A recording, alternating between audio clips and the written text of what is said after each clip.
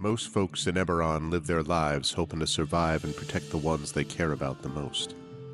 A few do that and more, trying to help those around them, even the ones they don't know. But only one group does all that when no one else can. The King's Citadel. The ones who do the job no one else can do. Valerian, the Shield.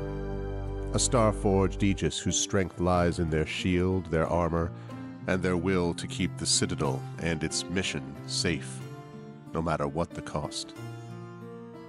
Merime, the Sword.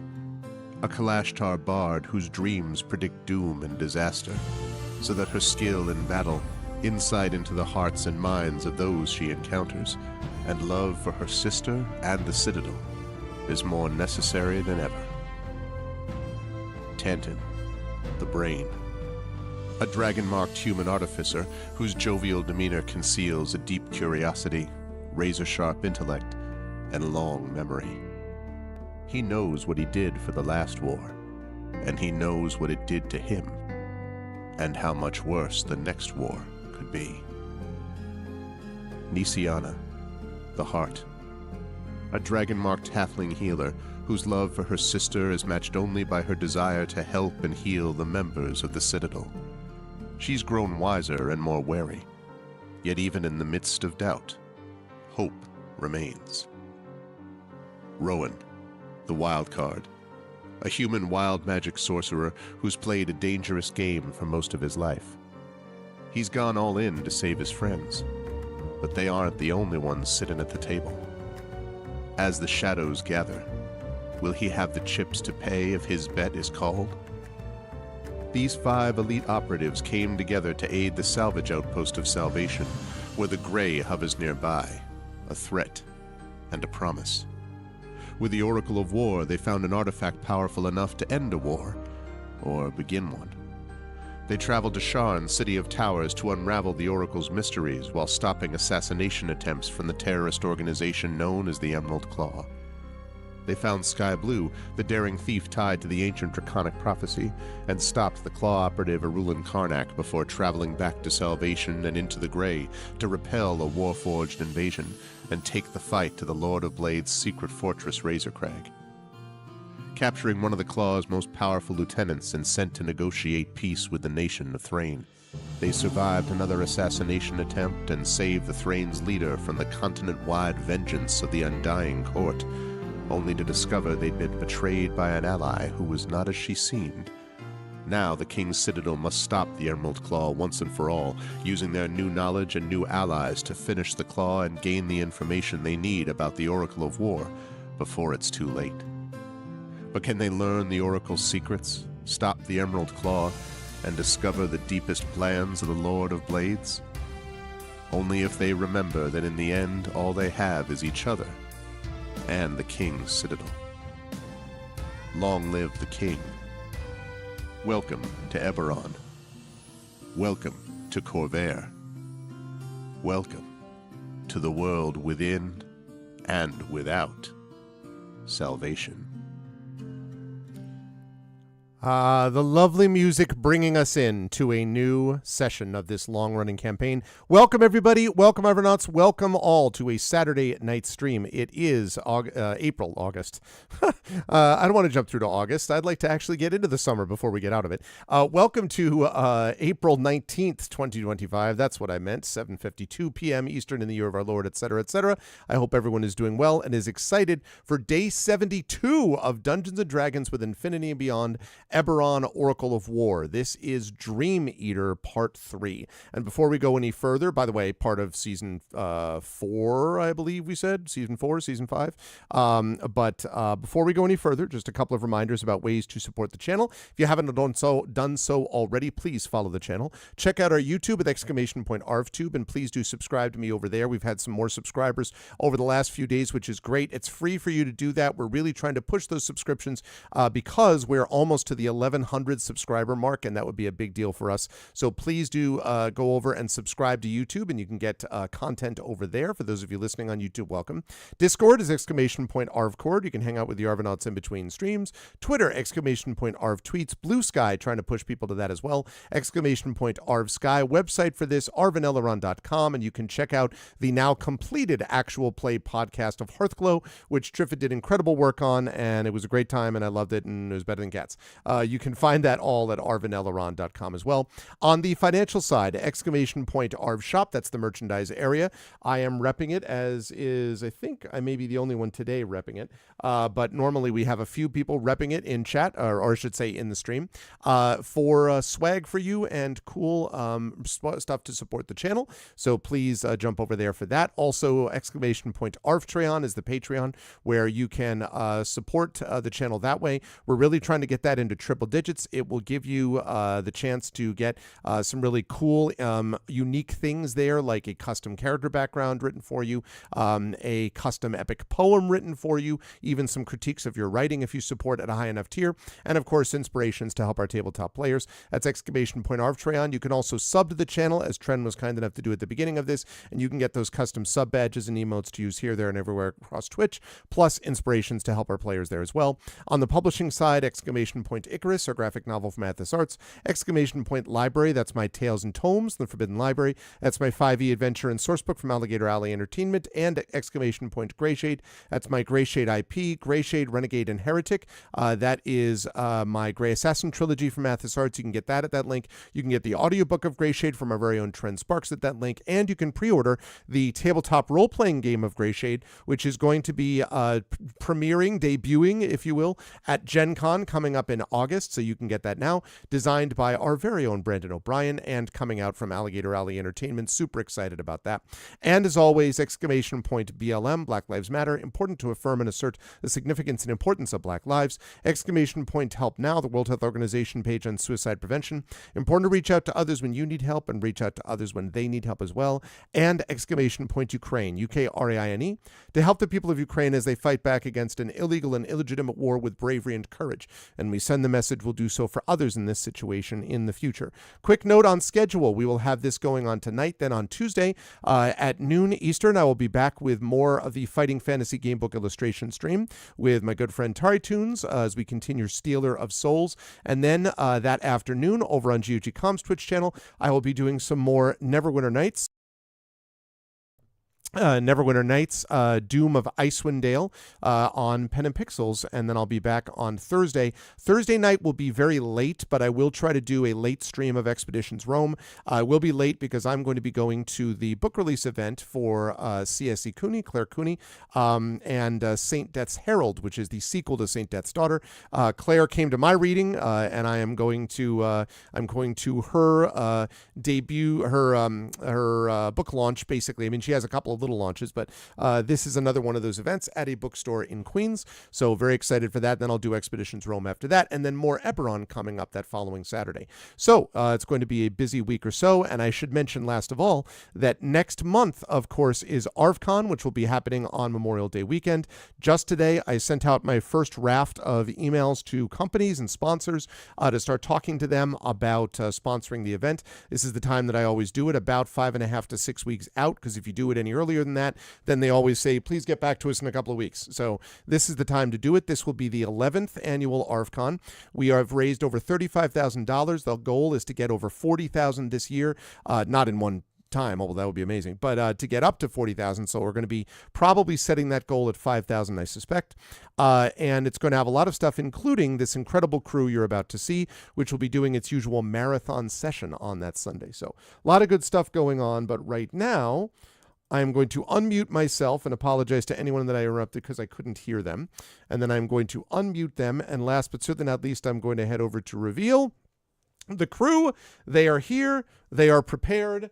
They look ready to go. Although Tren, as I mentioned to him, does look like something out of a Daredevil Born Again sequence with the hoodie and the hat. And I assume that's just because Tren is getting ready to engage in his nightly ritual of going out and beating bad guys while maintaining his secret identity with us as a mild-mannered role player and voice actor. I don't know if that's true, but I'm just you know, not in mild manner, no. Okay. Okay. Everything else you said, though. Yeah. But it is the King's Citadel. It is the Infinity and Beyond crew. Trent, I will start with you, bottom of the ziggurat, since we started speaking. How are you? It's good to see you. I hope all is well. I hope you're hanging in there okay. And how are you and who are you playing this evening? So, not this weekend, but last weekend, we decided that we were going to, you know, finally mow the lawn. And as often happens, about every year or two, the neighbors came over and said, "Hey, do you want us to trim back the avocado tree?" Which is a nice way of them saying, "Please let us trim back the avocado tree." Is that we've had this discussion several times over the last, you know, 8 years or so, and so it's like we're like, "Do you want to cut back the avocado?" They're like, "No, we just worried that it's bothering him." Like, I get free avocados from it. Why would I? No, I mean, you know, the only thing that could possibly be better is if there was a chicken tree right next to it that gave eggs for free. Right. You know, it was and a blender tree for guacamole right there. Exactly. Well, anyway, just I like avocados. Just gotcha. And so, as we were standing in the front yard, taking a break from mowing the lawn because my housemate had done like 2 or 3 passes on rows, and we had to take a break because it just anyway. No, it's probably about twice that. Anyway, anyway, and so they come over and they're like, "Hey, do you want us to cut back the avocado?" And finally, my husband was like, "Yes, just do it," because we're tired of having the conversation of telling them every year or two, "It's fine, stop bothering us about it, just leave it, it's okay." So I looked out in the backyard and it's just gone on our side. I mean, not completely gone, like all the way up to the sky, but it used to hang to about maybe 7 or 8 inches from the ground. Okay. And now there's like a good 8 or 9 foot clearing, and I'm like, wow. It's not like there's not a ton. There are hundreds of avocados on this tree, and they can't eat them all. And even if I help, we can't eat them all. You know, I just need to remember to go over like every week or two and be like, "Okay, give me more," and then I bring them home and put them in a paper bag and let them ripen, and then spend a week eating them and go, "Okay, give me the next the next batch." And basically, and it's the same thing with the orange tree that is right next to the avocado tree on their side, except that when we had the guys like a couple of months ago come in and just kind of scorched earth the entire yard, we told them, go ahead and trim these back, and they did all the way up on the orange tree on all our side. I'm like, but no. This feels like we're getting this is like getting kicked out of the Garden of Eden. You're like, so then they took the orange tree, the apple tree, and the mango and the papaya tree also were taken. Like, geez. And so I mentioned that that I was so sad because I wanted those oranges. And our neighbor goes back inside and she comes back with a gigantic plastic bag full of oranges. And she's like, "Here." I'm like, "Okay, so I'll be coming by regularly to ask for avocados and oranges." Very cool. So see, fun. It's that's yeah. I was gonna say once that was said, that was quite a roller coaster. I was worried the end of that was gonna be like, so I no longer have avocados or oranges, and I'm going to be getting scurvy. I was waiting for that. It was going to be the result of it. So now that has been saved, now that you are completely vitamin C capable again, who are you playing this evening, Trent? It's on the screen. Is it? Oh. Oh, so it is. Yes, right there. I'm sorry. I was looking down on my desk at this Ace Bandage. So I was like, my name is Ace Bandage. Right. Ooh. Anyway, reminds me that while my housemate and I were over at Habit Burger having lunch before this, came up with a new character name.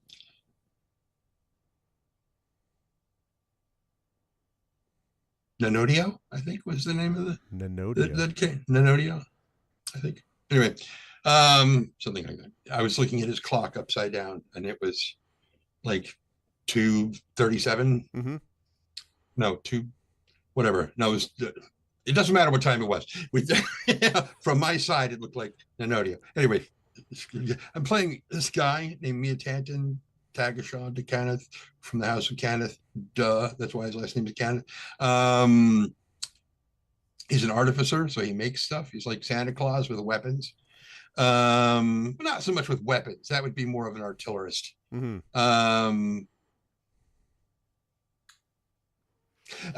he has a Meccano good boy named Spanner, who is bigger and beefier and has a skin between his plates that is made up of things like meshed mithril and various components that he guilted people out of. And a saddle that doesn't stab me. And a saddle that doesn't stab our healer, yes. That's true. Although probably won't be getting much use today, that part of things, because spoilers, too busy riding something else. I know. Oh, right. Yes, that's yes, indeed. Probably have fins and spikes that will stab. Yeah, you know, little things like that. But still, I have no doubt that it will be inspirational somehow to Tantan, and maybe the next thing we know is Spanner will become Mechanodino. Anyway, always a pleasure to have Tren with us. We also have today, though, player not available, by which I mean Marie Bilodeau. Marie is not able to join us today, unfortunately, because of personal reasons, but will be back next week. In the meantime, she is playing Maramar, or she normally would be playing Maramay Hawksmoor. Maramay Hawksmoor, a Kalashtar bard from the College of Swords, and she will be Jaegered aptly by someone that is yet to be determined, but we'll figure it out by the time we're done with introductions. But that is Marie. But moving right on down, we have, of course, the awesome and amazing Brandon O'Brien, previously described as designer of Greyshade, the World Science Fiction Convention Poet Laureate, multiple storytelling award-winning, etc., etc., and also plays some D&D with us here and there. Good to see you, Brandon. How's everything with you? How's life in the universe with you? And who are you playing today? Hello, everybody. I cannot remember if I had shared this good news since the last time we played. It's been so long since the last time we played. I know, it's been over a month. Who are you people? I know, exactly. But I don't think I got to tell all of the wonderful people here in chat yet that I am now writing for Rascal. I can't recall if that happened. I'm sure it did, but I can't recall. Again, it's been so long. But yes, I am now a columnist for Rascal News. I am still very overjoyed about that. Greg and I just so happened to be in the same area in February for that very wonderful interview that Thomas Manuel did about SFF writers who also play TTRPGs. And at that exact same time, Thomas was like, so we're looking for columnists for the magazine. Do you want to do the thing? And I was like, yeah, this sounds rad. I will try. Yep. I'll try to apply and do the thing. And they said yes. And now I get to have the dumbest thoughts I've ever had about TTRPGs, and other people get to read them. So one of my pieces actually came out last month. I should have another one coming out very, very soon. So suffice it to say that I am essentially blogging very often between this and the Converse segment for the Seattle WorldCon blog. Y'all get to hear me pretend to be smart at least 3 times a month in one direction or another. So that's very cool, and I'm very excited about that. It's been going very well. So now's my opportunity to no longer be smart and instead be dumb. Because tonight I'll be playing Rowan Shallow, a wild magic sorcerer whose wild magic is gun, who has never seen a dinosaur before and is not as enthused about it as everybody else, maybe. So yes. There always has to be one who's not as enthused about the dinosaur riding experience. This is cool, but it's also sharp claws, sharp teeth, covered in leather. Dangerous. I don't know how I feel about all of this. I also want to note that at this rate, by the time we get to the end of this campaign, Rowan will essentially be a drooling buffoon incapable of independent thought. Like, every time we get this, it's more like, Rowan, who's a complete clown, idiot of the highest proportion. I mean, listen, I understand that Rowan takes some risks, but, they often have paid off reasonably well. I mean, have they? Well, have they? Sometimes 50-50 chance. It's true. That is a hustler. You roll the dice and you hope for the best. That's it. That's how it rolls. But it is always a pleasure to have Brandon with us. I am excited. Oh, And I cannot mention more details about this quite yet, but very soon I will be able to say. So you already know that Greyshade is releasing at Gen Con, and that, of course, Brandon O'Brien is the lead designer of said game. But the other thing you should know is that there may be an opportunity to see what this looks like, that game, in the actual play of it. What do you mean? They say questioningly. I cannot respond, he said archly. So I will have to wait on that. But there is the possibility. Does he stroke his beard beatifically while he does the thing? Yeah, if I was going to do that exactly what John was talking about, stroked his beard hairily is how that would be. Oh, God. But anyway, yeah. So anyway, keep your calendars ready and mark your calendars, and come to Gen Con and hang out with us at the symposium is what I'm saying, and get ready for more Greyshade shenanigans. Anyway, it's always a pleasure to have Brandon with us. It's also a pleasure to have Jen and her current cat. I mean, she has many cats, but this current cat with us right now. Welcome, Jen. How is everything? How is the cat? And who are you playing today? Mina is very grumpy. She has kittens who are turning into cats. It's been a very, very big month. Let's see. The kittens have stolen one of my favorite earrings. Just the one. Because I was too tired to put them away. And I thought, this will be fine. And narrator, it was not fine. So I'm still looking for it. I know we already talked about the Hugo nomination, right? Yes, we did. And congratulations again on that. Thank you. Also being released at Gen Con is an anthology that I have co-edited with a certain Brandon O'Brien actually in it. Hey. Called Goodneck Means War, which is a tie-in anthology for the Goodneck game, which is a whole lot of fun. Also, I'm going to put this in chat. Let's see if I... Also, hi, Drew. Oh, nope. That was not what I wanted. Nope, stop. That was something else. The pre-order for Augment 2 is live. Augment So 2, University- the augmented. The augmentation. Augment Augment 2, Electric Boogaloo. Augment 2, Augment Strikes Back. This That time also it's has- personal. This time it's greater. Brandon and Marie and the editor who owes me stuff involving Augment, but will get it to me very soon, I'm sure. John Yes. relentlessly looks off screen the whole time. Definitions of very soon vary, but yes. Yes. Also, I did have drinks with Marie this last week, and she wanted me to let you know that she was thinking of you for today. And because of the situation and everything, Carrie is doing some special baking. And I what cannot she tell you has how made- glad I am hearing about this. All right. what she has made Settle in, chat. Fireside chat time.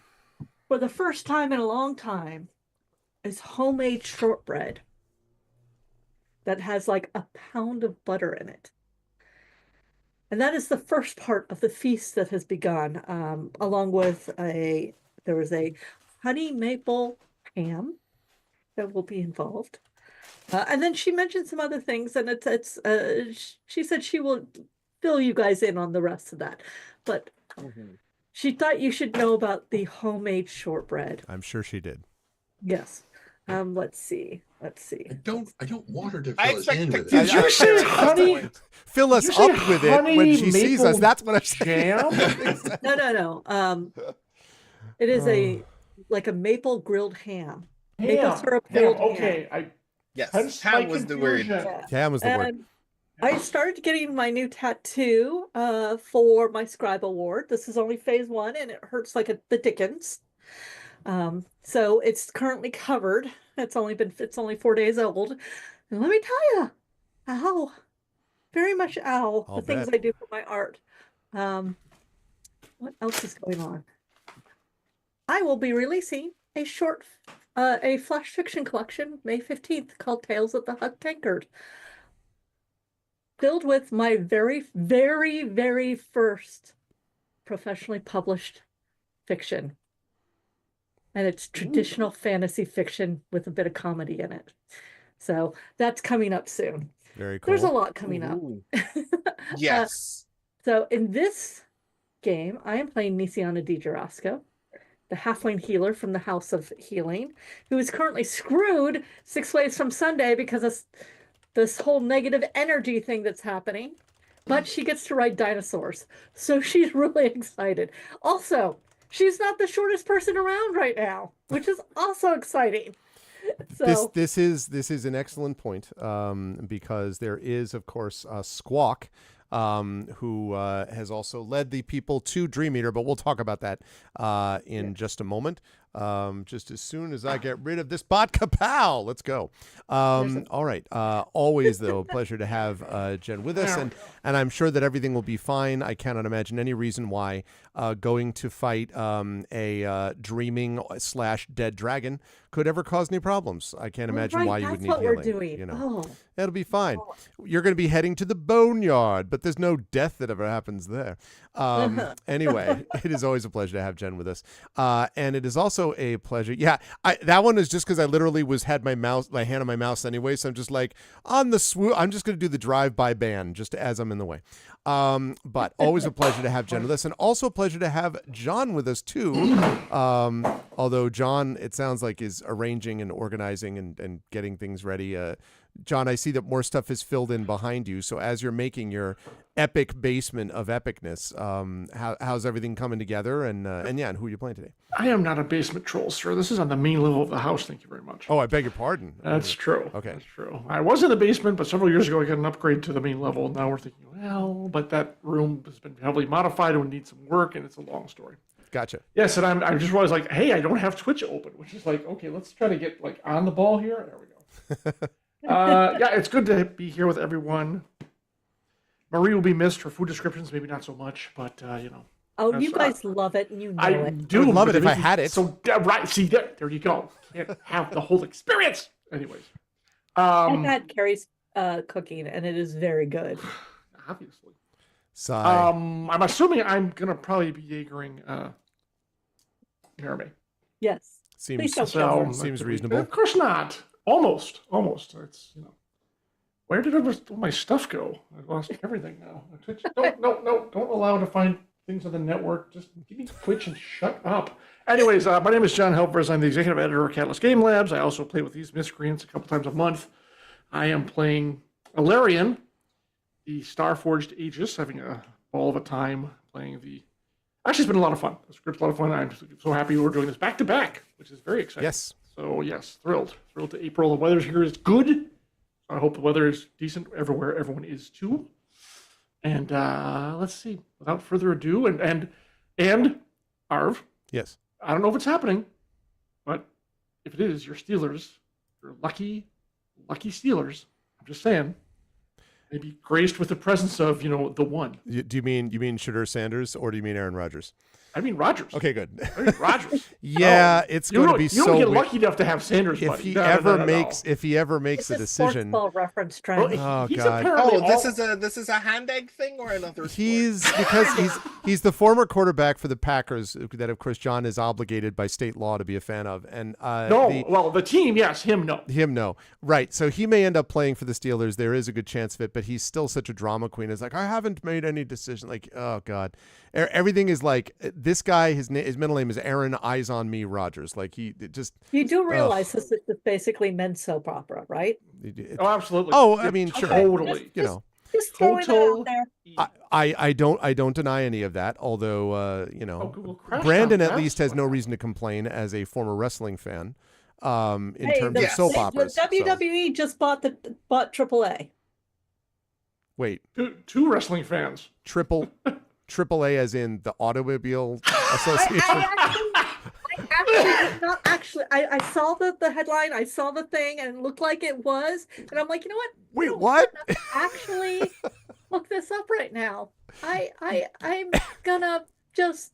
And do you mean when I call to get my car towed, I'm gonna be like, that's possible. We're bringing the tow truck to you, and his name is John Cena. Enter the square circle to pay your bill, sir. If it was John Cena, I'd be calling AAA. Right, to clarify, I looked it up.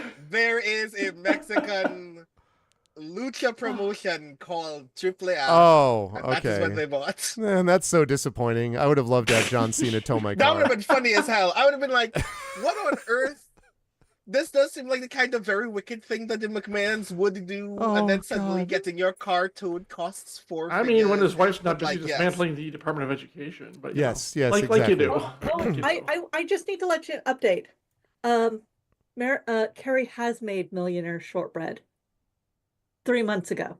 If It's you're true. in She did contact mention it. right now with Marie, I need you to inform her in no uncertain terms that if Millionaire Shortbread is mentioned on a stream like this without such shortbread being forthcoming to me directly, I will be most displeased.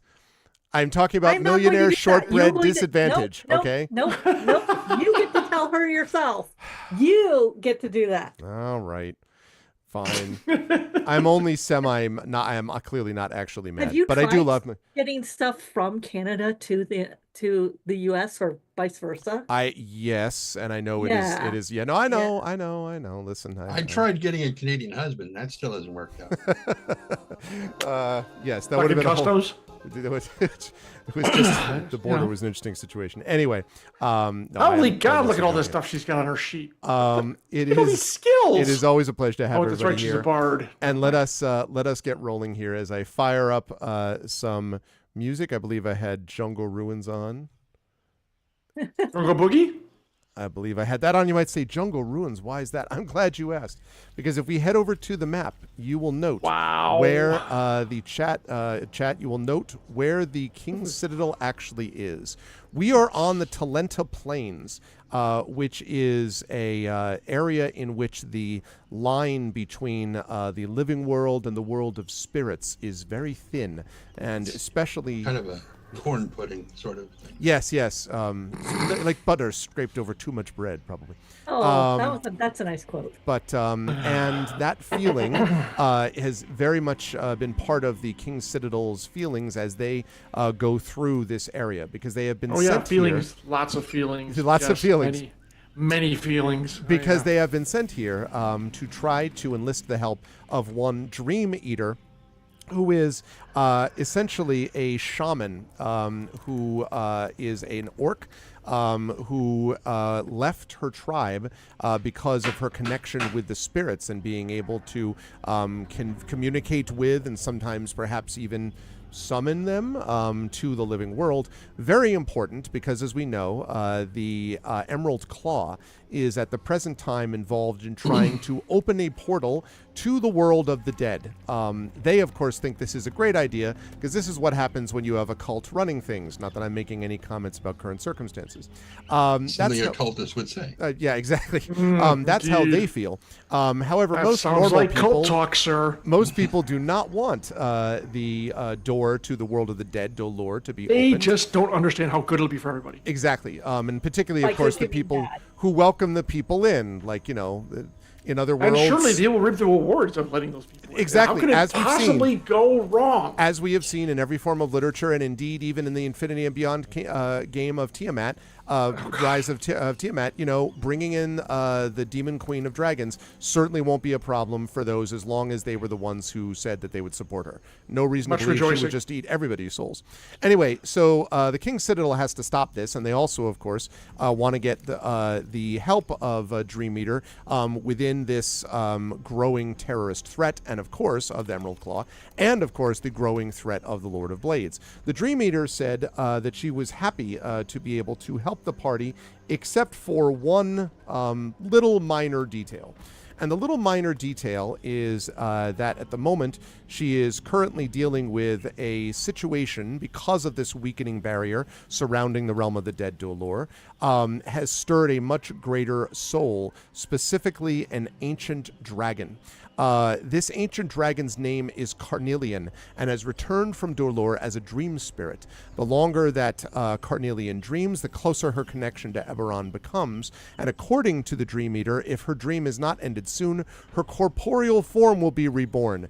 Given what else the King's Citadel is dealing with, probably not the best idea to have an ancient dragon involved in this sort of scenario as well. And so they do not want this to happen. There may also be a little bit of the I need to test and make sure that you're actually worthy of my help thing going on, but a lot of it has to do with there's a dragon that has to be stopped. Also, if one dragon can stir from death, others can as well. And so to avoid this, the Dream Eater has asked the party to help her lay Carnelian to rest. No big deal. How do you do that, you say? It's probably not that big deal. You just go get him a latte from Starbucks and it's all good, right? Not quite. To lay Carnelian to rest, the Dream Eater must find the dragon's remains, enter Carnelian's waking dream, and defeat her in the dream, and must remain near Carnelian's bones for the ritual to work. No problem, because undoubtedly it's in a secure warehouse with a lot of security, right? Not quite.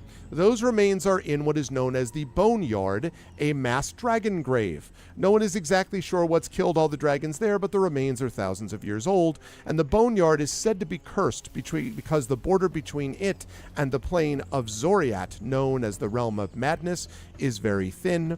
Also, the Boneyard is a few hours hard ride from the Dream Eater's Valley, and the path will likely be haunted by many dangerous spirits.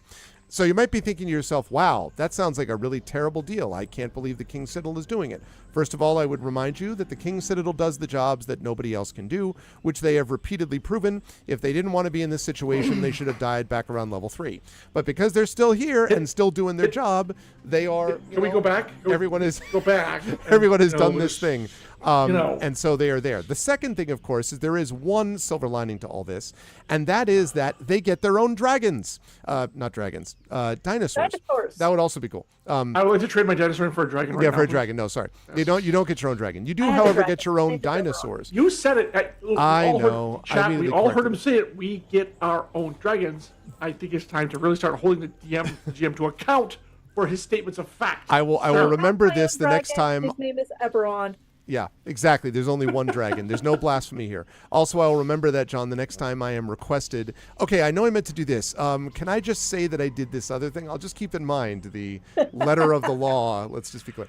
Anyway, you have 5 Allosauruses, which are large beasts that are ready to go. They have come out of the jungle and are now ready for you to accompany the Dream Leader and presumably Squawk along the way. Now, the only thing I'll mention is that there is technically room to put Spanner on your dinosaur, Tantin, although it will be a little awkward to get Spanner off quickly.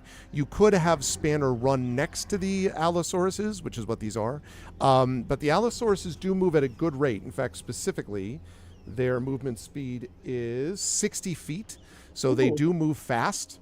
So I just want you to know, I think I think his top speed is 30. 40. 40? Okay. So, I mean, he could just constantly double move, but that's essentially what they're going to be doing also. So it's up to you, but I did want to mention that before you get on these creatures, that is a thing you have to consider whether you want Spanner on there or not. So what say you? Do you want Spanner on there or not? Well, I mean, very much like a Tyrannosaur, Allosaurus has had tiny, tiny little arms. So it's not like they can carry him, Have to be on their back. I know. I'm just saying they can't carry him. True. in their tiny, utterly unimpressive little hands, which is why they were so damn cranky all the time. Right. Because there were lots of things that they couldn't do. We'll figure out a way to... And it's not just one chat. Allosaurus can't carry him, so... Oh.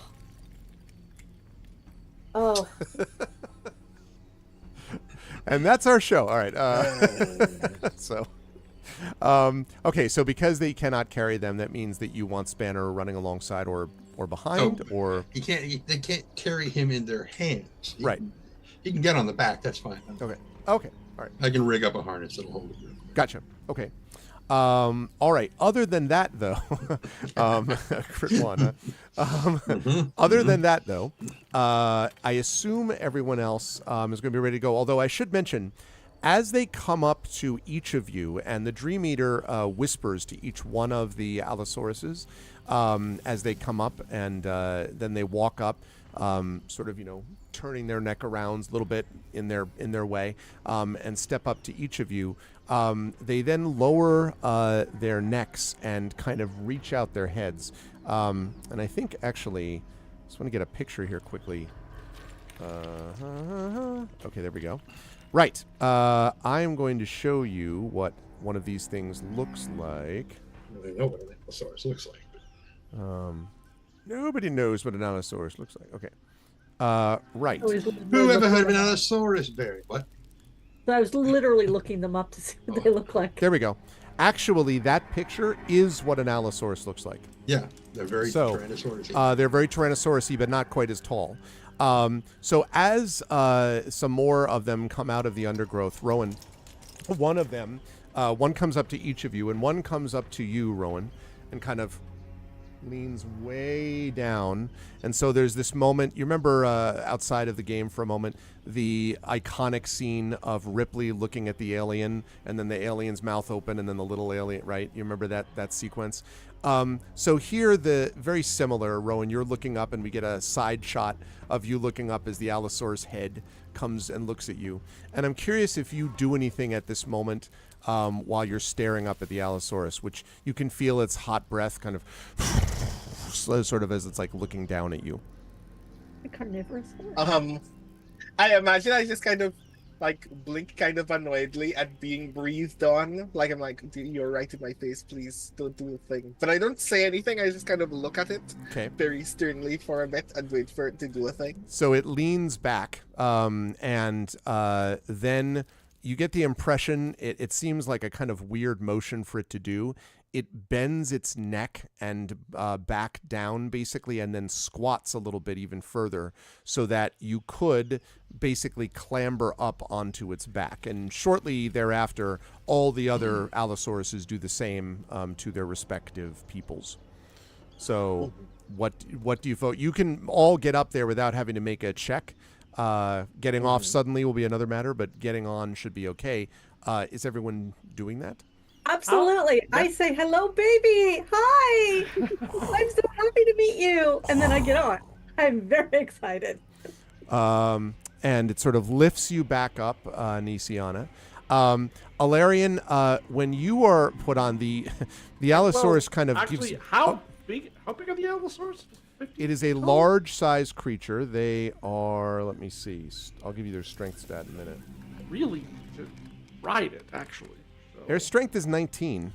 No. I'm not saying he couldn't, but I don't need to because I can fly and I can keep up with him without fail. So I'm thinking of turning down the Allosaurus ride, actually.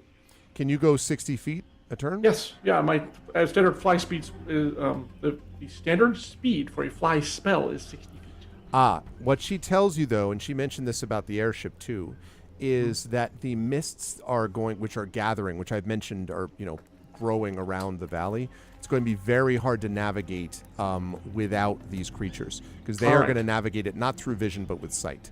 Okay. Now, that's fine. That's fine. Now. I'm sorry, not with, what did I say? Not with sight. I didn't mean that. Not with sight, but with smell is what I meant to say. Okay. And presumably also being able to sense something about the rhythmic vibrations of the ground, if you understand the Dream Eater properly. All right. But once you get to where you're going, presumably you would not need them anymore. Yeah. All right. Well, still pretty heavy, so mine's got their work cut out for them. Okay. So while we get ready to go off on our magic dinosaur ride, just a quick note. So, Tanton, you were at 106 out of 106, I believe. Should be. And a hero point. Double check here. Open this up. Yes. Okay, and Spanner's 82 out of 82? Correct. Okay. No hero point. That is... Oh, I'm sorry. And you have a hero point for Tanton. Yeah. But Spanner doesn't have one. Spanner does not have one, no. Because, you're a jerk like that. Wow. Spanner is heroic, but not necessarily a hero for multiple reasons. Nisiana, I have you at 133 out of 133. And then one hero point, and also I have you at 30 negative energy points. Now, in That case is chat's like, also correct. what is that? Well, every time that a healer heals someone in this game using a healing magic of some kind, the following is going to Slight happen. correction there. Every time anyone Right. heals someone. Not just to heal. Yeah, I was talking about someone doing healing, but yes, that's right. Anytime anyone does that, the following will happen. Let me go up to my things we get for these negative points. I just put it into chat. Right, there we go.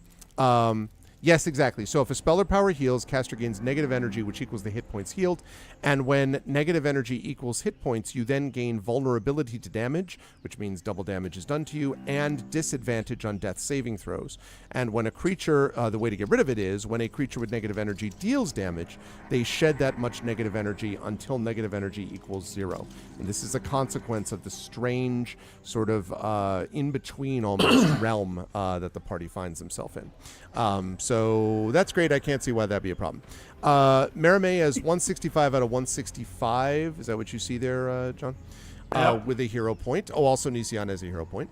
Rowan, Correct. I have you at 88 out of 88 with a hero point.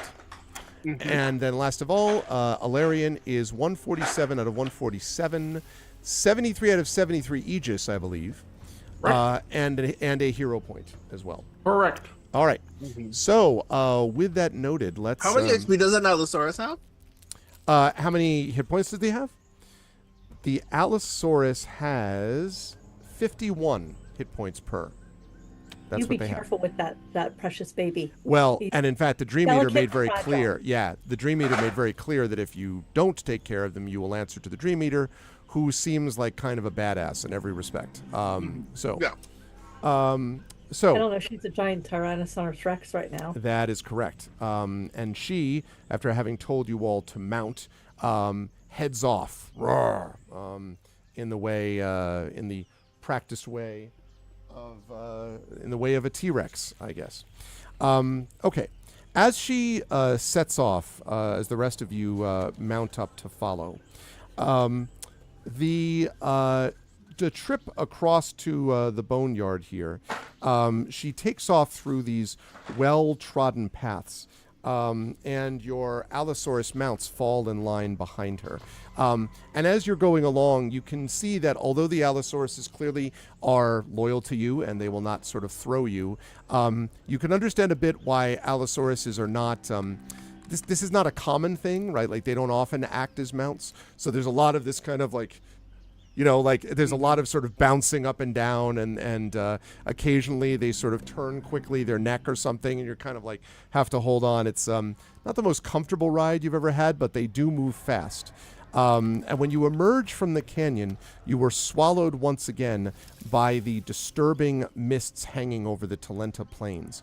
And it does not take long before those mists surround you entirely. I'm going to zoom in here a bit on the map.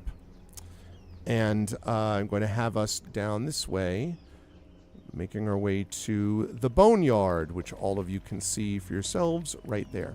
For a lovely vacation. The delightful place known as the boneyard. Okay. The Dream Eater sets a very fierce, fast pace. The Allosauruses keep up with her, but you can tell that there is no slacking. And this is a couple of hours of travel, but it is a couple of hours of travel. It feels like going through the Mournland, except here you have these swirling mists around you, and all you're occupied is the occasional like and like the groans and cries of the Allosauruses as you go. And after a few hours, you see in front of you these giant dragon bones emerging from the moonlit fog around you. And also, as you're following, you see the Dream Eater, ahead of you, often like goes left and then right, or stops and then quickly turns and moves to the right again. And the Allosauruses stay with her, but in each of these cases, it is not a straight path. She's taking these random twists and loops around the thickest clouds of mist. Not clear to you as to exactly why, although it does seem like she's trying to avoid the thickest clouds of mist, one way or the other. When you finally pass into the boneyard itself, the fog becomes so thick that you literally can only see maybe a foot outside of your own direct circle. Even the heads of the Allosauruses in front of you, your own mounts, are hard to see, so thick is this fog. And as you are passing through it, you notice that the whole experience weighs on you. You've been in the Mournland many times, you've been in the Grey many times, but here it's almost more than that. There is this constant weight that is pulling down on you, and occasionally you hear in the mist in the distance a which could be a dinosaur or could be something else. You hear some deadly cries overhead. You also sometimes hear the moaning, groaning, and cries of what does not sound like a dinosaur to you, but sounds much more like the cries of the undead, because you've heard those before also as you pass by. So, in your first hour, I need all of you to do two things. First, I need you to make a Constitution saving throw for me, because as you pass through this weight is really eating away at you. Almost psychically, literally. Okay. Constitution saving throw, you Constitution, you said. say? Yes. One of your favorites, Ron. 19. Oh, I mean, see? This is what heroes do, see? What were you worried about? Ah. This is what artificers don't do. Okay, right. I spoke too soon. All right. Nisiana with a 19. Rowan with a 19. Tanton with a 12. We'll come back to that. And then Alarian. This is for you, Actually, Alarian. nope, this is Merame. 16. Okay. 16. I did roll on hers and it came up under mine. Myself. I have a spirit die at the ready in case I need it. And You do? A 10. yeah, I think I'm gonna use one of those. I don't like that 10. Come on, open up. 20. All Nice. right. Wow, I forgot the spirit die is 1d10 now. Okay. You are able to, all of you, except Tanton, I'll come back to in a second, all of you are able to make these checks even though you feel just the constant cries and shouts and shrieks pull at you, almost physically feel that way. Tanton, for you, those cries that are pulling at you feel very much like the cries that you heard when you were watching in your dreams the experience of what happened to Metrol. This somehow blends with your nightmares that you have already possessed. And you are going to take, I am afraid, damage from it. Specifically, you are going to take damage from the window that just closed on me. Nope. You're crushed by the closing window. You're Sorry. crushed by the closing window. You take 1,000,000 window damage. No. There we go. That's more like it. You are going to take 22 points of psychic damage as you just feel this hitting you.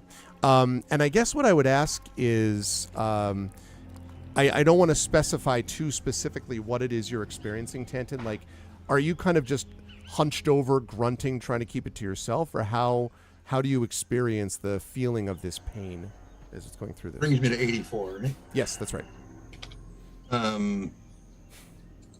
Since we're kind of, can't remember if we're trying to be stealthy or not.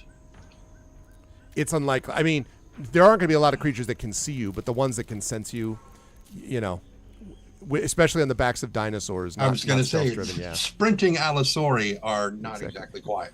Can you imagine, though, if they were terrifyingly completely silent also? It's like, yes, yeah. Yes, That'd I be bad. can. Yeah.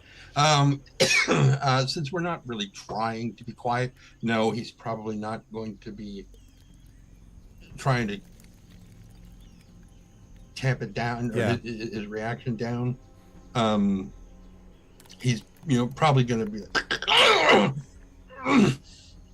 and maybe a little bit of sobbing after that. So I'm sure all of you hear that. The Allosaurus, by the way, your mount sort of tilts its head towards you for a moment.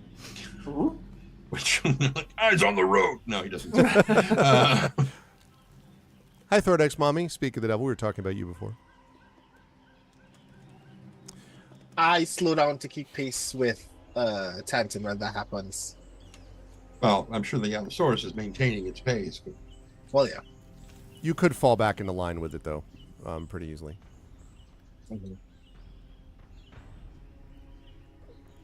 You okay? You need anything? I need so much. But nothing we can have right now. Understood. Let us know, and I'm sure our leader, well up in the front, will take care of us if we need to stop for a bit.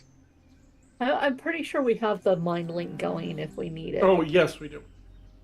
Yeah, I'm aware of that, and yet in the moment I'm like, oh, this is a thing, and I just kind of forgot that that was also available. By the way, Merime does not have the camp performer background, right? I don't believe so. Correct. She does not. Okay, because that was something that could provide advantage on that save. I will say that as you're doing this, this journey, the Dream Eater again is constantly like, roof, and as I said, you're almost doing it based on the Allosaurus' smell and their ability to hear rather than sight, because you can't really see the Dream Eater now that you're in the midst of this mist. So I need everybody to make what we call a group survival check, meaning I need all of you individually to make survival checks. Yes, please do so. This will be fun. What the hell is that? Fun, It's at the bottom. delightful. I know, I'm kidding. Survival Schmeible. Okay. Rowan's all good. Nisiana all not. Tantan all not. I'm going to go first this time. Well, this is for I am definitely not doing Valerian. if you want to, John, at the very bottom of the chat window, you can switch the drop down to Merime if you wanted to read as Oh, I her. see. Yeah, Trent's that's true. done that before with Jaegering stuff. You know what? You just have to remember to switch them back and forth. All right. Well, mine sucked. So let's see if hers is any better. Which she has a much better survival skill than I do. Cool. Oh yeah. All right. Okay. I'm not going to spend a point on that one. Take it whatever happens. All right. So we Thank have you, Trent. So Rowan and Merime think they see where they're going. Tantan and Alarian and Nisiana, not so much. So for a moment, the Allosauruses also seem to get confused and kind of wander off. And after a moment, it's clear to the three of you that they've just stopped, and they're kind of looking around, kind of in the mist. It takes a little while for them to find the trail, and by a little while, I mean another hour, but they are able to find that trail again. That's the good news. The bad news, it means you're in this junk for another hour. So I need the three of you that did not make that check to make another con saving throw for me. This is, by the way, a check to avoid what is known as the Aura of Doom. So, okay, Nisiana with 15. Okay. Oh, how I miss James Earl Jones. Doom. Consider this upon the tree of woe. Good lord. Wow. I'm So on to take it this time. good news from everybody except Alarian. Okay. Alarian, I would say that your experience of this as you take 18 points of psychic damage, which I have to decide whether you can take that off your. I'm going to assume it's going to take straight to me. Yeah, it's going to bypass the armor. That just doesn't. That doesn't make sense. Yeah, exactly. That's something I can't divide up. So, yeah, that's what I thought. So 129 should be. Yes, that is correct. So, Alarian, I would say that as this sort of lance of pain, as you get this spike, I would say that the cries and the screams, which are made worse by the sort of isolation that you're in the midst of, in some ways, as you see this, you see these red eyes flashing in your mind, and they are the red eyes of the creature with which you previously made an arrangement. That will require a cost to be paid. Whether that's directly communication with you or whether that's just your mind sort of playing up concerns is uncertain. But you do manage to get back onto them, to the rest of them, which means we now have a second group check. But before we do that second group check, I need to ask everybody to do another con saving throw. The three of you got an extra one because you got lost. But Rowan and I think it was it Merime was the other one? Nisiana. Or Venetiana. Sorry, the two of you did not have to do that. Oh, no. Sorry, that was I had to make it. Okay, you had to make it. So yeah. So this is another con check for everybody, lost or not. And then another survival check. Fun. Okay. Come on. Nisiana's fine. Rowan's fine. Ah, There we go. Hey, look at that. Everyone Just makes get tough warmed stuff. up. Apparently, hold on. I got to do. Oh yeah, you got to do Mermaid? this Mermaid. Yep. It just dawned on me that it is actually very apropos that Of course, she makes hers. Constitution bonus is so high considering how often I die. Yeah, I mean, you're sort of been forged in the in the situation of your own mistakes. My body is hardened. Exactly. It's actually improved my lifespan. Your whole body is a callus, basically. Okay, so that second check goes fine. You're all able to make it fine. Now I need you to make that second survival check, please. Oh, and the con saving throw there. Let me take a look at this. So we had Tanton, you had a 23. I am going to come back to that in a minute.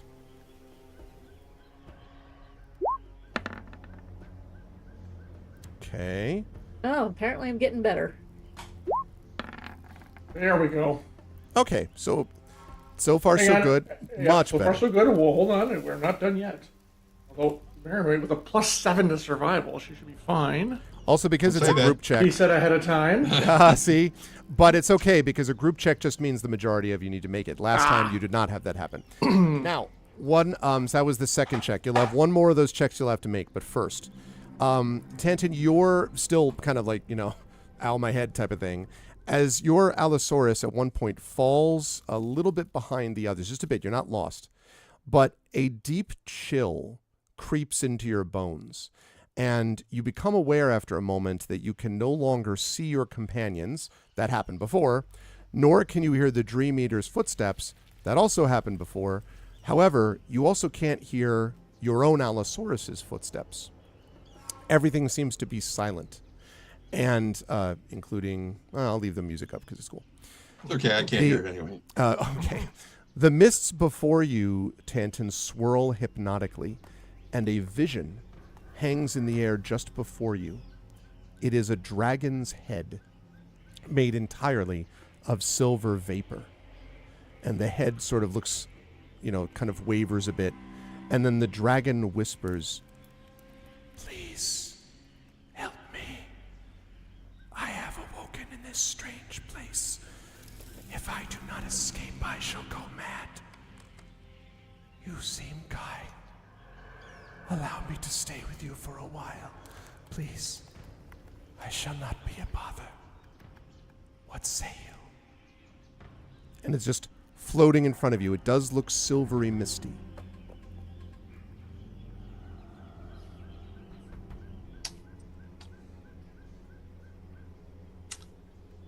I'm going to roll a D2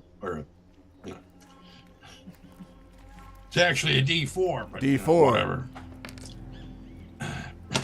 Damn it. The only reason I say damn it is that I didn't decide which was which before I That means the die is telling you have to decide another way. Right. You can, if you want. I also will tell you, by the way, Tanton, that you could. I mean, if you want to try to gather more information, like you could either talk to it or try to, cast a spell. Like you're not helpless here. No. I'm going to go with my initial thought, my first thought, because I rolled a 1. Okay, we'll go with that. Whatever. He just kind of looks and blinks for a moment and says, "Yes, you are correct. You will not be a bother." And he basically is like, no. Okay. He denies. Okay. And the spirit swirls away into the mist and vanishes. And a second later, you see like Rowan's Allosaurus right next to you. So it's like you never stopped moving, but it sure felt like you did.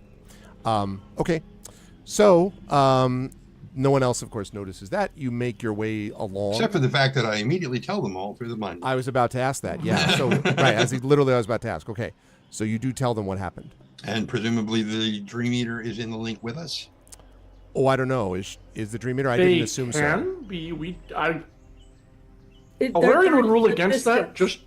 just on general principles. Okay, well, Good to have a channel that we communicate with that other people don't. So right. So basically, what Tanton does, he tells everybody and says we probably need to share this information with the Dream Eater. there you go.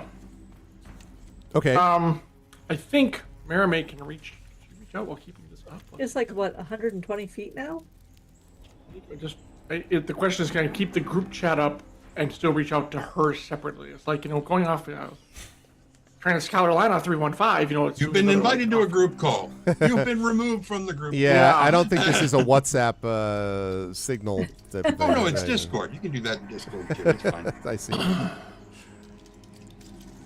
That means right now you're in streamer mode, so we can't actually here we see go. anything. Maintain links to up to 6 creatures at a time. When establishing, deciding if they can communicate only with you or with each other. Oh, perfect. So I can do it because Okay. she is not communicating with more than 6 people. Okay. She will open a gentle channel to exactly Hello. Right. to what is it? The Dream Eater? Is that what she's called? Mm-hmm. Yes. Something has occurred we think you need to be made aware of. And inside you hear, of course, it is in its T-Rex mind, but Arr! Oh, sorry. Yeah, Sorry. exactly. Sorry. food. No. What is it? That sounds about right. Just basically pass on the magic mental telephone to pass on what Tanton told her. The smoky silvery dragon tried to tag along with him, and he refused the entreaty, and it disappeared. Many spirits exist here. Some evil, some good. I cannot tell what spirit you encountered. They may make their own decisions, as must you. Indeed. We will be on our guard. Okay. So Exactly as helpful as I expected. yeah, basically it's a big old no idea. Well, the one bit of information though was interesting, which is that this was a dragon graveyard for all sorts of dragons, not just bad ones. So that is important to remember as a thing, I guess. But yeah, having said that, it was kind of like, I don't know. Hey, Arv, Yeah. Yes. if I do arcane insight in this area, will I go completely bug nuts crazy? In the sense that, well, you don't know till you do it. Are you going to try to figure out like what arcane? I want to know, kind of, try to get a sense of what kind of magic this is. I have advantage on my arcana checks, and it's by naturally sensing hubs of magic. 'Cause I'm a Fae Forged. Right. One of those loopy things.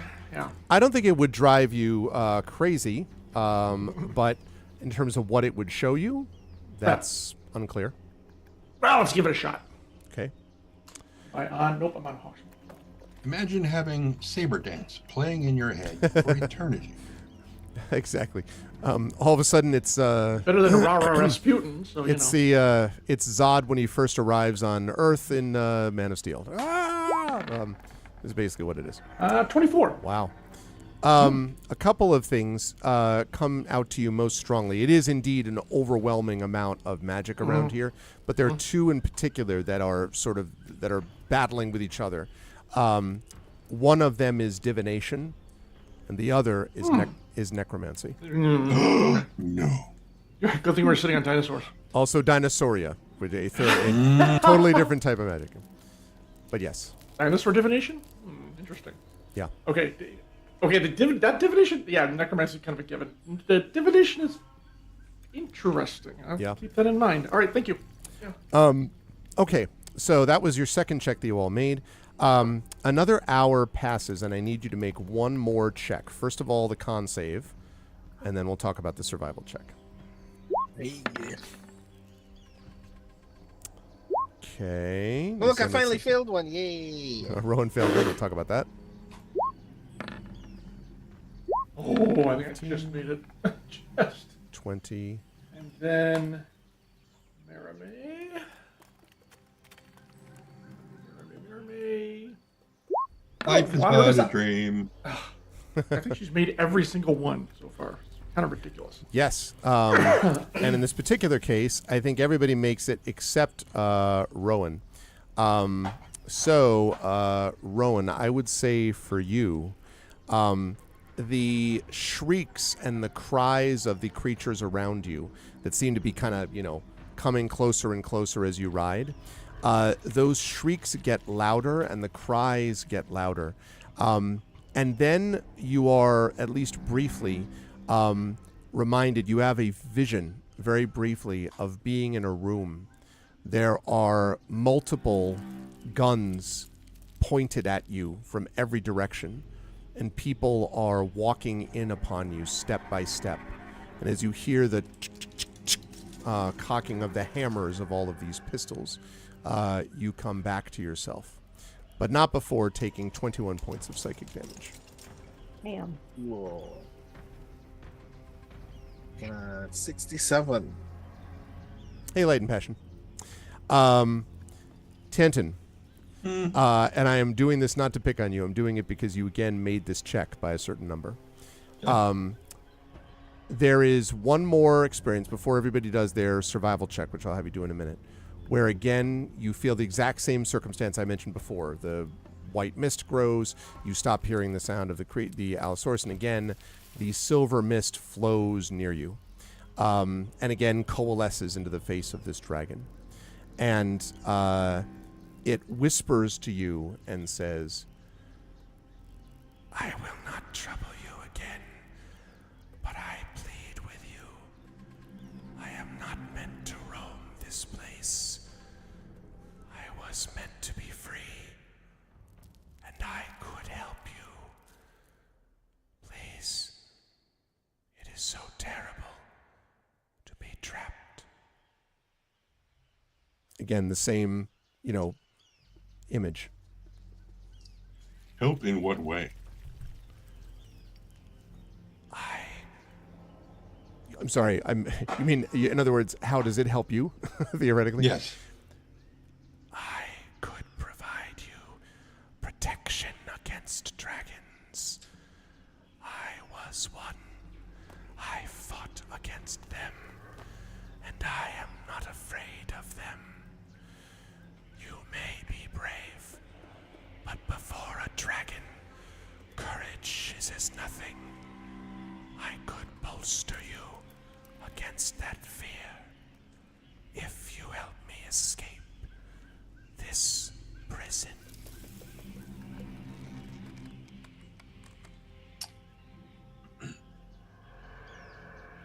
What was the name of your greatest enemy that you fought against?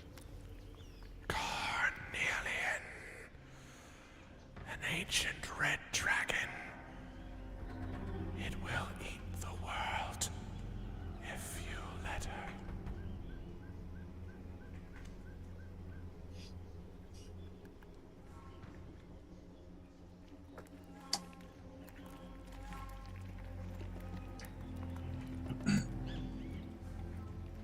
Should I enter into this bargain with you, and you break it, what punishment will befall you?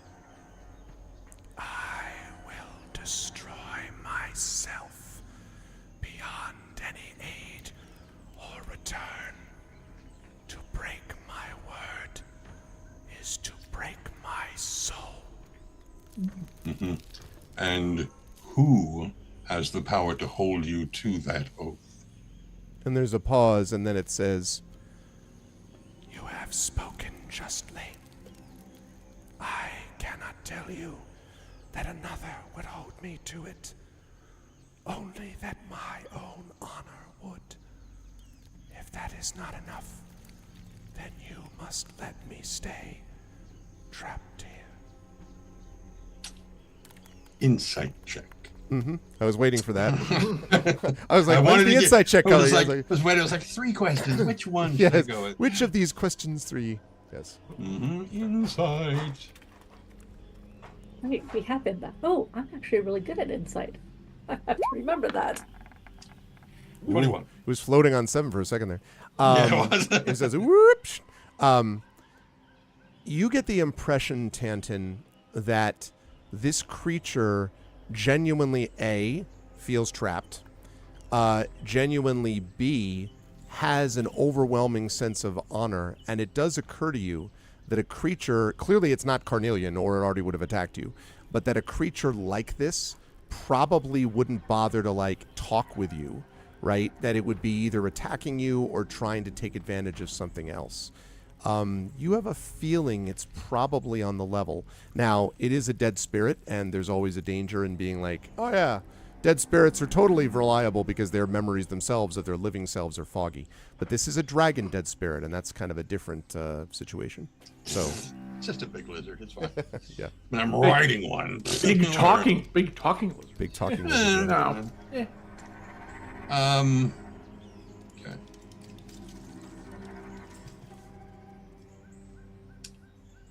Then come with me.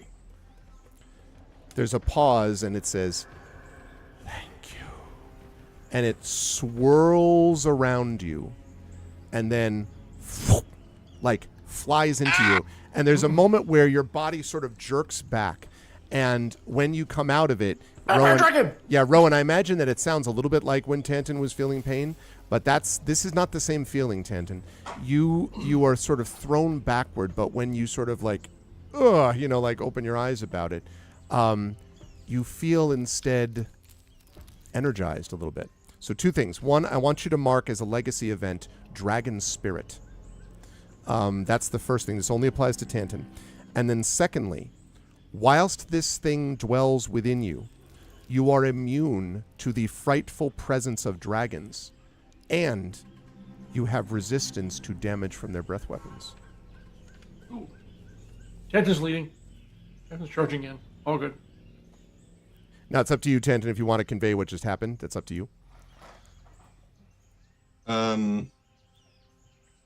Also, it isn't whispering in your head, in case you're curious.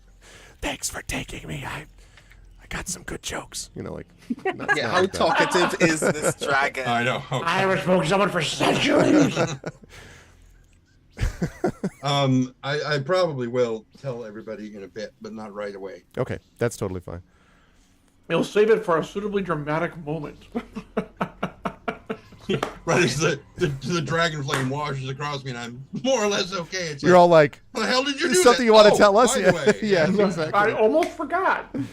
Why are dragons so balanced? Because they have a bunch of scales.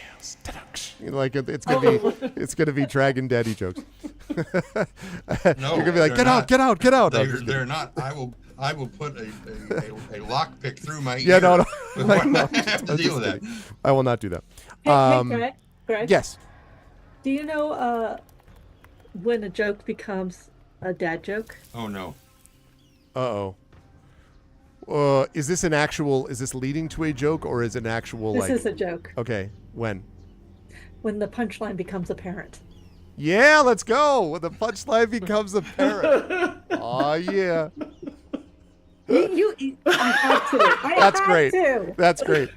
What makes a dad joke great I have is to that remind myself that you all are my friends and that I love you very much. Sometimes you do have to remind yourself of that things everyone someone does this. Fair. Also, hi Proxima. Oh man, good times. That one is pretty good though. I'm not gonna lie. I dig it. I know. Clever wordplay. Quality work. Yep. This is actually true because just earlier today there was I was doing some grading, and I had the basketball game on in background, and the commercial was for Jurassic World. So I was thinking a little bit about that. I was like, like this is very appropriate for our circumstances. Anyway, very very well done, Jen. I approve. Okay, so now you have to do your survival check. All of you, your group survival check. This is the last one. Okay. Mermaid's gonna go first. 19. Well, it's not terrible. Watch this. Depends on what the. Uh-oh. Damn. I mean, rolling too well. Must be getting the hang of this stupid jungle. Wow, look at that. There we go. All right, what does Mermaid have? Mermaid rolled a 19.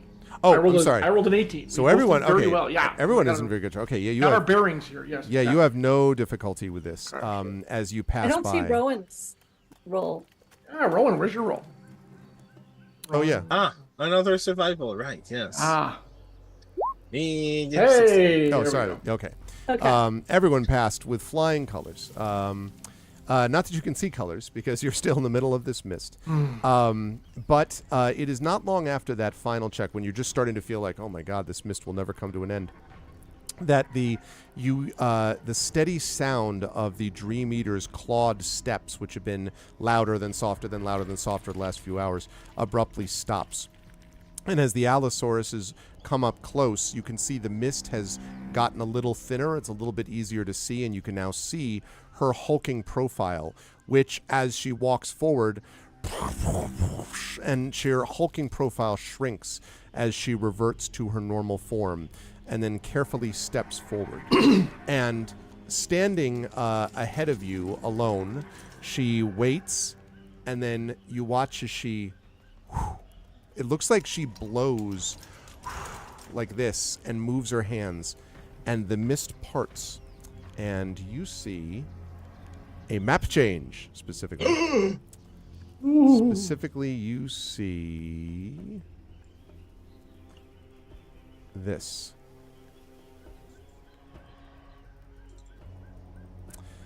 Just ahead, you can make out the stone formation of an ancient structure.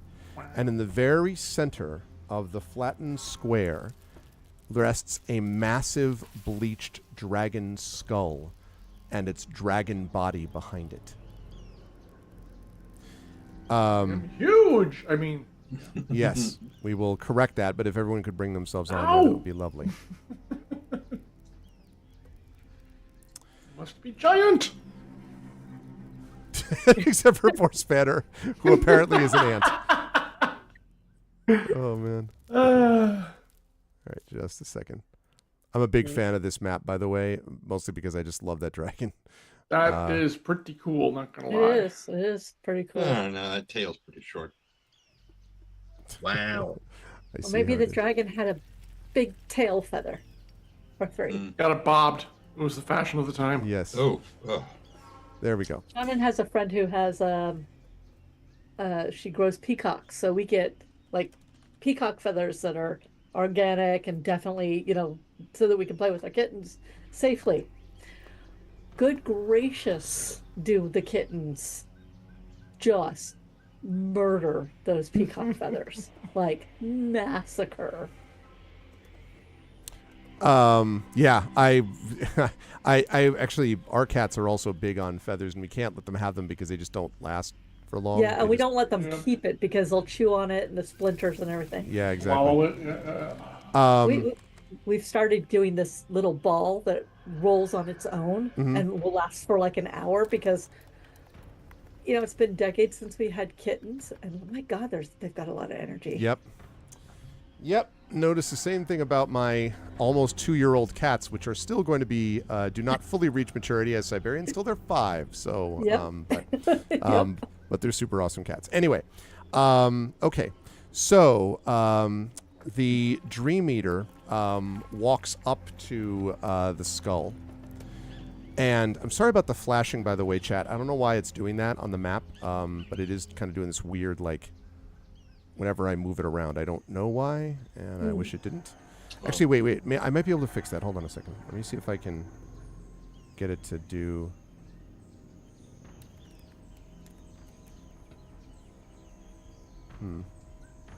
Ah, there we go. Let me see if that helps at all. Okay. So it walks up to... she walks up to the skull of this thing. And then she turns and waves you over. No, McFly. No. And she turns and waves you over. We very carefully approach. Okay. Yeah. Let's eat. Actually, I want. It's the Dreamweaver here. Yeah. I do not know why it's doing that weird flashing. Anyway, so She, when you get close, she looks at you and nods, and she says, "This is the skull of Carnelian. I must now sing. The ritual must be uninterrupted so I may enter its dream. I must see and sing to it. When it begins, it will surely bring others. The attention of creatures beyond this place, the mist which surrounds us. You must stop them. They will try to stop me." And she pauses and looks at all of you. If you get damaged, do you want me to heal you? No. I wish you simply to keep them from me. I must be given time. Now, what I will tell the party mechanically is that she is going to need a certain number, you don't know how many, of rounds of uninterrupted and undamaged singing. If something hits her or damages her, the counter resets. And you don't know for sure, as I say, exactly how long, except that, it'll be, it would be long enough that it's going to be more than a round or two. And that at some point, creatures are going to show up that you would probably have to deal with. Can I put Sanctuary on her?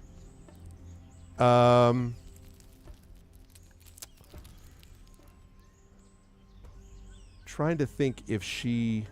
Probably not. She probably needs as little disturbance, magically or divinely as otherwise, to focus on this, I would say. She could be physically and no shield protected. Of faith or anything like I don't that? think so, no. She's if you had something like, like, say, Spirit Guardians that was distant enough from her, you know what I mean? Like, in other words, something that isn't specific to her but is almost like a barrier around her or something. That maybe you could do.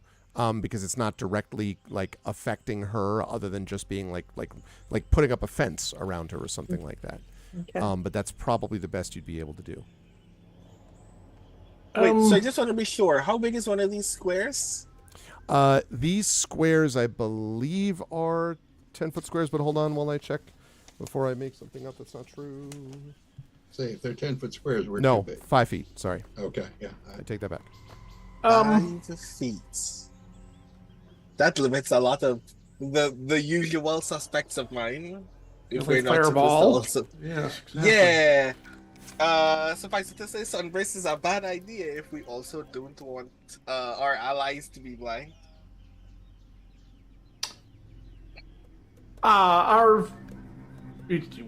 She said she was like going into a dream realm. Is that correct? Yes. All right. Arame's going to contact her and say, as a Kalashtar, I know much about the dream realm.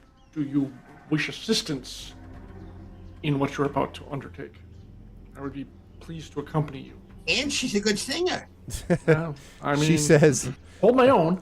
she could do a little bit of light typing as well, and she Through says windows. exactly, great spreadsheet skills.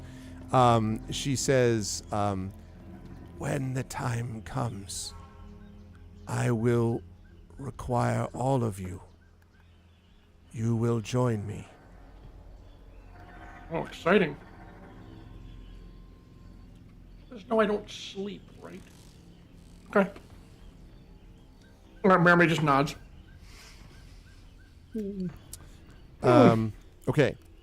So, does anyone want to... she turns, and I will give you all a chance to quickly... You're not going to have, like, an hour, but I would give you a couple of minutes to prepare if you wish. You can see the map right there. So... Is it still is it super foggy, or the fog is cleared somewhat? It is foggy all around here. You see where the lightning, little lightning and mist sort of has around here? This spot is still very obscured. But the area around it has a little bit of thin mist, but is not particularly obscured. In fact, yes, so that is correct. It is not going to conceal anything from you in the area that you see until you get to the outskirts where the fog is billowing. All right, so our visibility is about 50 feet, 60 feet, roughly? I would say that's right, yes. Okay. This room is 60 feet by 60 feet. So I can't wall of fire or sunburst in it. But I can do my aura of life. If she's affected by aura of life, she still gets hit and therefore still gets distracted. Me. That's true. Well, I meant for you guys. Yes, which is good, but Yeah, I was trying to, like, I mean, I could bless her, but that's a concentration spell. Yeah. I could. okay. Ooh, hold on. Bixby's hand and synaptic static are both 20 feet. So I should if look this at- room gets crowded, hopefully I have solutions to that. I have this image of you like Mario with the big hammer, like do do do do do do do do, just running around, bash, bash, bash, bash. Oh, yeah. Spanner's going to post up real close to Dream Eater so that Okay. if necessary, he can impose disadvantage on anybody that's coming at her. Okay, sounds good. How close does he need to be for that? 5 like feet. 5 feet. Okay, yeah, because he'll want to be right at the edge of the 5 feet because she's doing a bunch of this, like weaving around. That's fine. Where are the rest of you setting up actually? While we're talking about that. And so Maramay's set up right where I have her because if something does try to attack Dream Eater with her Sentinel ability, she's within 5 feet of it, so she can make an attack on the attacker. Okay, so also 5 feet. What about you, Alarian? I am on the other side, ready to protect with, I guess, my shield. Okay. Or just protect in general. I'm also keeping an eye above, like overhead, just in case. Where because the mist we get billows things- as well above you, I should say. Yeah, yeah, good, yeah, yeah. It's good 40 feet above, probably. Rowan, Nisiana, Tantan, what about the three of you? I will also ask if turning undead would interrupt what she's doing. No, you don't think so. Because you would be presumably, you don't think so. She's not doing that. She's trying to get into this sort of dream space. What you can't do is do something which is basically buffing her from the extent that Right. you can tell about it. So turning Well, undead, although I wouldn't recommend turning undead on the skull, for example, since, that's partly what they're trying to get a No. hold of. Well, it's a 30-foot radius. That's true, which means there is a risk there. Yep. So if I figure out what 30 feet, are these actually correct? That could be 5, 10, 15. Yeah, actually, 25. 30 would be about 10, 15, 20, 25, 30. 30 would be about, it's a little sooner than that. 30 would be about here. Here, Would okay. be 30 feet.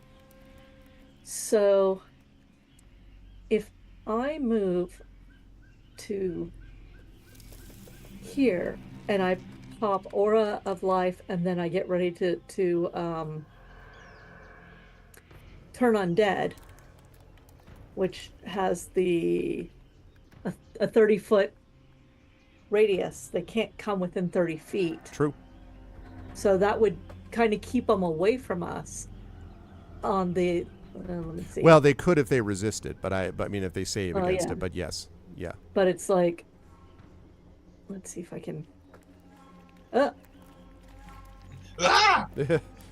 Suddenly a green circle of doom. Okay, let's see if I can. Yeah, again, chat, my apologies. I don't know why the map is doing this weird blinking in and out thing. So if I do something like that, it protects her and it protects our group in this specific circle. But it- is that aura or is that the turn?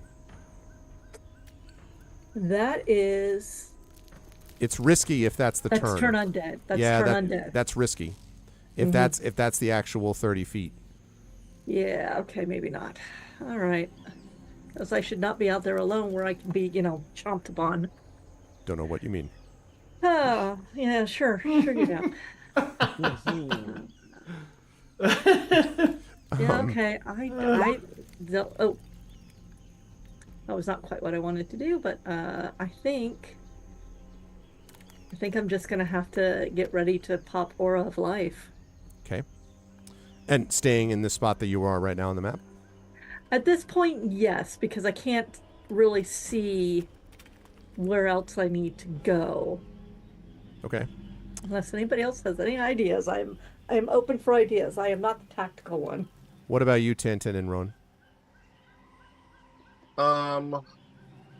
So this platform that we're on, we can functionally be approached from any direction, correct? Yes, although of course behind you they'd have to climb over the bones of the dragon, but they are bones now, so presumably they could come from that direction too. Yes.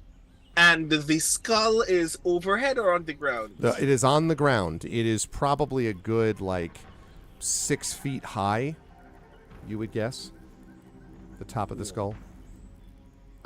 That means if I wanted to ideally be able to cast in any direction, I should probably be closer to the skull. I'm going to be around here. What a lovely place to be. Okay, and Tintin. Anton is staying near to Nisiana. Okay. Oh. All right. He says to me, Tanton, remember, the Archangel will hurt you as well. Remember that your aura of life, when we pop back up, will hurt you. We do what we need to do. Likewise. The Dream Eater turns and lifts her arms and begins.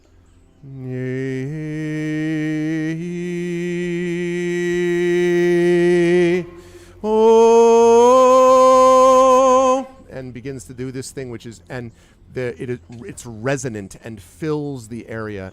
And as it begins to fill and you see the mists swirling, you actually hear a little bit of crackling sounds of maybe electricity. And Nisiana, it might be you that first sees, as you all are looking, they're sort of straining your eyes to see. When, hold on a second here. The moment she starts singing, I need to do something. What's the thing that you need to do? Enact Soul Fortress. Soul Fortress, okay. Expand the feel the spirit energy that powers your armor, protects you from harm. Requires spending an action, so spend an action. When I do this, all allies within 5 feet, so currently that's Rowan and her, gain a bonus to their AC equal to my proficiency bonus, so +5. The bonus they receive cannot make their AC higher than my own, which I think is pretty much impossible. Additionally, if an ally under this benefit takes damage, I may redirect it to my armor. If the damage redirected would reduce my armor to 0 hit points, the ally takes any remainder. The benefits of Soul Fortress last until the start of my next turn. I can only make a single attack during this turn, but that's okay because I'm kind of sitting here. I'm going to basically keep this up every round. So that's the plan. Okay. And you're doing this right about now, Funk Soul Fortress? Yeah. Okay. All right. Right. Nothing? Okay, fine, whatever. What? So right about now, Funk Soul Fortress. Wasn't going to go there, but you did anyway, so here we are, Trend. You see a gray, willowy figure sort of materialize from the mist, and it floats towards, at first it looks almost, Nisiana, like it's part of the mist that surrounds it, and then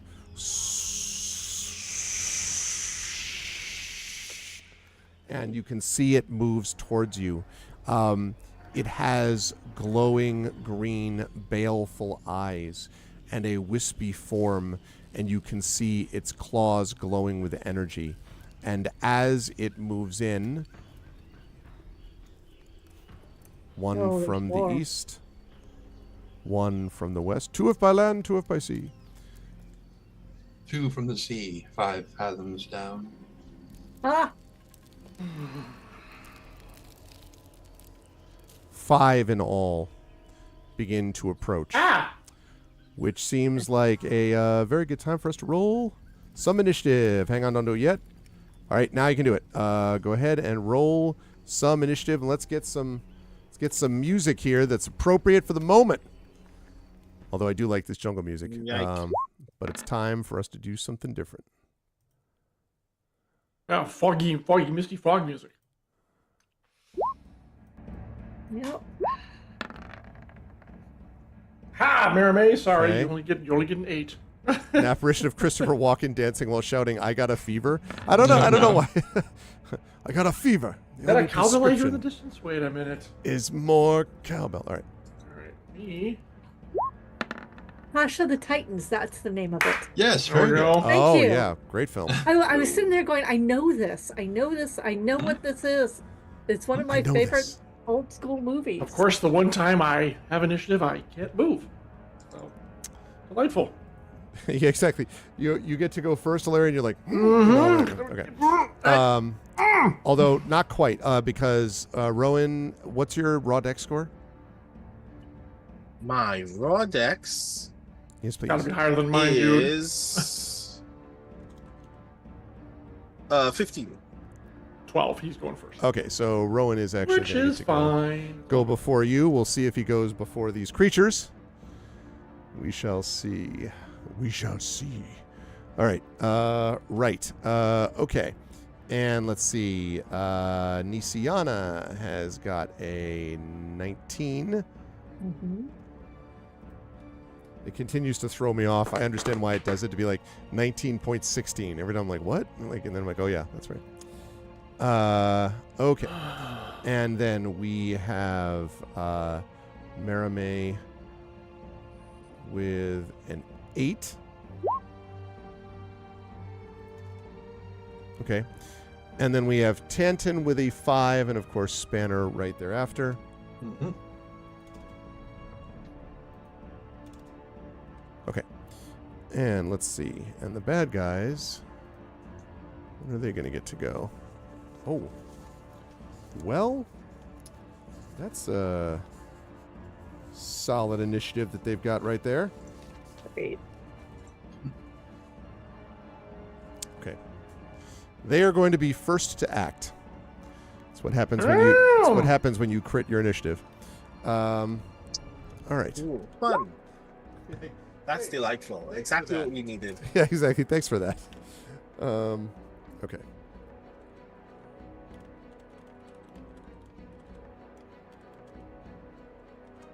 Okay.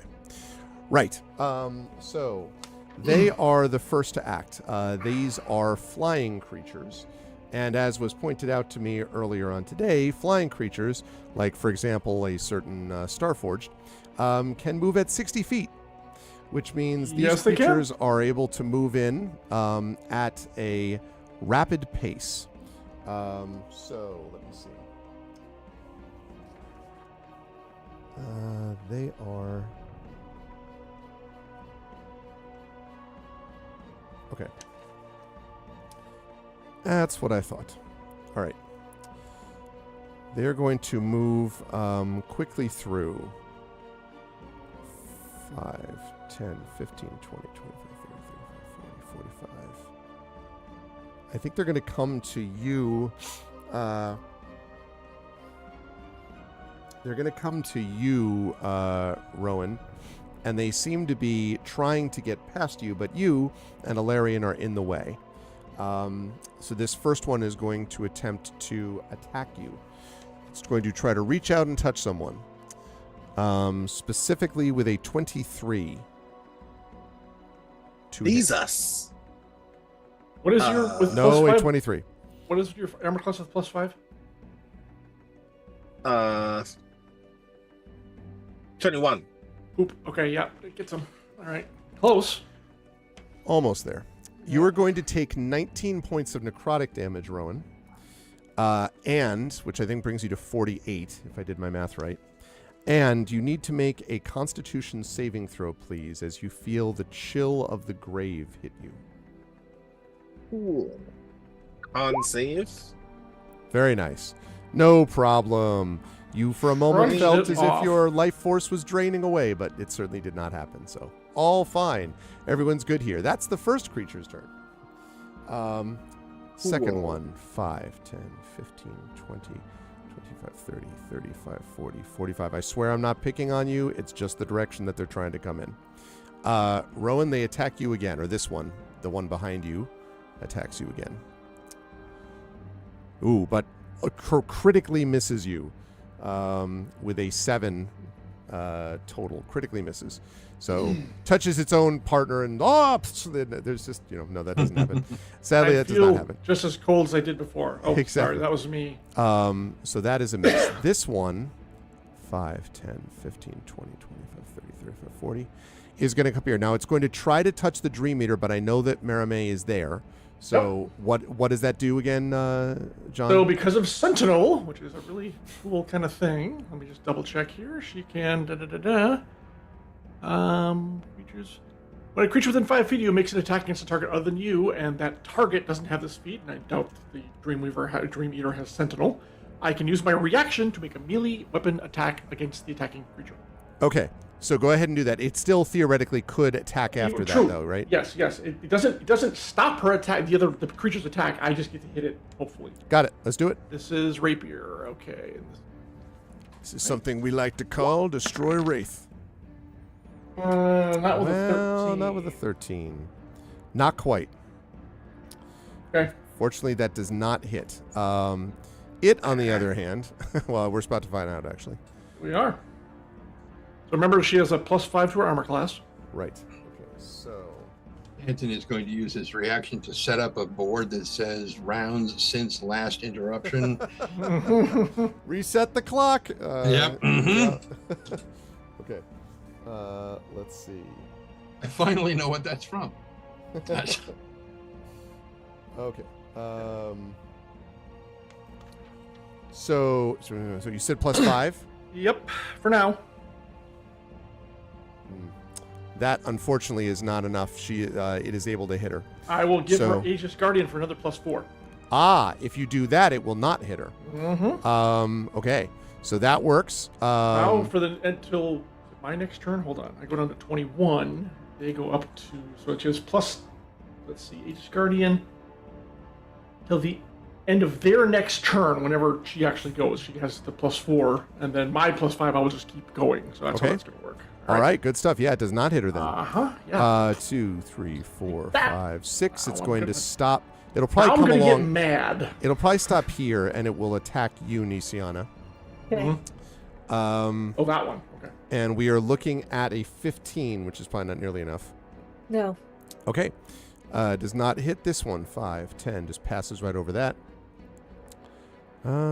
Is it going to go... No, I think it's going to try to make a beeline, so it's going to stop here and attack you, Tanton, because you are in its way. So we need to basically surround her. We are looking at a 20. Is that enough, including the boost, Aegis, whatever? I don't have that. Oh, He's okay. too far away. It's He's only too within far 5 away. feet. Ah, Yep. okay. So, All right. Yes, that hits. All right. In that case, that is going to do a total of, not a great roll for them, which is good for you, 11 points of necrotic damage. So I think that brings you to 73, but I need you to make that con saving throw, please. Okay. As the chill of the grave. Sure, this will go beautiful.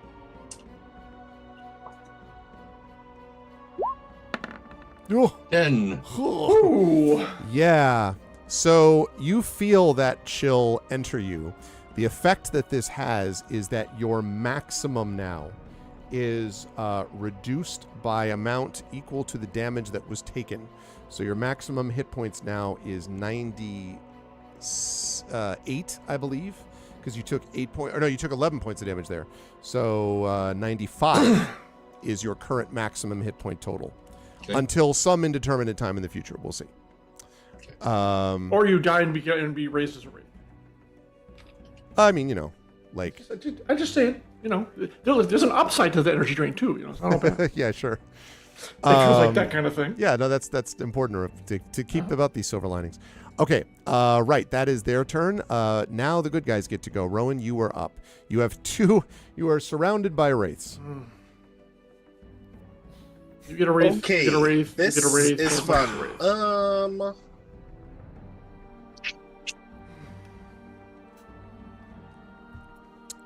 Well, this is a dream That's death nothing dragon echo, so... And right now they're just confronting wraiths. It's just a dragon skull. The dragon hasn't come to life or anything Nope. yet. Yet. It's still a dragon. Yeah. By the way, trying to see your dragon buddy didn't help against these things. No, it wouldn't. Right. Because the dragon buddy doesn't help against rates. Yeah, he's not within 5 feet of me, is he? Tanton is not, or Rowan? Canton. Well, Tanton said he was staying close to you, as I recall. I don't know if Yeah. that's 5 feet close, but... I'm staying close enough to try to interpose if necessary. So probably would have been. Okay. Okay. Oh, if you're within 5 feet, then my +5? What would my wings do? I'm gonna have to use that here, aren't I? I'm gonna want to use it here. I'll let you, Nisiana, use that next turn. I can't let you use it Yeah, here. next turn. But it is something to think about, yeah. Okay. But I'm actually gonna try and move so I can block the other path Okay. too. Right. So I'm gonna try to attack this one. Okay. And as an experiment, I'm just gonna shoot it for first. Okay. 'Cause We all heard most of experiment, my- like, what? Oh. Most of my combat spells are too close, to put it mildly. And I need to figure out whether these can take, like, very simple physical damage as well. So Okay. let's try Sunshine first. 16. 16 will hit. Okay. 7 piercing damage to this one. And this is magical, right? Because of the work that Tanton did? Okay. That's what I want to make sure. Right, yes it is. Okay. Yep. It takes that. I forgot it is magical damage. Okay, Which cool. was part of the problem fighting Spinweave because of the Because it kept anti-magic. stopping. Yeah, yeah. Right. Mhm. Yeah. Yep. Mhm. Yep. Yes, Okay. It takes I it. forgot. It takes it. Does not like it. Hope not. Okay. I can't move, so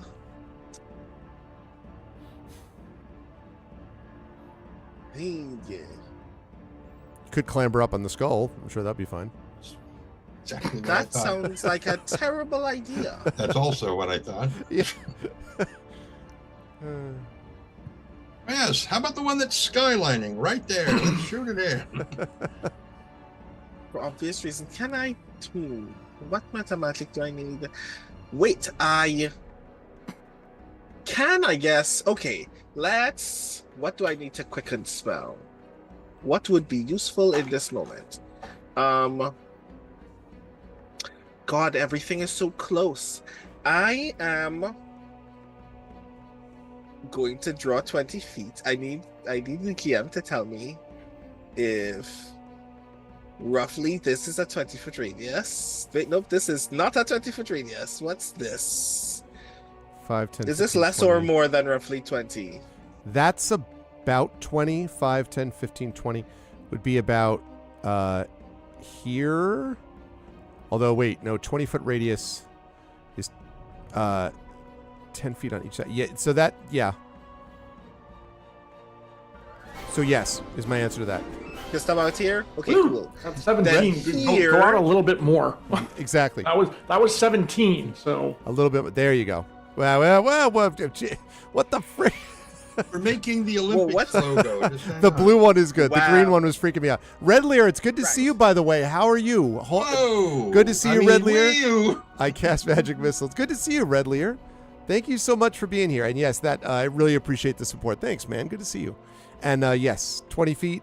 That Right, works. so around here, I am going to cast Synaptic Static. Okay. great minds think alike. Synaptic static, but not when they're Unless hit they're by. hit. Nice, And thank I'm you. gonna and that means that I need to burn 2 sorcery points to do Quicken Spell to cast that as a bonus action. So that means each creature in that sphere must make an intelligence saving throw. But a creature with an intelligence score of 2 or lower cannot be affected by the spell. Please tell me they have intelligence. Yes, they do have intelligence. Yes. Okay, cool. So both of them need to make. I mean, they have rudimentary tactics, so you know. Yeah. Okay, they have to make what kind of check? Intelligence saving throw. Okay. DC 16. This one is going to make it. This one here does not make it. Okay, so that means one takes half of 86 and the other takes the whole 86. Okay. To be clear, for those listening at home, that was 8d6, not 86. I mean, I'm good to the 86. Listen, I know what happens in D&D when you go to a dragon's graveyard. I know what happens to the power of these things, okay? You don't want to mess your with weapons recharge, everything's all happy. And, like, everything you do destroys planets. Okay. Right. So one takes 29 and one takes 14. Okay, there is a terrible hissing sound. Let's see. And I think... let's see. Who hit? Was it Marame who hit? Oh no, it wasn't Marame. Or Alarian, was it you? Who is it that actually hit one before? Someone shot it? It was. Yeah, it was. one. So it's the same one. Okay. Yeah. All right. So it's going to take half of that. That's what I thought. Okay. So. Okay. I think I shot the one that didn't make it. You were shooting the north. Really? You said the north one made it any, or did I get that mixed up? That's right. The north one made it, made it, and the one to the west did not make it. Right. Yeah. So you shot the one to the west. Okay. Yeah. Okay. That's right. So that then does help, actually. So Does that mean that it's dead? it was already dead. Okay. Let's see. I watched I showed my kids The Great Muppet Caper. It's the first time they've ever seen that yesterday, which has one of the great sequences in all of cinema, which is the criminals getting ready to rob the diamond, and they're like, laser sight, detonator, and then the Muppets are like, whoopee cushion, wax lips. Like, it's a funny thing. I just had him. But peanut butter, animal ate it. God, but I mention it here. Now, oh God, why was I mentioning it? Because you said that you hit the... I completely forgot why I started telling that story. There was something related to it. I'll figure it out at some point. There was some really funny reason. In the meantime, you should watch Great Muppet Caper. It's great. And I'll remember... Also, go ahead. Yeah, this is the part where I idly mentioned, since we are talking about watching media that involves heists, that one of these days we need to talk about the fact that our good friend Noel finally got me to finish season 1 of Andor. Oh, nice. Which I have lots of thoughts about, and it is very good. Okay, very, very and cool. Also talking kudos about to your friend. Talking about heists. Also about heists. Alan Rickman in Die Hard. Hit it again. Hit it again. Thank you, Cowboy. I'll take it under advisement. Hit it again. Okay. Also, I am going to BRB very quickly. All right, so you hit them, which leads us to Alarian with Nisiana. Does on it deck. though? Does it really? Yes, it does. Because I feel like there's like some kind of an untamed sorcery or a wild magic sort of thing. Right. Oh, that's right, the wild magic surge. I would have remembered that by the end of the round. Okay. It's okay, we can go on. We're going to do this. and If the ex post facto is you cast a black hole in the skull, we'll have a whole different discussion. But yeah. Sweet. In the meantime, Alarian, let's move forward. Yeah, exactly. Well, wait, she's got a ways to go, so I'm not too worried about it. I'll research her spells later. All right, so I can't remember if we had arranged for this to happen or not happen. So when you and I talked about upping the damage for Iron Titan, the typical thing of the ability is that I get temporary hit points equal to my Aegis level. Did we remove that, or do I still get that? I honestly don't remember if I traded that off for the improved weapon damage.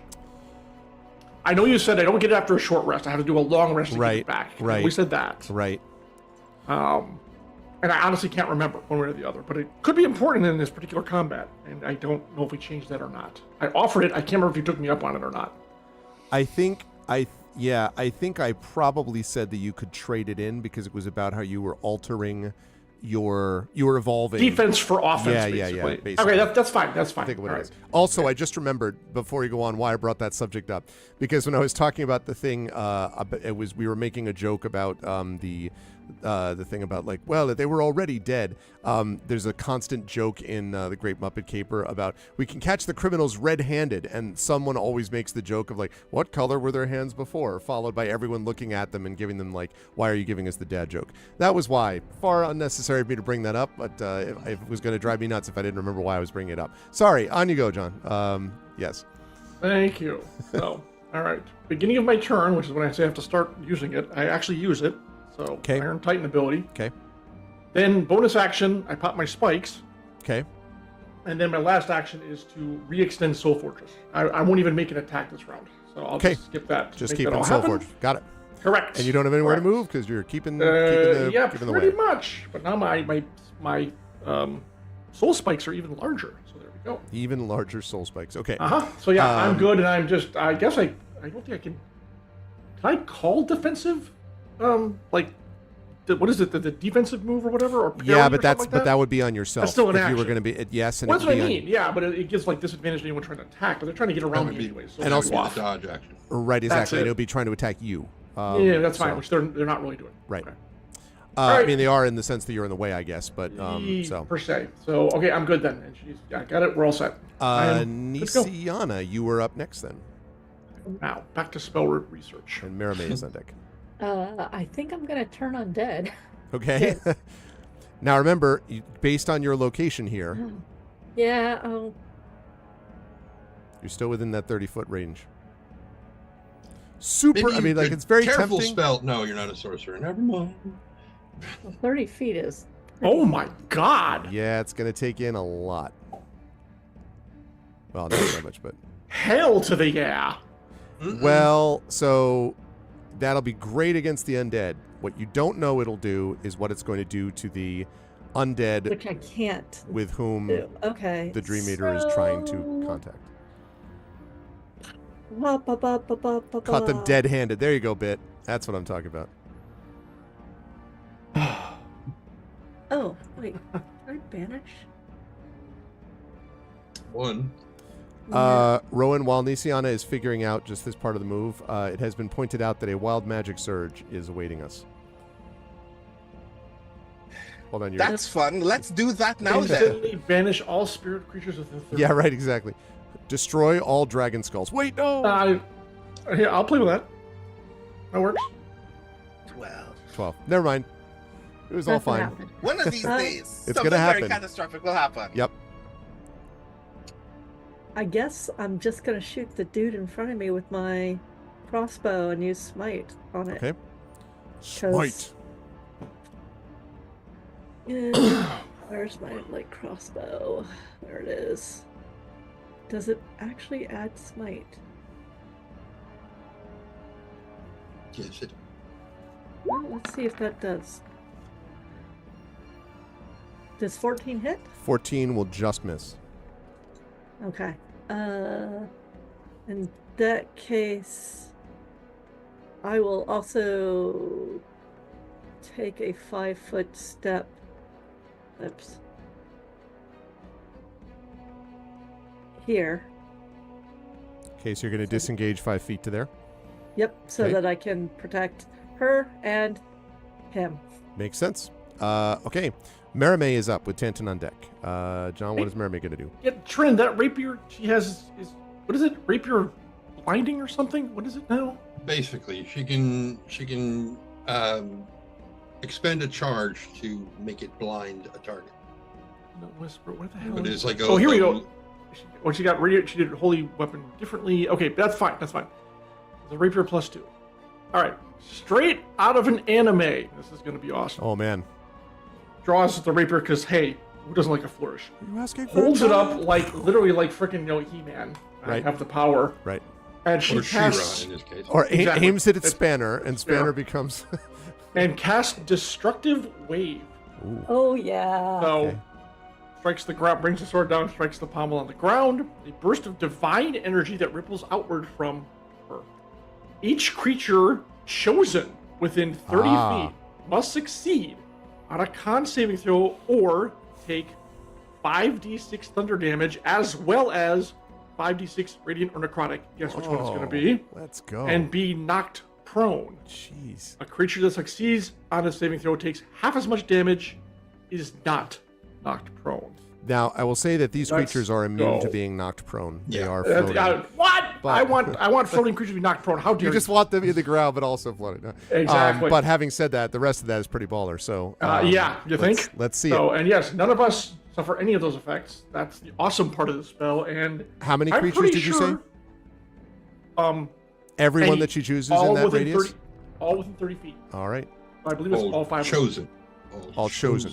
Yeah. You have been chosen. All right. And 5 undead evil spirity things trying to kill us. That's it. There we go. Thank you.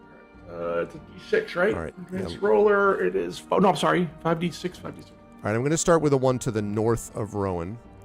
I'll just start totting out my damage for you. Actually, no, you know what? I'll start with the one to the west because he's hit both of them. And what kind of a... Wait, what? does it? Oh, go ahead. Yep. Yeah, I was gonna What? ask what saving throw it needs to make. You don't need to make anything. This is the bad guys. No, you're yeah, fine. You're fine. But It's all what do good. they need to make? He's asking. Constitution. Okay.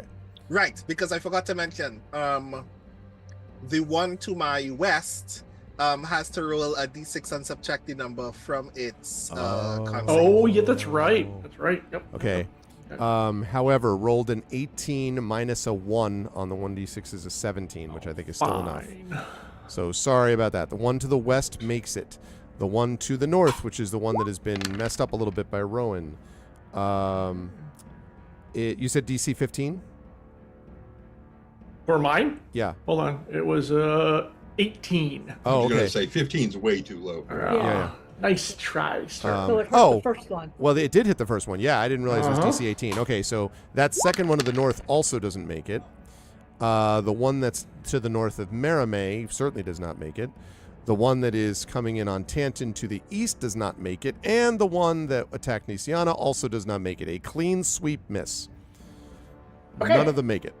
So they each take 16 points of thunder damage and 15 points of radiant damage as this rumble and literally, like I said, Dragon Ball Z, this 30-foot aura of light ripples out from her, and all of them are like, kind of shit. Yeah, it's really cool. That's I mean, that is really kick-ass.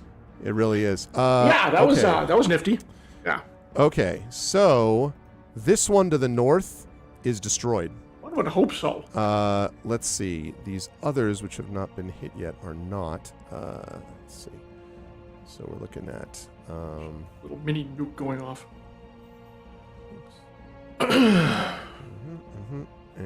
Okay, great. Well done. Yeah, Nice work. fantastic. Absolutely. I'm good. I'm good for now. Okay. That is going to lead us to Tantan, who is up next. Well, Tantan is going to start shooting at people. Okay. I'd advise you to shoot at the undead wraiths. Yeah, so anyway, I started Not blasting. people, please. Yeah. Anyway, he started Oh. I blasting. just thought, yes. I was since I had the 2 attacks, I was going to fire at Meramay and then at the Dream Eater. But okay, I think you're right. I thought it might be in everyone's best interest if you maybe switch. I think that's a good Yeah. idea. Hey, So Prince I'm going to Justin. shoot at this ethereal douchebag over here first. It's about right. Anyway, I started blasting. Right, I did. The fact is Okay. Danny DeVito who says that line is just even all the more fun. It is really. 24. Okay, that will There we hit again. go. You're okay. Sorry, against the one to the east here. Correct. The creature rises to the east. That will hit. And that is going to be 7 magical piercing. Okay. Oh, that was really bad. And so Not great, sir. Not great at all. yeah, I mean for Tantan, that's I, and so we'll do it again. Okay. Get it again. Oh, like get your head in the game, Robin Hood. Jeez. Yeah, no shit. 14. 14 is miss, just a miss, barely.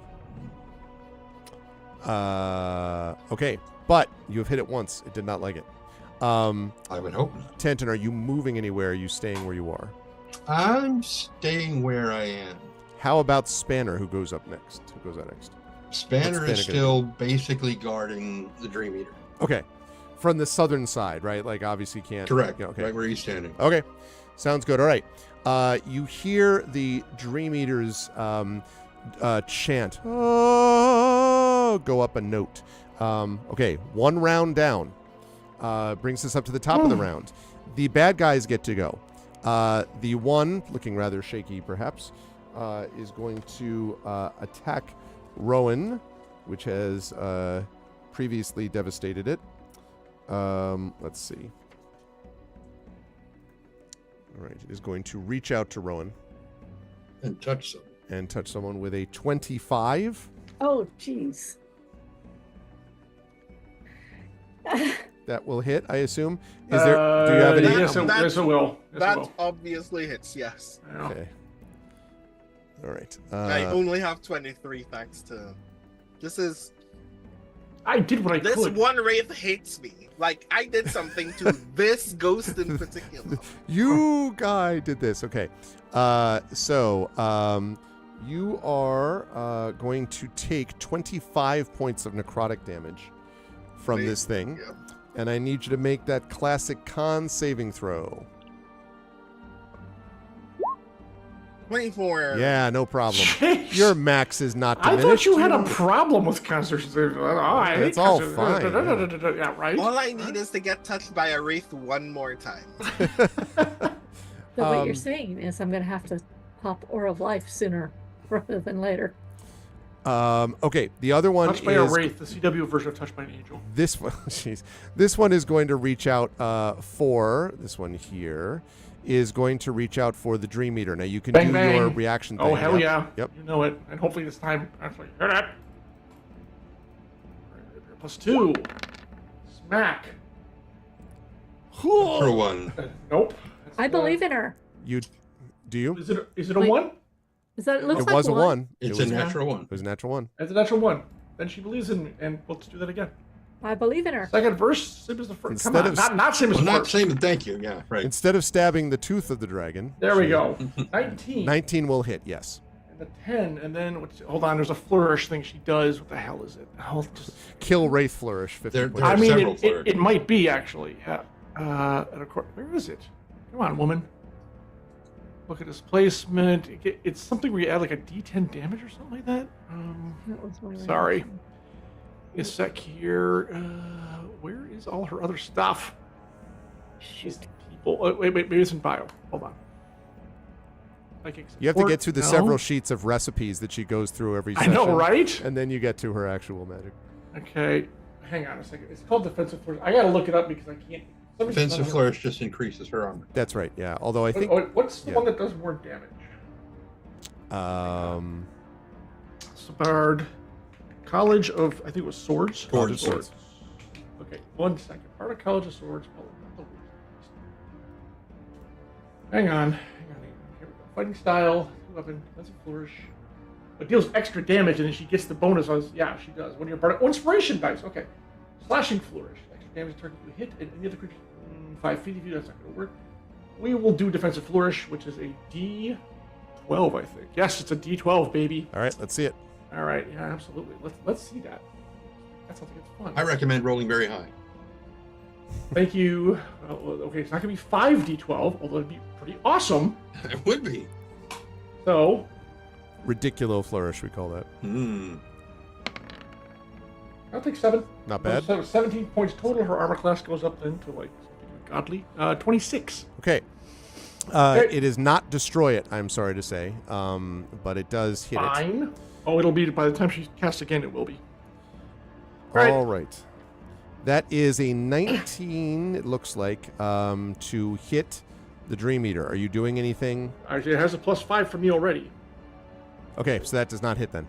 Okay. All right, so once again, it is denied. This creature is going to reach out at Tanton, not happy at what has happened recently, and is going, oh, jeez, 25 to hit Tanton, Jesus. which narrowly annihilates your armor class. Yeah. Even if I still had my reaction left, I couldn't help you.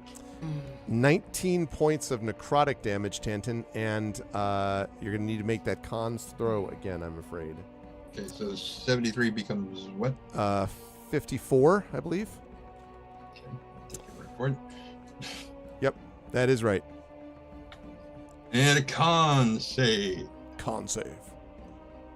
Con! You can't save. Oh, you can. You can save. Okay. But I do have a question. Yes. The negative energy thing when you heal someone. Yes. It imposes disadvantage on everything once you pass your maximum. Yeah. That's true, actually, because you're thinking about it diminishing. Yeah. So No, because how many negative did you have, though? Well, I mean, I was at 106. I'm now at 95. So that was 11 points of negative energy. No. I mean, when the life force drain thing. So my new maximum is 90. Yes. If you were to heal, you mean, in other words, if you were to heal, yes, that's correct. Yes. So 95 is my new threshold. Correct, unless you miss this con save, in which case it'll drop further. But yes, that is correct. Which I didn't. I made it 26. Oh, that's right. You I did. presume. So you're fine. Yes, that's correct. 95 is your new maximum for that until such time as that is fixed by something. Okay. But yes, that is right. So that was Tantan. That was okay, right. And then this one on Nisiana is going to come up and attempt to attack Nisiana. Oh, also Nisiana, did you hit that one when you tried to shoot it? I did not. You did not hit it. That's what I just thought. missed, What yeah. happened? You just missed. Yep, that's what I thought. Okay, so it comes up to you, and let's see. We are looking at a 22. That hits. Because I can't use my reaction, because I already used my reaction. Right. But I'll use my reaction to give her +4 this round. Ah, so you can do that? Okay. Yep. Which means that she will not be hit. There you go. All right, good stuff. The power of a Team. Spirit Guardian. of a Or Spirit tank that Guardian. can just move things around. Yes. Uh-huh. Yes. Okay. Little good mote stuff. comes over you. Doot, doot, doot. That is that, which leads us to Rowan is up next. Rowan has felt better, I would say. But Rowan, you have one of these remaining that you've done a fair bit of damage to. Because I'm actually curious if it's almost dead. Hard to know, but you have definitely, based on the damage you did to the other before the other was destroyed, you think you're getting there with this one. So let's experiment again by just shooting it again. Okay. Shoot it again. Oh, Oh, nice. 25. Yes. 25 to hit. Unquestionably 9 a hit. piercing damage. 9 piercing. Starting to look pretty messed up, but it is not destroyed shit. yet. I didn't mean to do Suddenly, that. Nisiana throws herself in front of you, Yeah. takes the Sorry. bullet, and shoots Instinctual sacred flame. and shoots Sacred Flame. It's roll 20 because in certain things, if you click on it, then you can see what it is. If you hit the No, I know. I'm just, We've like, all never been there. sure which one's which. I just had this image of you being like, there was this again is more sports ball talk, but there was a baseball player, Manny Ramirez for the Red Sox, who was known for being a great player, but not particularly high baseball IQ. Like, he just did weird things on the field sometimes. So there was a case where a guy threw a ball from the outfield, like you do, to try to make a play at home plate. And for some reason, Manny Ramirez, running in, cut off the throw, like in the outfield, like basically made this brilliant leaping catch, but then had the ball. And they were like, what do you do? Like, and then turned it through the ball. So I just had this image of you, like, leaping in front of the bullet, being like, Sacred Flame. Anyway, Yeah. it didn't happen that way. Sorry. Okay, so it I'm is looking sorry. messed up, Rowan, but it is not destroyed. Okay, there's very little else that I can do, so I will just stay here. Okay, that's going to lead us to Alarian. All right. In my embiggened pose, I think I can actually reach out and take a swipe at this guy. Okay. I will keep up Soul Fortress for obvious reasons. And then yeah, I've got one attack, so I'll take it. Okay. Let's what the hey? What the hey? He said. All right, here we go. No, that is not going to work. Crappy damage. Right. That is not going to do it, I'm afraid. Yeah. Okay. Sitting here. That's all good. Okay. That is going to lead us to Nisiana is up next, and Mirame's on deck. I guess you can guess what I'm gonna do. Sacred Flame! Run. Yeah, no, I'm gonna Sacred Flame the one in front of me, and as a bonus action, I'm going to do a spiritual weapon on the one that's in front of Mia Tanton. Okay, the one in front of you misses its save on the Sacred Flame. All right, let me actually do this again. Let's see, what is it? This time for real. 25 points. Wow. 25 Nice. points. And then Ouch.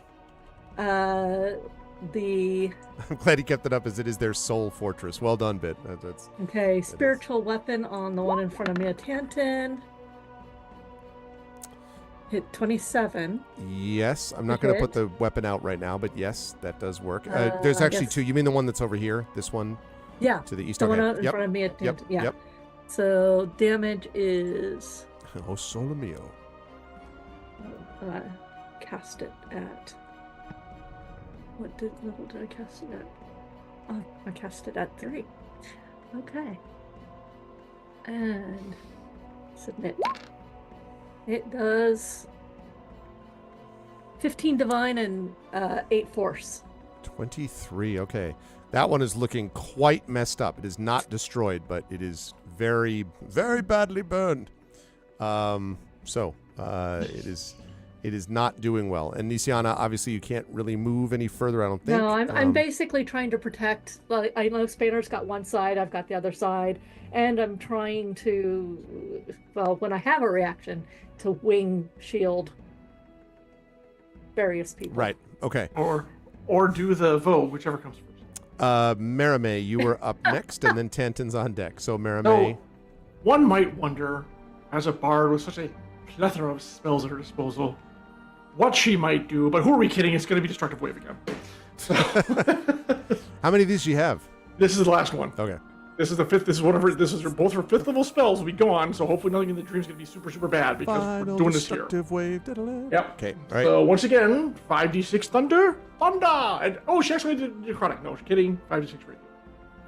Okay, and it's DC 18. DC versus- 18 yeah, save, DC right? 18, baby. Yep. Okay, the one to the west of Rowan does not make it. The one to the north of Marame fails it terribly. The one to the east of Tantan misses it terribly, and the one to the south is going to make it. Oh, her record is ruined. Terrible. All right. Well, the ones who missed it take a total of 28 points of damage. Okay, you'll be happy to know that literally all of them are destroyed, except for the one that's The one that down. made the save, of course. They take 14. Well, you'll be happy to know that that one is also destroyed, because that was enough. So Go. you just devastate the map, Yeah. basically with this, and as you do, there is a moment of everyone sort of looks around to make sure that they are sort of clear Doesn't on what breathe, happened. But yes, exactly. And the sound of the chant continues and gets louder and louder. And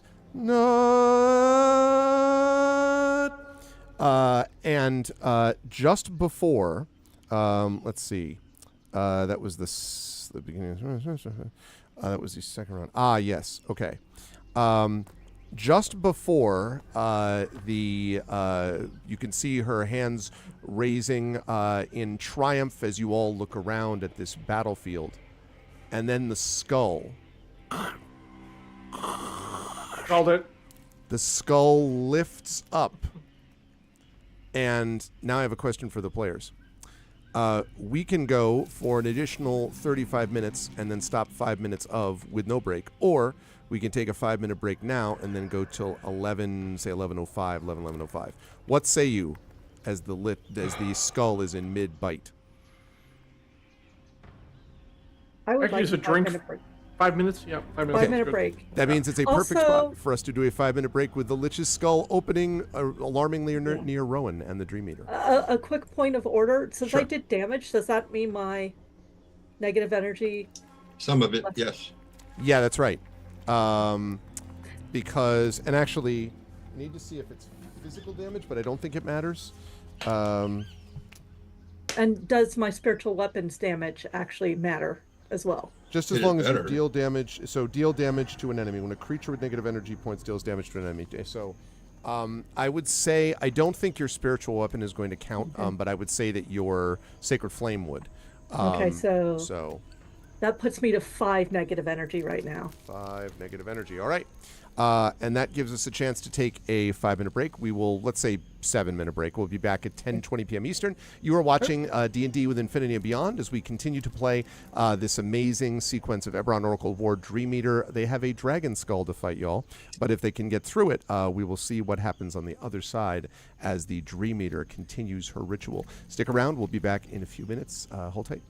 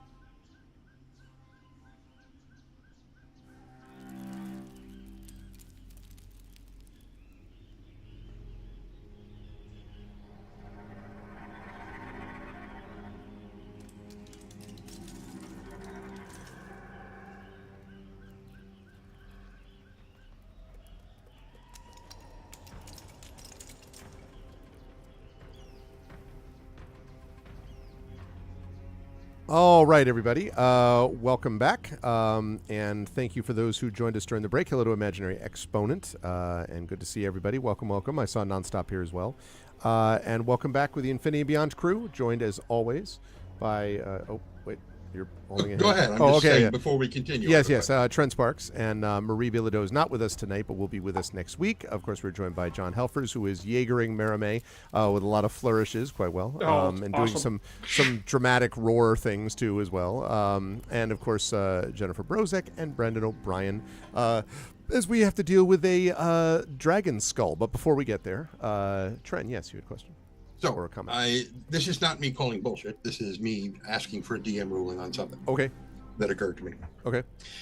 So if I make a potion and someone else drinks it, I accrue the negative energy. If I make a healing bracelet and somebody else uses it, I accrue the negative energy. I think I see where you're going. Thus, if something you magically enchanted hits and damages something, do you get the negative energy back? Or a spiritual weapon does.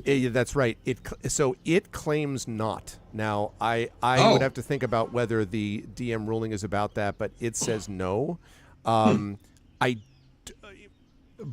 I mean, they may not have thought through all of the possible ways that this could apply. Yeah. I'm inclined to say that it probably should, because if we're going to allow potions and things like that to affect other people at a distance, so I think it probably does. The only thing I'll say is I am therefore interpreting it pretty loosely, which means, healing that's coming, like you talked about this with Arcane Jolt or whatever, like things that do that stuff are going to affect you. So yes, so given that that's the case, the only thing is, here's the thing though. The only thing about that, though, is if it's enchanted weapons that other people are wielding, I'd say no, because you can't double dip. So, like, they can't get for example, let's say you enchant Nisiana's crossbow. Which he did. Nisiana cannot get the benefit of using that, and that goes to her, with you also getting the benefit of it, right? That's not what I mean. Or that's not the point I'm trying to make. Oh. The point I'm trying to make is her spiritual weapon is her weapon. So it would be a weapon. I see. So it's not that you're talking about spiritual weapon. Yeah, that's fair enough. That's a good argument. So she would still purge negative energy. That's a good argument. Even though it's her. I'll accept that argument. Yes. Okay. I'll buy that argument. So then your negative is down to zero. I currently have negative. I have no negative energy, and now with that, I actually have a way to heal someone and hurt the skull if it works at the same on the same turn. Okay. Let's see. Because it's a bonus action. Oh, it's a bonus action because you just did that on your. Well, but didn't you use the bonus action for the spiritual weapon? No. Every turn, the spiritual weapon gets to attack. Right. And it's separate from what I do. So if I heal Rowan and take 20 negative energy, and then my spiritual weapon attacks the skull and does 20 damage, I'm back to net zero the negative energy. Based upon when that does, yes. That's right, although I would point out that you use a bonus action on your turn to move and attack with the spiritual weapon. Yes. So you can't do multiple bonus actions. So Correct. I'm just letting you know about that because I thought you already used a bonus action for something else this turn. Well, I'm not doing it right now. But in future turns, yeah, absolutely. Yep. I have my wing reaction. I have my action, which can be healing, and then I have my spiritual weapon as a bonus. I agree with you. Yes, I agree. Got it. Yep, I agree. Okay, so that was Nisiana did all that. Real fast. For those of you who have never played D&D, this is how a professional D&D game is played. We discuss, we find a balance point, and we're very mature about it. This is how you should play D&D. I agree. Please continue. Yes. No, I agree with that, actually. That's good advice. Good rules lawyering happens in chambers, not in the actual courtroom. That's right. And this is a good way to look at it because what we're trying to do is all tell the best story and have the most fun we can, which doesn't happen if we feel that it's adversarial, which is the way that some campaigns seem to be run. This is not adversarial. It's working together, both good and bad. Trent is very good, by the way, about taking being like, nope, I didn't say that, so I take whatever the damage is, and not trying to retcon actions. So I am down with that. Which is why with that trans should argument. run games on the channel more often. Hint, hint. Something was flying. I'm sorry. Twist my arm. I mean, right. Do we lose the turn order? Yes, I can bring it back. I moved it a little bit early. All right. So if you resurrect it, do you take negative energy? yeah, I know exactly. Okay, the Lich eats the rules lawyer. There is no save, precisely. That's the second time you specifically said Lich. Yes. Just say. Why is that? What's wrong? Nothing. No, it's fine. Well, I grew up thinking that Is it it? was like. Is it? I thought it was like, and No. was told. No. Like lichen, I mean- right? Like lichen. Yeah, You know? that's what I The thought. observation we're That's- making is not the word itself. It's that you have given us information. Oh, You have defined English. this creature as a No. lich. I'm reading Yeah, chat. well, you said it twice. I'm reading chat. I'm reading chat. Chat thinks it's a lich. I think it's a dragon skull. You And- said Lich before we went on break. What are you talking about? That sounds like a poll to the worship. Okay, so Nisiana did that. And so I only called it a lich because you said the lich always mouth. You be quiet, Bit. All right. The truth is that this certainly looks a little bit like that. It's actually not exactly a lich, but It's okay. There's a bunch of people who say we're the King's Citadel when they're not supposed to know. that's true. So That's very true. Let me bring in a little bit here of. little bit? No, sorry. I'll stop. No, you won't. No, we all know A you little bit won't. dramatic that. Okay. So the creature opens its jaws and then gives a howl, which is also literally, it feels a little bit like it's reflecting the sound, basically, of the sound of the Dream Eater. I need everybody, please, to make a Constitution saving throw. Hey, Okay.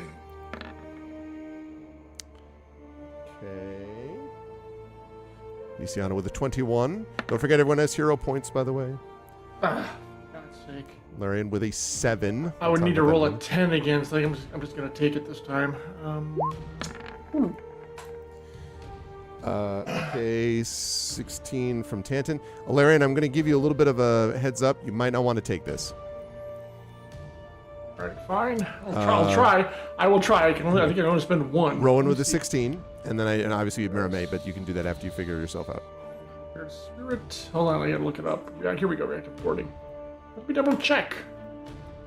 Keep the highest. I could spend more. All right, I'll spend 2 of them. Let me get her out of the way Okay. first. Her name is Miramay Hawksmoor. That's what I meant to say. Yeah, and hers. Ooh, that's not great. I can't help her. Nothing I can do about that. Does Sorry. she have a hero point? She does, and I guess she'll spend it. It sounds like. Sorry, she I'm should. not. I'm sorry. I'm not trying to bring No, your no, cards no, for you. no. It This sounds is like this is a very bad effect, and I think all of you would be aware that this is a very bad effect. So Doom. All right, hold on.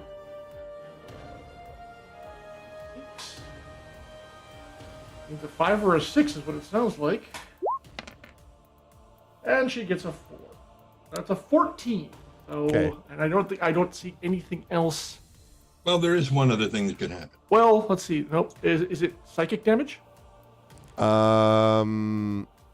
it's different than that. Okay, then that won't. She has resistance. That's all. Okay, All right, me. I'm gonna blow 2d10. but go ahead. As you're doing that, go ahead, Trem. What are you thinking? Flash of genius. Add 5 to it. Okay. Well, that makes So, that a 19. 19. Got it. There you go. Okay, so Larian. All right, I'm rolling 2d10. I get to keep the highest one. Okay. Nice if one of these was like, what do I need? Oh, I need a lot. Well, 7 plus 8 gets me to 15, so there is that. Okay, gets you 15. Yep, So I guess I'm gonna take it. It's the best I can do. okay. So it looks like everyone is at 15 or above. Okay. Yes.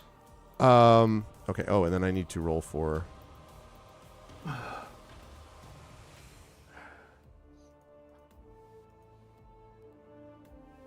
Okay. All right.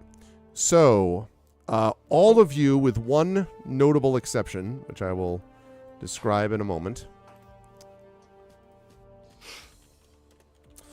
all of you are going to be frightened, all of you having made the save.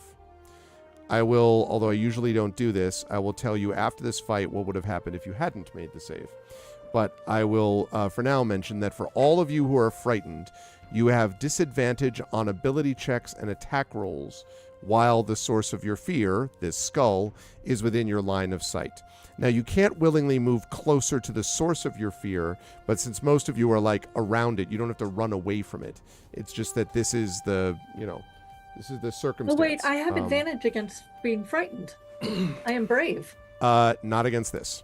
Oh. The only one who can resist this, who is not affected by this, is Tanton, who is sort of like, this wave goes over, and you can see your companions sort of almost, however they react, bowing down, holding up their hands, doing whatever they do, except for you.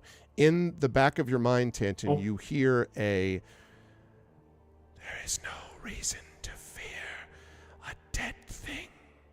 And you are not frightened by it. Okay. It's a dream! Oh, wait, wrong game. It was a dream. Yeah, exactly. All right. So that's going to bring us to Merime. We're just continuing right along with the same combat turn. It actually rolled in at a 14. That's why it went just there. So now Merime is up next. Okay, so I can't approach it, eh? And right now, by the way, the count is 2 rounds that you've been able to keep the Dream Eater not distracted. Yep, so yep, far. yep. So you said I can't approach it, eh? Correct. But I can fuck it up. You could try. Remember, you're going to get this. Thim's Psychic Lance. Psychic Lance. Okay. All right. That is an intelligence saving throw versus 18 again.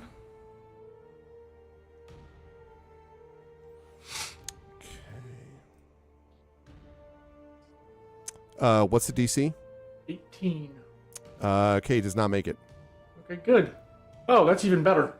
All right, so it's going to take 7d6 psychic damage, right? Yes. And is incapacitated until the start of my next turn. So, here's the damage. 20 points, and is incapacitated until the start of my next turn. Boy, it's got a big list of condition immunities, but not not incapacitated, though. Aww. So, what a shame. Yeah, all right, I guess it won't be taking its legendary actions then. So that makes me feel so sad. I know, I figured. Good stuff right there from Merime. All right, that's going to... Incidentally, those people who have ever had the audacity to claim that bards really don't have much effectiveness in combat, I just wanted to give you a sense. She's going to seduce the dragon. Just be patient. Yes. Gotta soften him up first. Exactly. Okay, good stuff out of Merime. I assume Merime is not moving. That's okay. Yeah. So the frightened condition passes on Merime after her turn. Okay, so it's cool. no longer frightened. All right. Tanton, you already were not frightened. What would you like to do? That's an excellent question. I forgot that I was coming up, so I didn't didn't plan anything. Like Robert Redford in Sneakers, like I'll tell you what I'm going to do. I'm going to... God, that movie. Such a good movie. Pisses me off so much. What? Anyway. It's so good, though. Just one scene. Just one scene Okay. that pisses me off. The rest of it is great. Okay. Just when she's trying to get him to say passport, just unbelievably stupid. Yeah, her character would never be that dumb. Yeah, that's true. It's just, I agree. Anyway. Right. So, what I'm going to do is a thing that I really should have thought of beforehand. Before do it. Oh, right. Yes, that's what it was. I am going to go over to.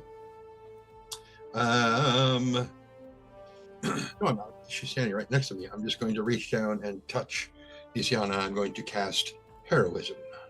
Oh, nice. Okay. You are now immune to being frightened. Oh, Outstanding. that's nice. And you gain temporary hit points equivalent to my Spell modifier, is that right? Equal to my spell casting ability, which is 5. Yes. So 5 temporary hit points, and you're immune to being frightened. Do temporary hit points stack? Because apparently I had No. 5 before. Okay. Well, then that's still at 5. Okay. Okay. All right. Good stuff there, Tantan. Are you moving anywhere since you can move wherever you like? No, I have a feeling there's going to be more stuff coming pretty soon, so. How about Spanner? Spanner's not moving either. He's staying right there. Staying right where he is. Okay. So that means that we get to the end of the round 3. And as her voice gets louder, the creature's, the skull, opens its mouth ever wider. And then, and I would say, Rowan, you probably get a sort of front row seat to this, maybe Alarian too, because you get to see the... Isn't it Sorry. incapacitated? Yeah, I was going to say, is that until the end of End of Mirame's turn? Mirame's turn. Right, the end of Mirame's turn. This thing, well, you're going to, it's not going to attack you. Don't worry. But if it's immobilized, it can't move. Yes, it's moving because this is not actually happening on this plane. Okay, all right. As it's opening, you get to see a front row seat, Rowan and Alarian, because the eyes of the Dream Eater suddenly flick open, and you can see that they look almost like these sort of dark pools, might be a better way to put it. And she stares, and in your mind, or in your sort of vision almost, it looks as if she's sort of like almost lasering with these black eyes, these black lasers into the skull of this thing. And as it opens, you suddenly see inside it, the mouth, what looks like a swirling black portal. And she looks at the both of you and then steps forward and into the portal. And all of you feel yourselves being sucked through this portal. Okay.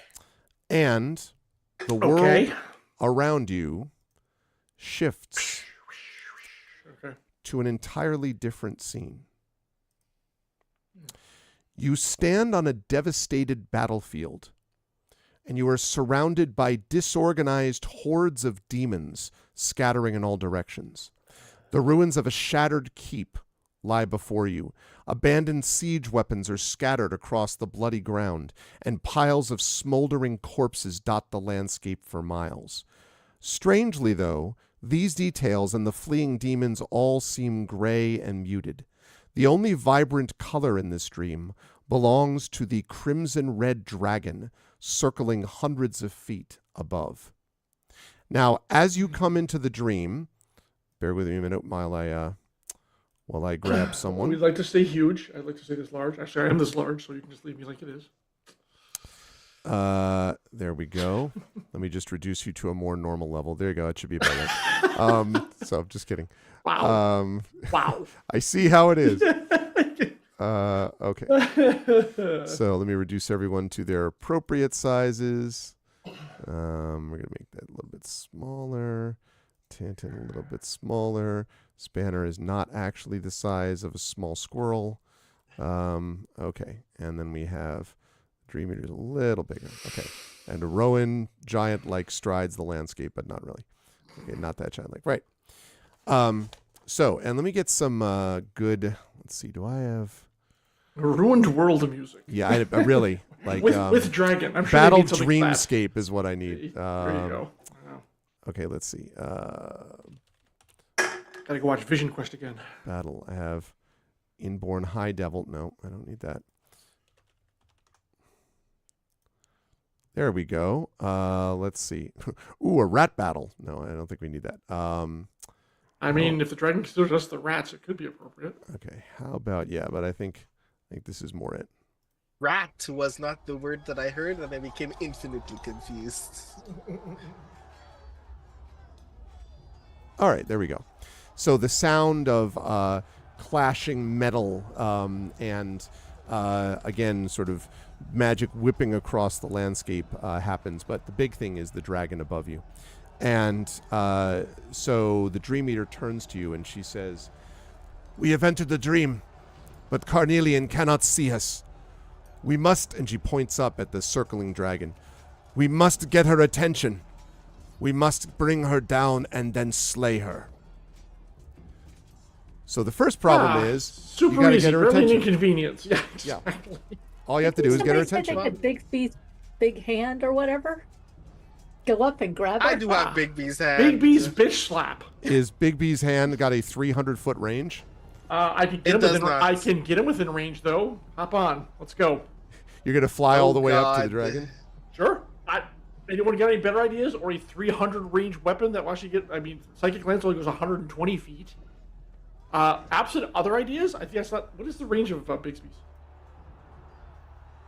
Yeah, I need 60. Big B's hand's range is 120. Oh, plenty of room. We can still technically stay within far enough away. Is it cloudy sky, clear sky? What's the sky?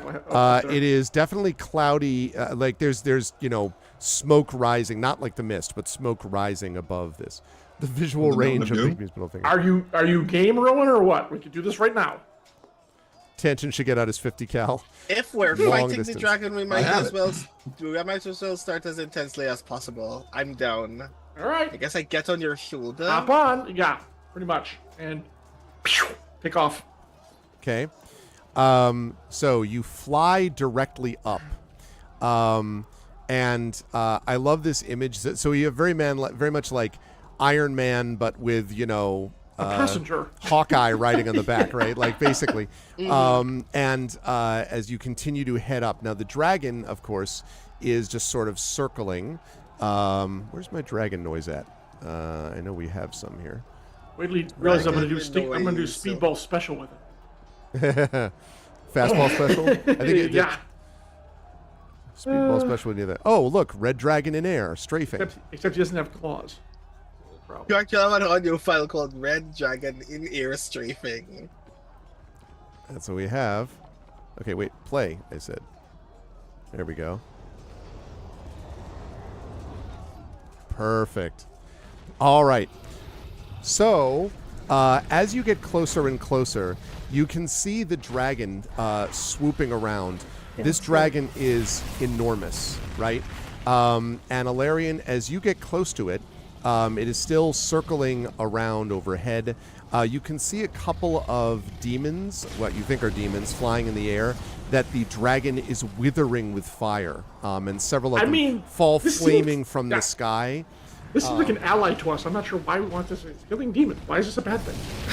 But it does not seem to be paying attention to you yet.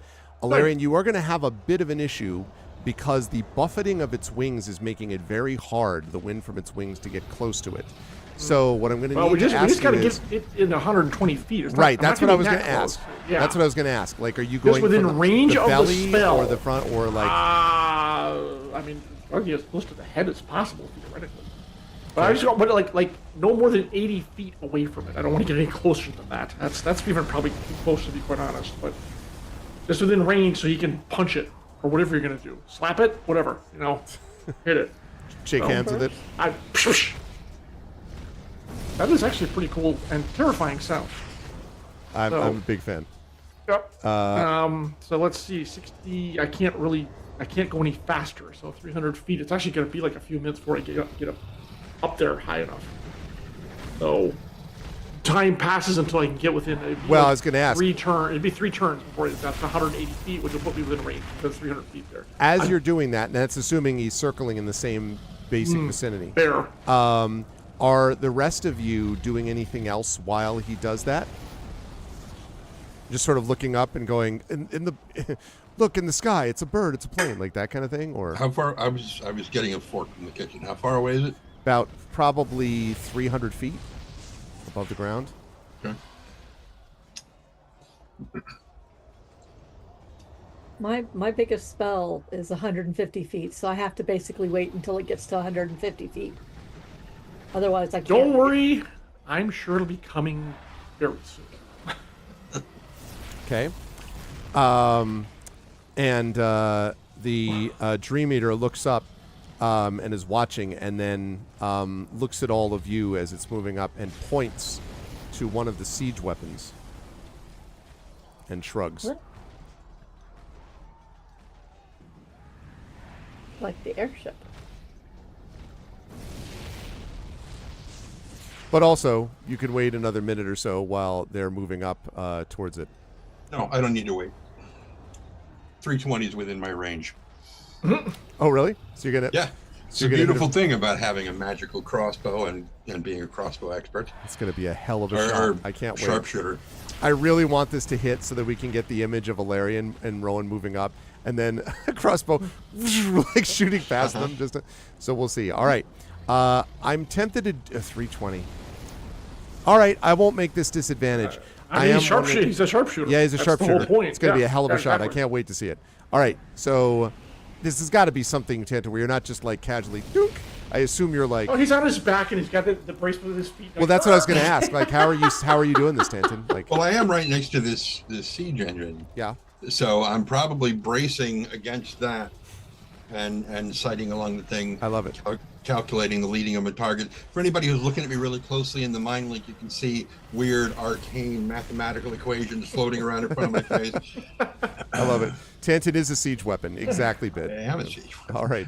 That's why when Dordax Mommy was like, get the 50 cal, I'm like, I have one. It's fine. Here we go. I am a trebuchet. Yeah. Think. 26. 26 will hit. So, Holy crap. flies up towards this thing, and literally, Alarian, you're like, all right, I think we're like the bolt sort of shoots past. I mean, if that gets his attention, that works almost even better than what I have in mind. So it's fine. Yes, it does. Let me, however, get out the stats.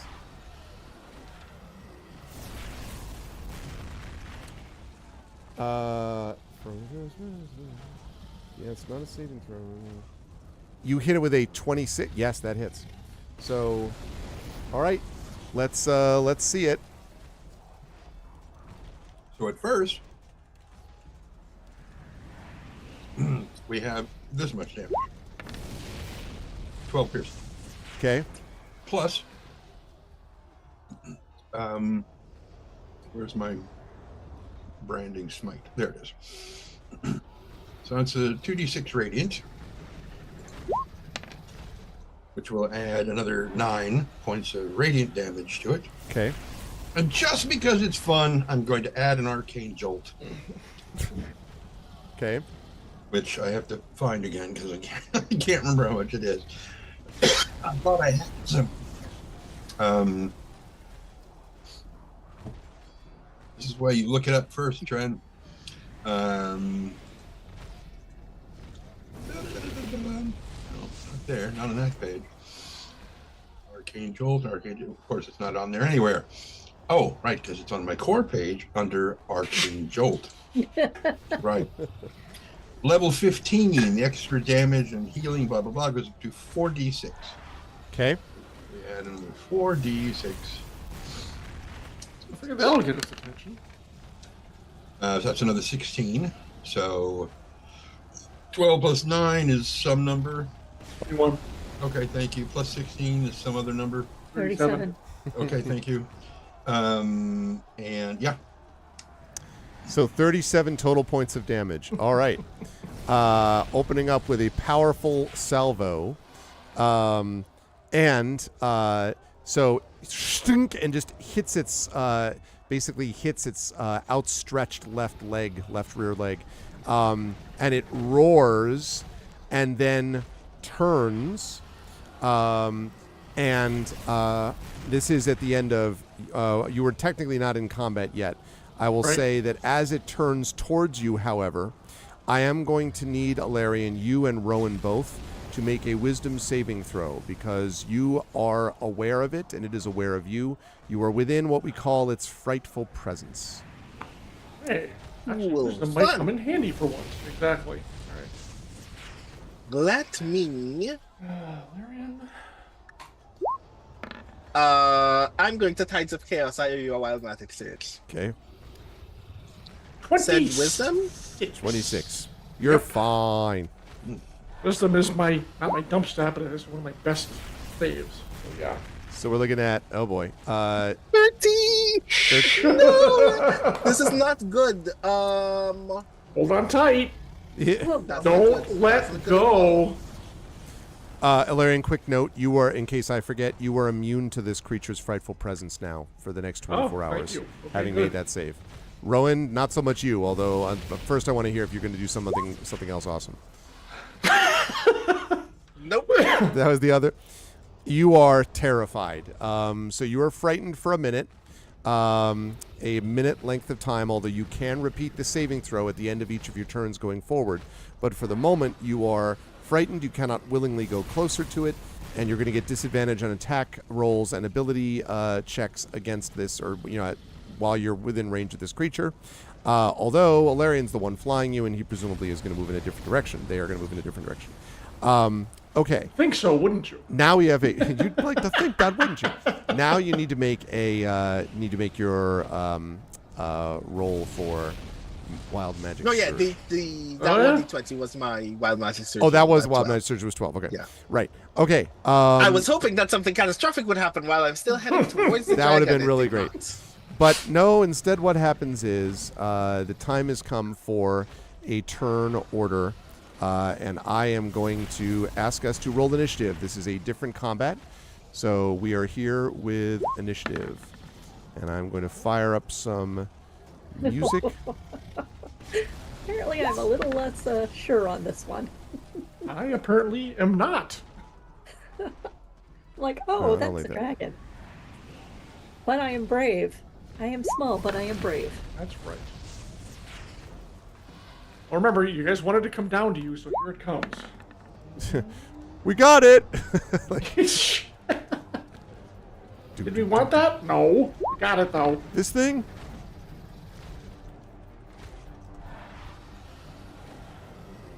Oh, no. Okay. I'll take that in just a minute. Just getting an asset, don't mind me.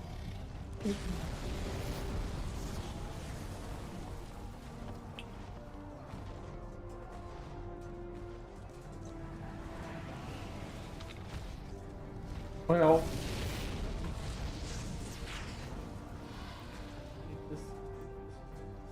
Oh, that's no problem. That looks really small. I'm sure it'll be fine. Oh, that's kind of big. Okay. Yes, and in case anyone was curious, just to give you a better sense of it. There we go, just to give everyone a picture. Ooh. Oh. That should be about right. Kitty! Kitty. Yes. All right. So.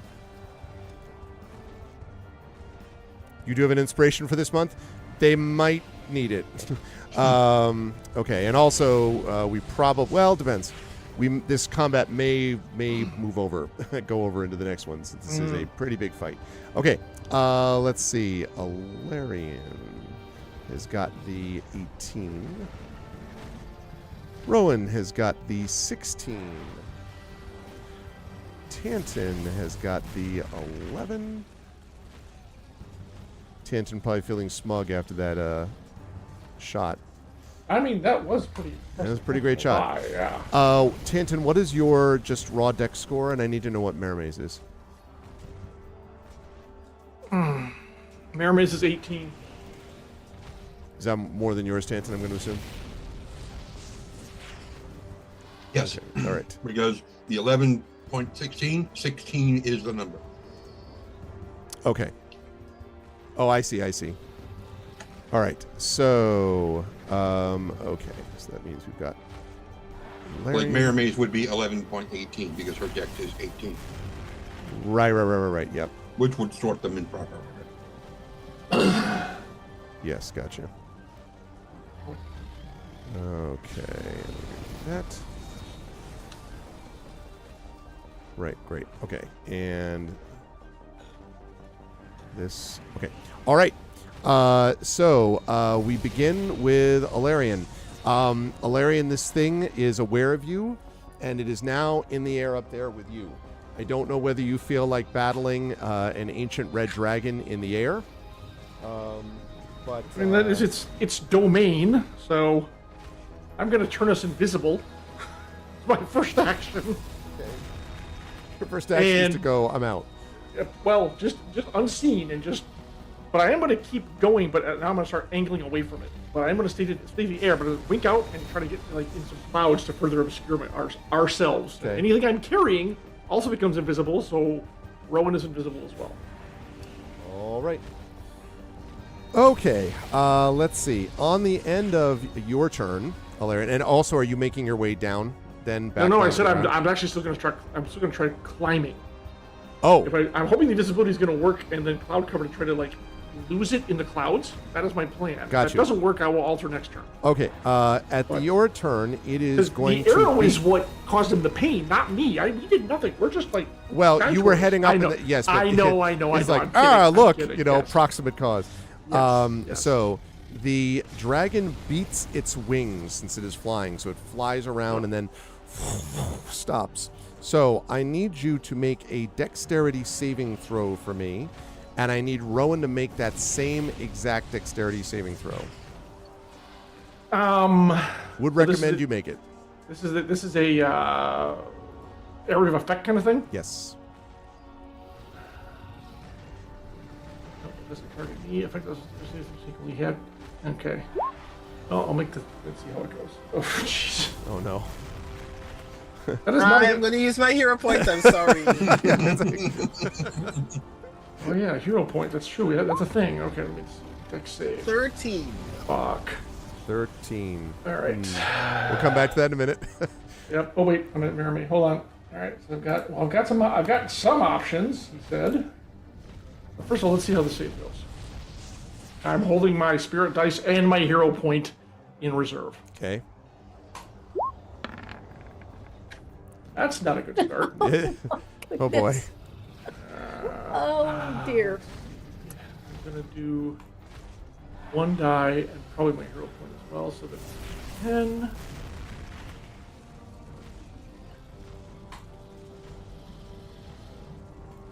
Don't fail me now.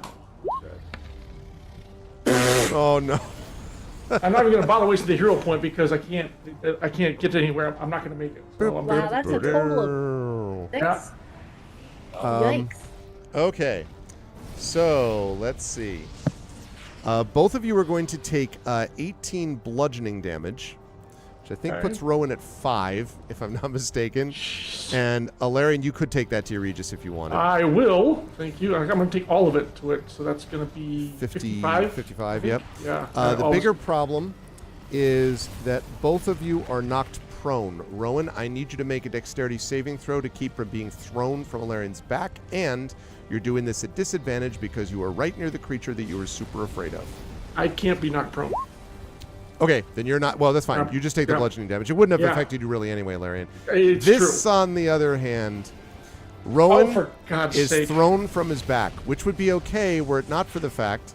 Oh, no, it doesn't... Oh, man. For a minute, I thought it was going to be that Rowan stays invisible as he plummets to the ground. However, that's not the case, because the minute you leave... So all of you looking up see suddenly, emerging apparently from nowhere, Rowan, who is falling. Now... Rowan, you start about, let's see, I think you're about 180 feet above the ground. Yeah. So you were in free fall. So let's see, 180 feet. So Well, this is going to be very interesting. fall. Can I go last? I mean, the good news is we've got 3 rounds to come up with something until he hits the ground, or at least 2 of them. I know that. My plan is to pop Aura of Life and hope he lands in the aura. It's Well, I've got something I can do too, which what will be very happens interesting. narratively when you trigger an aura of life by going splat on the ground against it. You don't want me to answer that. Like, how much does it hurt to be resurrected in this condition? Probably Or do I a become lot. resurrected, or am I just conscious as a bag of Oh no, it just seriously dropped. organs? You drop to 0 and then you pop to 1. Damage is applied Just- first. There's so I have Rowan. I have Fine. I have bad news and slightly less bad news. The Mhm. slightly less bad. So the bad news is that Yes. a person in 6 seconds on Earth would fall about 570 feet in 6 seconds. The slightly less bad cool. news is that Xanathar's guide capped it to 500 feet in its fatal round. Delightful. So So you're saying is this turn I am hitting the ground. cool. Well, Grand. the question is, yes, but you don't actually hit the ground until, not this turn. You hit the ground next turn. So the question is, can anyone stop that before you get there? That Do is the I issue. still have an action? Yeah, we haven't gotten your turn yet. I don't think. Yeah, it's my turn next. Hey, I went first, so he's Right. next. That's Your right. your turn is to fall terribly. But actually is a good point but this is happening. You're thrown off at the same time, so you will hit the ground next turn. So you have one turn to figure out some amazing thing that I haven't figured out yet. Yeah, resurrected is soup in Right. someone's inventory. Exactly, Bit. You guys are mean. All right, Rowan. Hey, we're gonna have to. Greg, get out your GM's adjudicator skills because on my next, is it the end of his next turn? Correct? It's the beginning of his next turn. No, that's not the fine end of because it. I still go ahead of him. That's true. That is true. That's the key. You Just do. remember that. Yeah. Although we can figure out some other way to get him on the ground. But I do want to point out that he will be some distance from you over this next 6 seconds. He won't hit the ground yet, but he will I know. not be right next to you. Just be that's- aware. Dude. no Okay. problem. In the meantime, Rowan, do you have a any minute. thoughts? I am going to ask you, this is perhaps the dumbest or Oh, boy. most ridiculous damage related or movement related question a GM has ever gotten in a game of Dungeons and Dragons 5th Oh my edition. god! All right, let's go. I'm ready. If I cast Etherealness, every foot of movement costs another foot. Does that mean then that I would be traveling 250 feet? Even though I am not in control of my own movement? You can't change the laws of physics. You can't change the laws of physics that way. If you could turn, because you're not controlling it, if you could turn yourself into mist or smoke or something where you literally were lighter, then your physical body would correspondingly slow. But at this speed, as the sort of physical property, the fact that you're ethereal, or even if you had stayed invisible, would be irrelevant. So I think my answer to that is no. It would slow you down if you were literally moving a certain speed under the control of your own body. This is the control of something we like to call gravity, and it is a harsh mistress.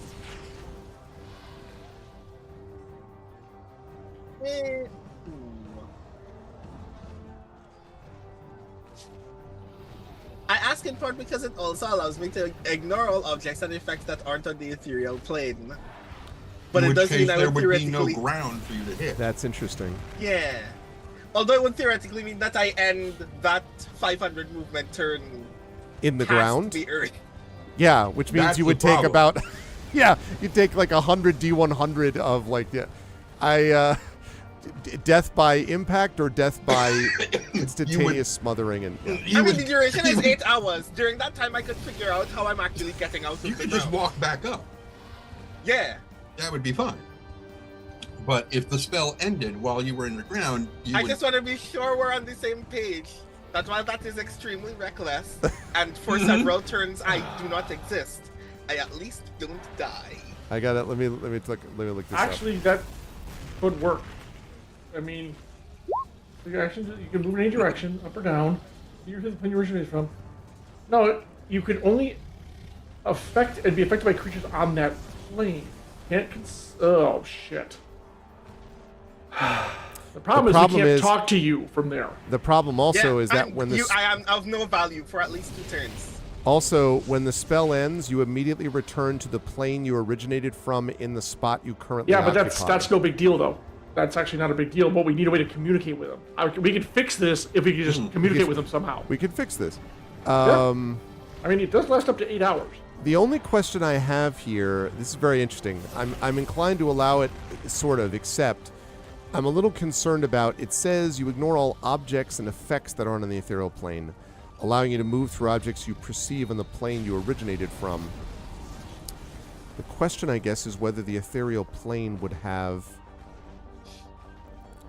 transitive planes, misty fog-bound dimension, shores, magical effects, region of swirling mists and colorful fogs. See, here's the thing, though. I don't actually think that plane, although it has mists, I don't think that plane is just mist. it has missed there, but there is solid ground, and it's concurrent, right, with the current plane. So that is to say, you would not have trebuchets, you would not have the keep, you would not have the dragon, you would not have any of you wouldn't be there. But I think the ground is still there because it's not that the entire plane is just mist covered. So I don't think you have to worry about ending up in the ground. I think, though, it wouldn't help you avoid being destroyed, unless I'm missing something. Well, while we are in a different module now, I mean, we're in a different campaign. Yeah. When we were in Kalimshan, Yes. we all went ethereal at one point, and we were able to walk up the air because it was basically our force of will, almost like moving on the astral plane, that was moving us. But you said, that when the spell ends, you reappear on the plane in the same spot that the spell took effect. Yes. Yeah. Which means that he would reappear in the air. That's again. what I was wondering. Right. Yeah. Yeah. Okay. But that's the least of his problems. But the thing is, to me, well, because I can still fly, I'll just catch him.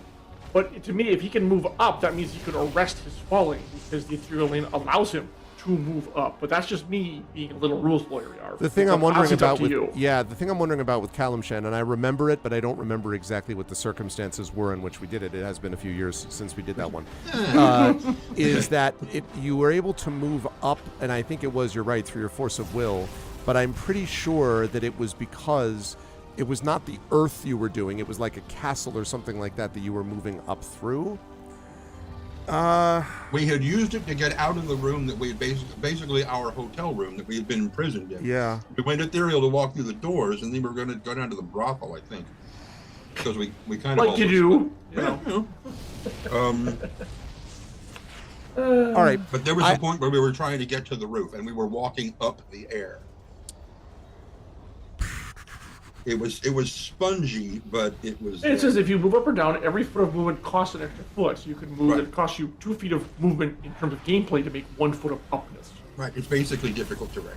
Uh-huh. Mm-hmm. Okay. The one thing I'll say though is the ethereal plane does not, however, change gravity. So you would still be falling. I am still falling. Right. So I don't think you can. That I would. Yeah. Go ahead. Yeah, the logic is essentially that I will not hit anything in the ethereal plane, at some point fall as much as the earth, start walking or running up, okay, so, and then end etherealness where I would be on the ground. Because here's the thing, I would agree with you, Arvin, except the spell specifically says you can move up. You can move in any direction, including up, which negates gravity in some way. Not if you it doesn't, but that's not what it means. You're saying from standing still. From standing still, exactly. That's fair. That's fair. It doesn't say like when plummeting, you're immediately able to I mean, move they up. probably didn't say someone was going to actually test. Yeah, this is not a situation they expected. I mean, yeah. To be fair. No one ever thought ethereal. This could be. Yeah. This is why tabletop is. This is why tabletop is better than video games. Suck it, Baldur's Gate 3. Anyway, so. If you occupy the same spot as a solid object or creature when this happens, you're immediately shunted into an occupied space you occupy. Take force damage equal to twice the number of feet you were moved. So here's the thing. I think then what happens is, and this lasts up to 8 hours. So until you cancel it, and I guess you can cancel it whenever you want. So the thing is, if you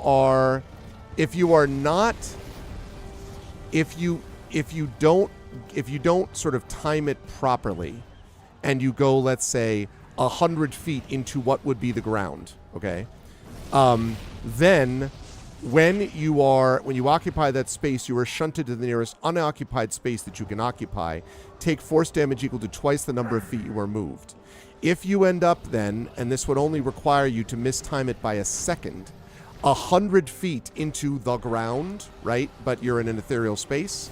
That means when you return to our plane, having ended the spell, you would then be shunted to the nearest unsolid object and take a grand total of 200 hit points of force damage. So, this is beyond reckless. I will say that I will allow you to do it. What I need to figure out is how to give you a check to time it.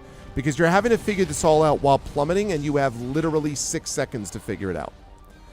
In fact, I don't even know how long does it actually It's an action? All right. So Etherealness is cast as an action, yes. yeah, brings a whole new meaning to ethereal mist. You got that right. Okay. So I guess what I'll say, Rowan, is I will allow this based on all the previous discussion. I'll allow you to do it.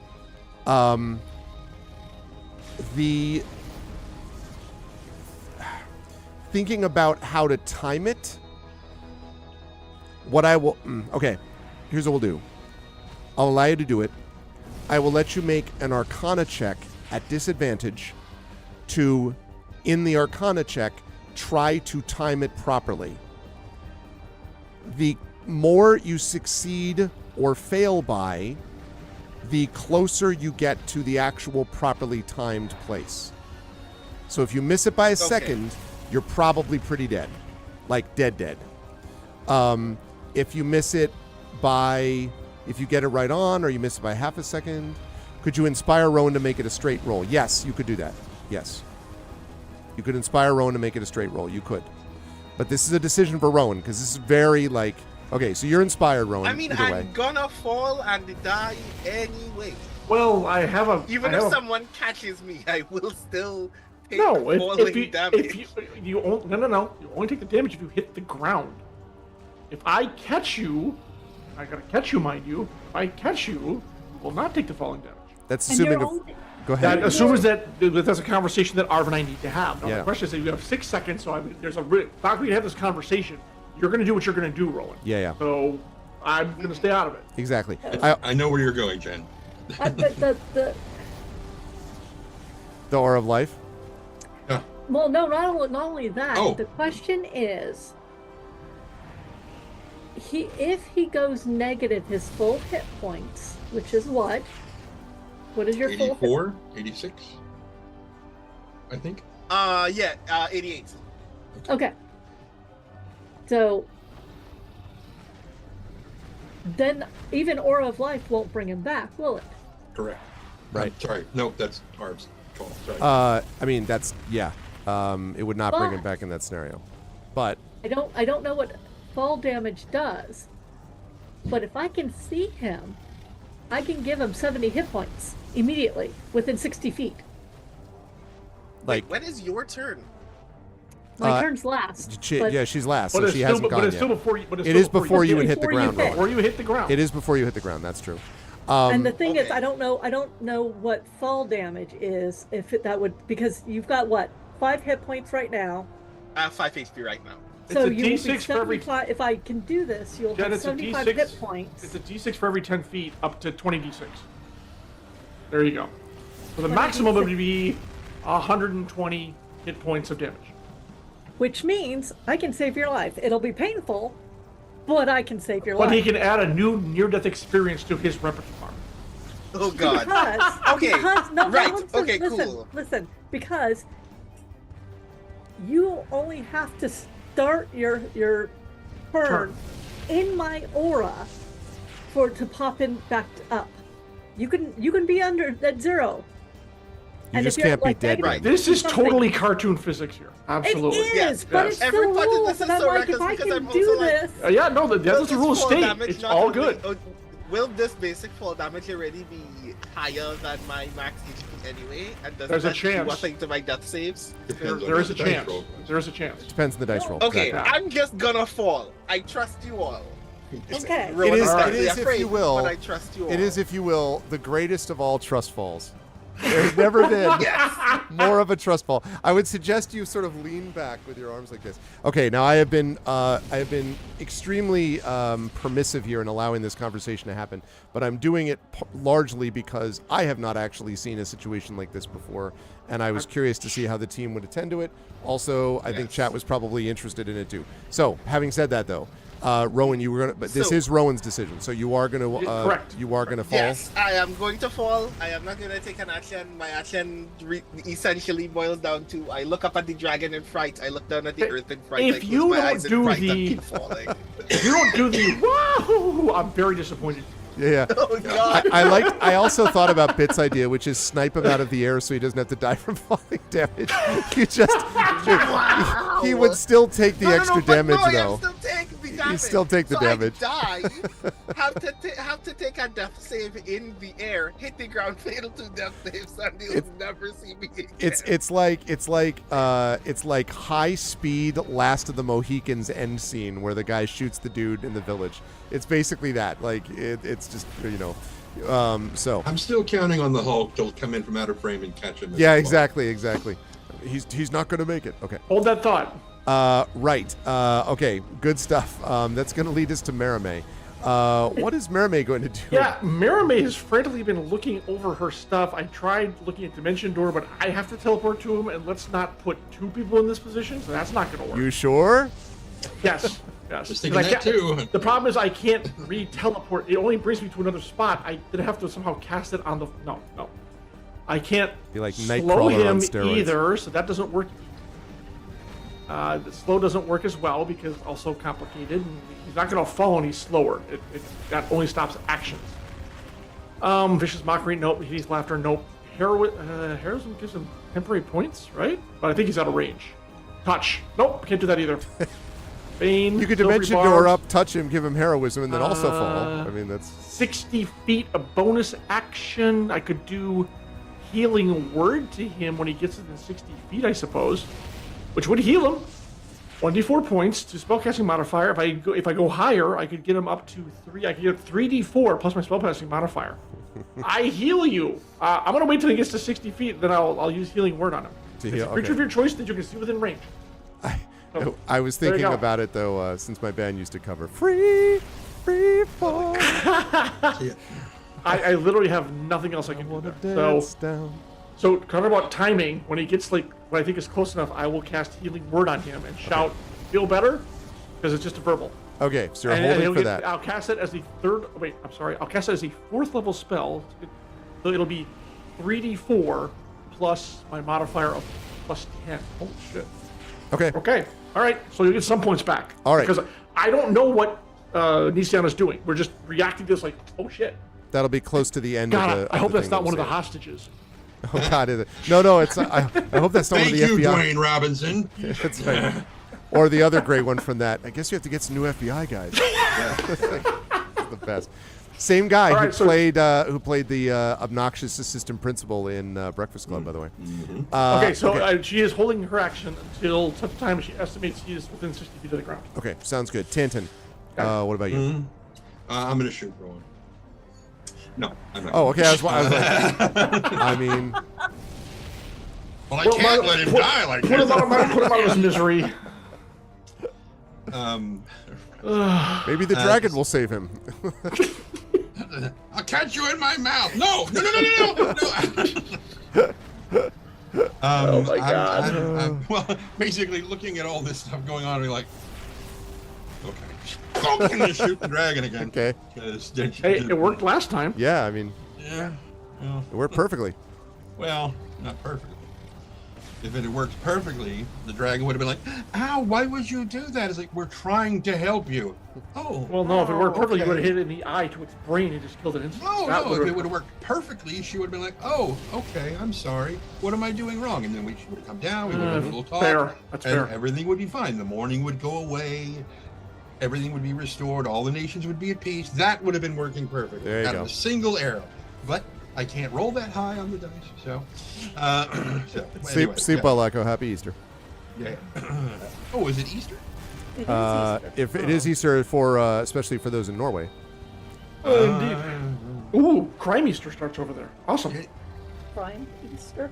Apparently, I don't know if it's Norway or Denmark or something, but one of the Scandinavian states, they just watch a lot of crime shows during Easter. Oh, okay. Crime Easter. Yeah. From Easter. Think. Let's just go ahead and shoot the dragon. Yeah. Anyways, 20. 24 will hit. Yep.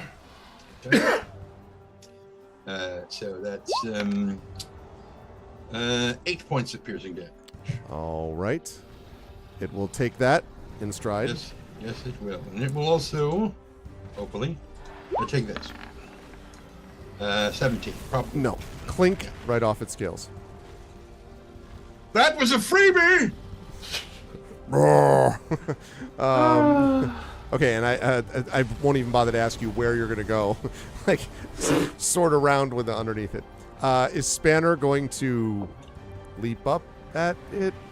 Now, Spanner is staying close to Dream Eater, no matter where we are. Okay.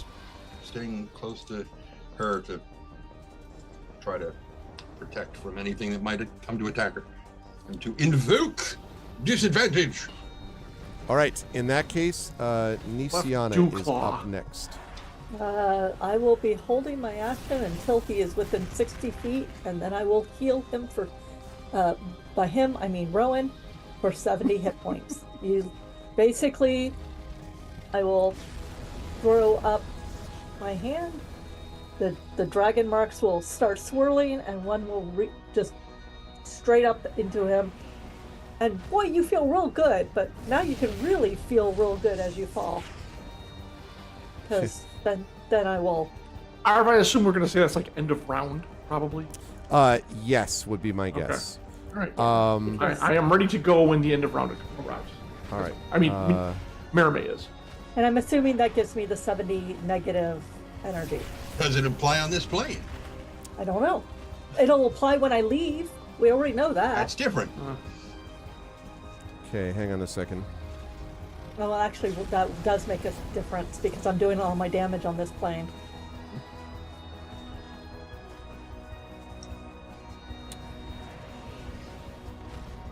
Okay. Was checking something because... All right, so Nisiana is ready to go. The second to last to go... The last to go is going to be the dragon. But the second to last to go is the last to go. The second to last to go is going to be Dream Eater. And so Dream Eater turns, and I would say turns to... Alarian is still up in the air, so can't do that. Turns to the one still in the ground, Tantin, Nisiana, and or Merime, and says, "Does one of you want to fly?" You know Merime would be all over that. Is that a yes? Of course, I wouldn't mind flying. Oh, Merime would say yes, I'll do it. That's true. She would absolutely say yes. Okay. In that case, I need to learn that. But she's still going to cast the spell. Although, wait a minute. She goes... Oh, wait. Yeah. That'll be tricky. But she goes afterward. How does that work? That actually might work. Maybe. Maybe her arms won't get torn off. All right, this is going to be... See you at the party, Richter! This is going to be very interesting. So, the issue here is... I mean, I was withholding my action. Delaying my action. Well, she has a spell that will, called... She is an archdruid. That means that she has a spell called Animal Shapes. It is a level 8 spell. And it allows her to turn a willing creature into a beast challenge rating 4 or below.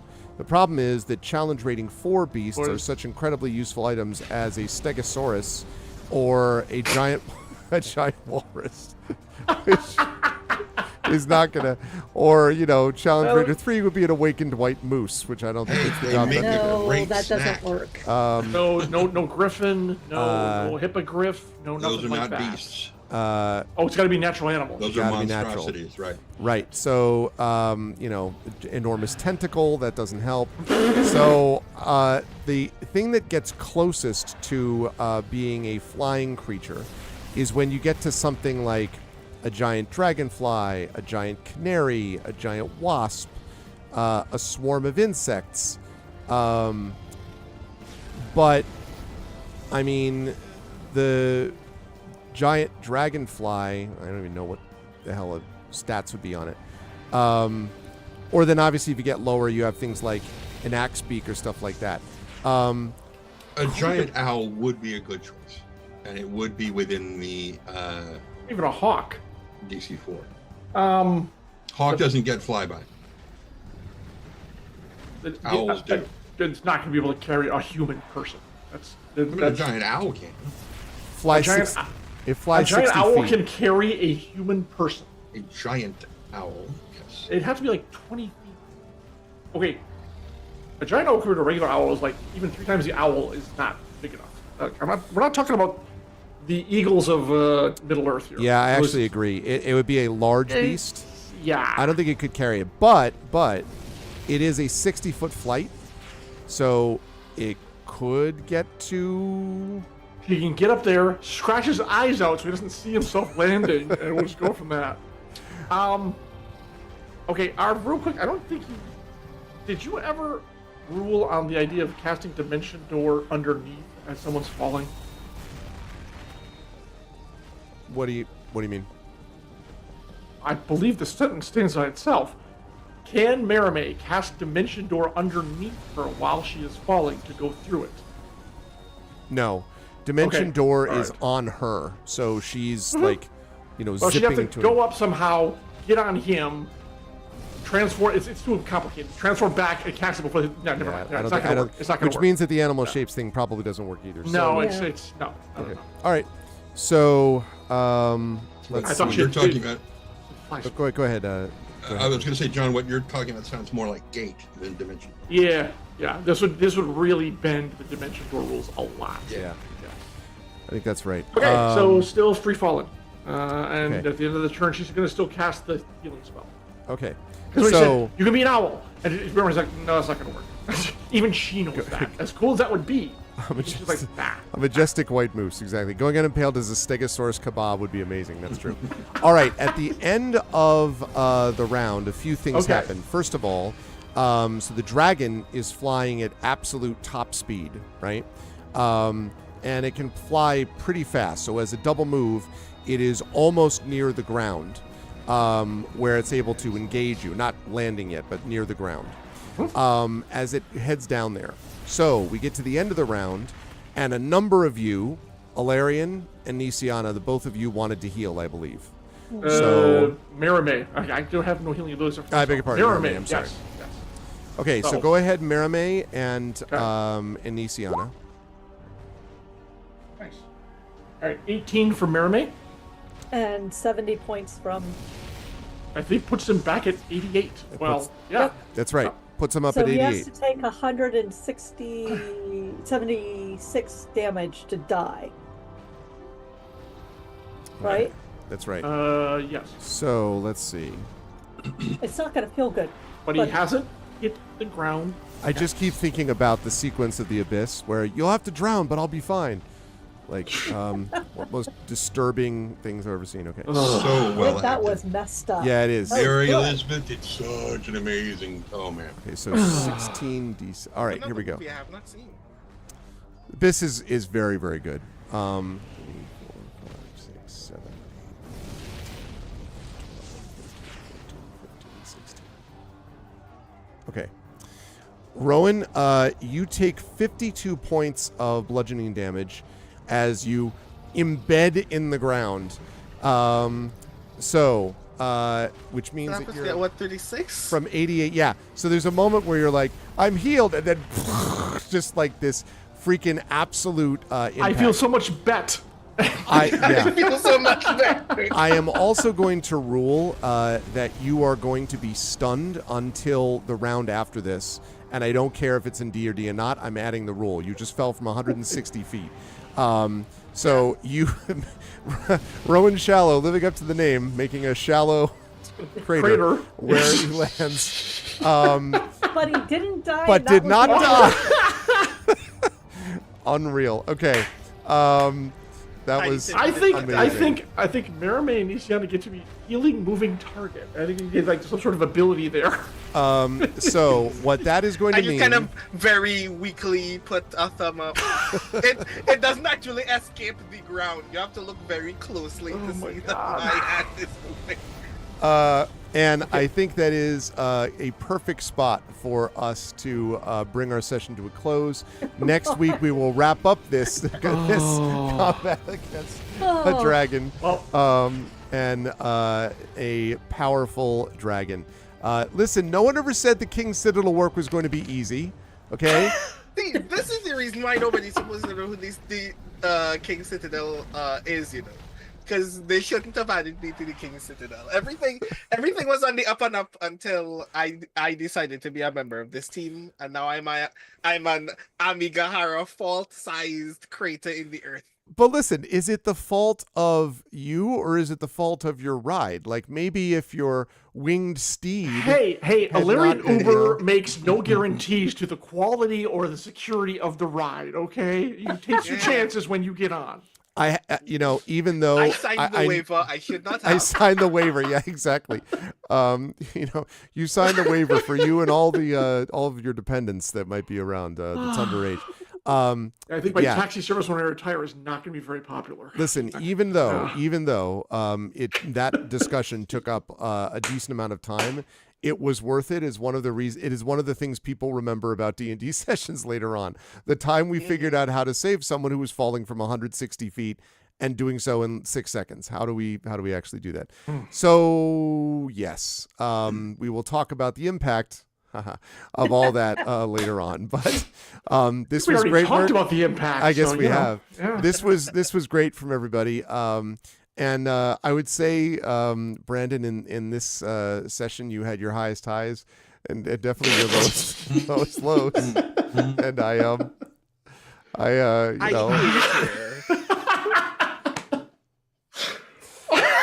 Next weekend, you don't get to complain to Marie at all about describing stuff that she cooked. Okay, you just gave up that privilege for a week. I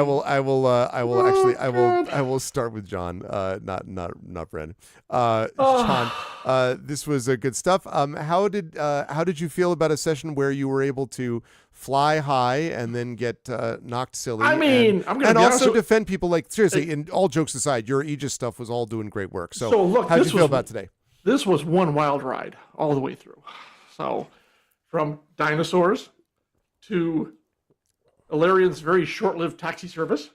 But yes, the protection, like I was saying in chat, it was really weird. Like, you got, once you deleted the ground rules, I'm like, oh wait, I have an ability that fits perfectly into this, and it did, and it was like pretty much cover, and I had a way to do it for like if we, not that I didn't want 12 of those things, but if they had to, but luckily Merime as well came in with, oh yeah, we're just gonna like wipe them out of existence. That was amazing too. So it was, of course, a ton of fun. And look, I'm just gonna say, I don't know about the rest of you, but Illyrian has this dragon right where they want them. Yep.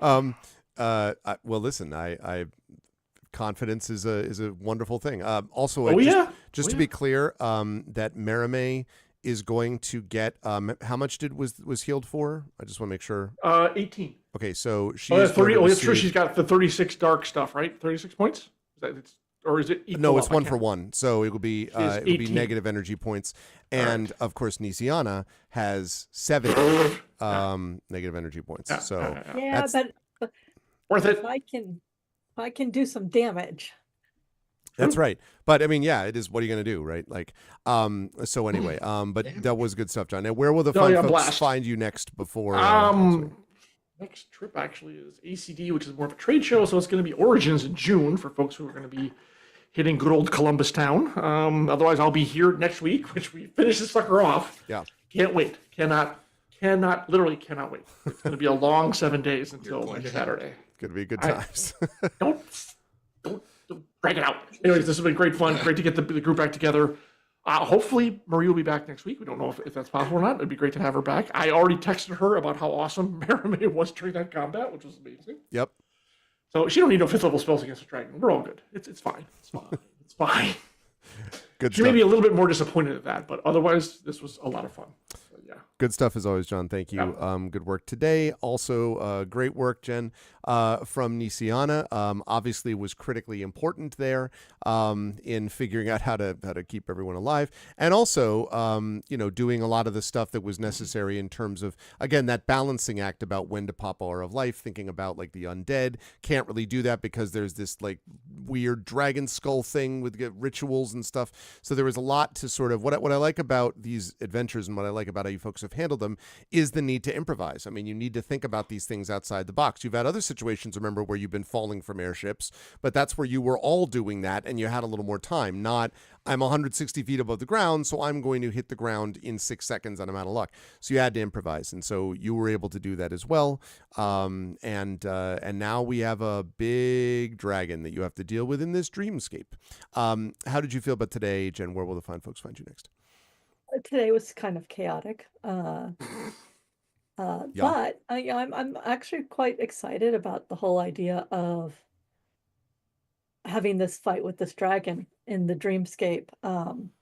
Because I've got some big spells now, and I'm hopefully going to get to use them. But of course, I have to like balance Aura of Life. Yep. And then, by the way, did my sacred weapon come with us? No, your sacred weapon was not sucked into the portal with you. Damn. Sorry. Okay.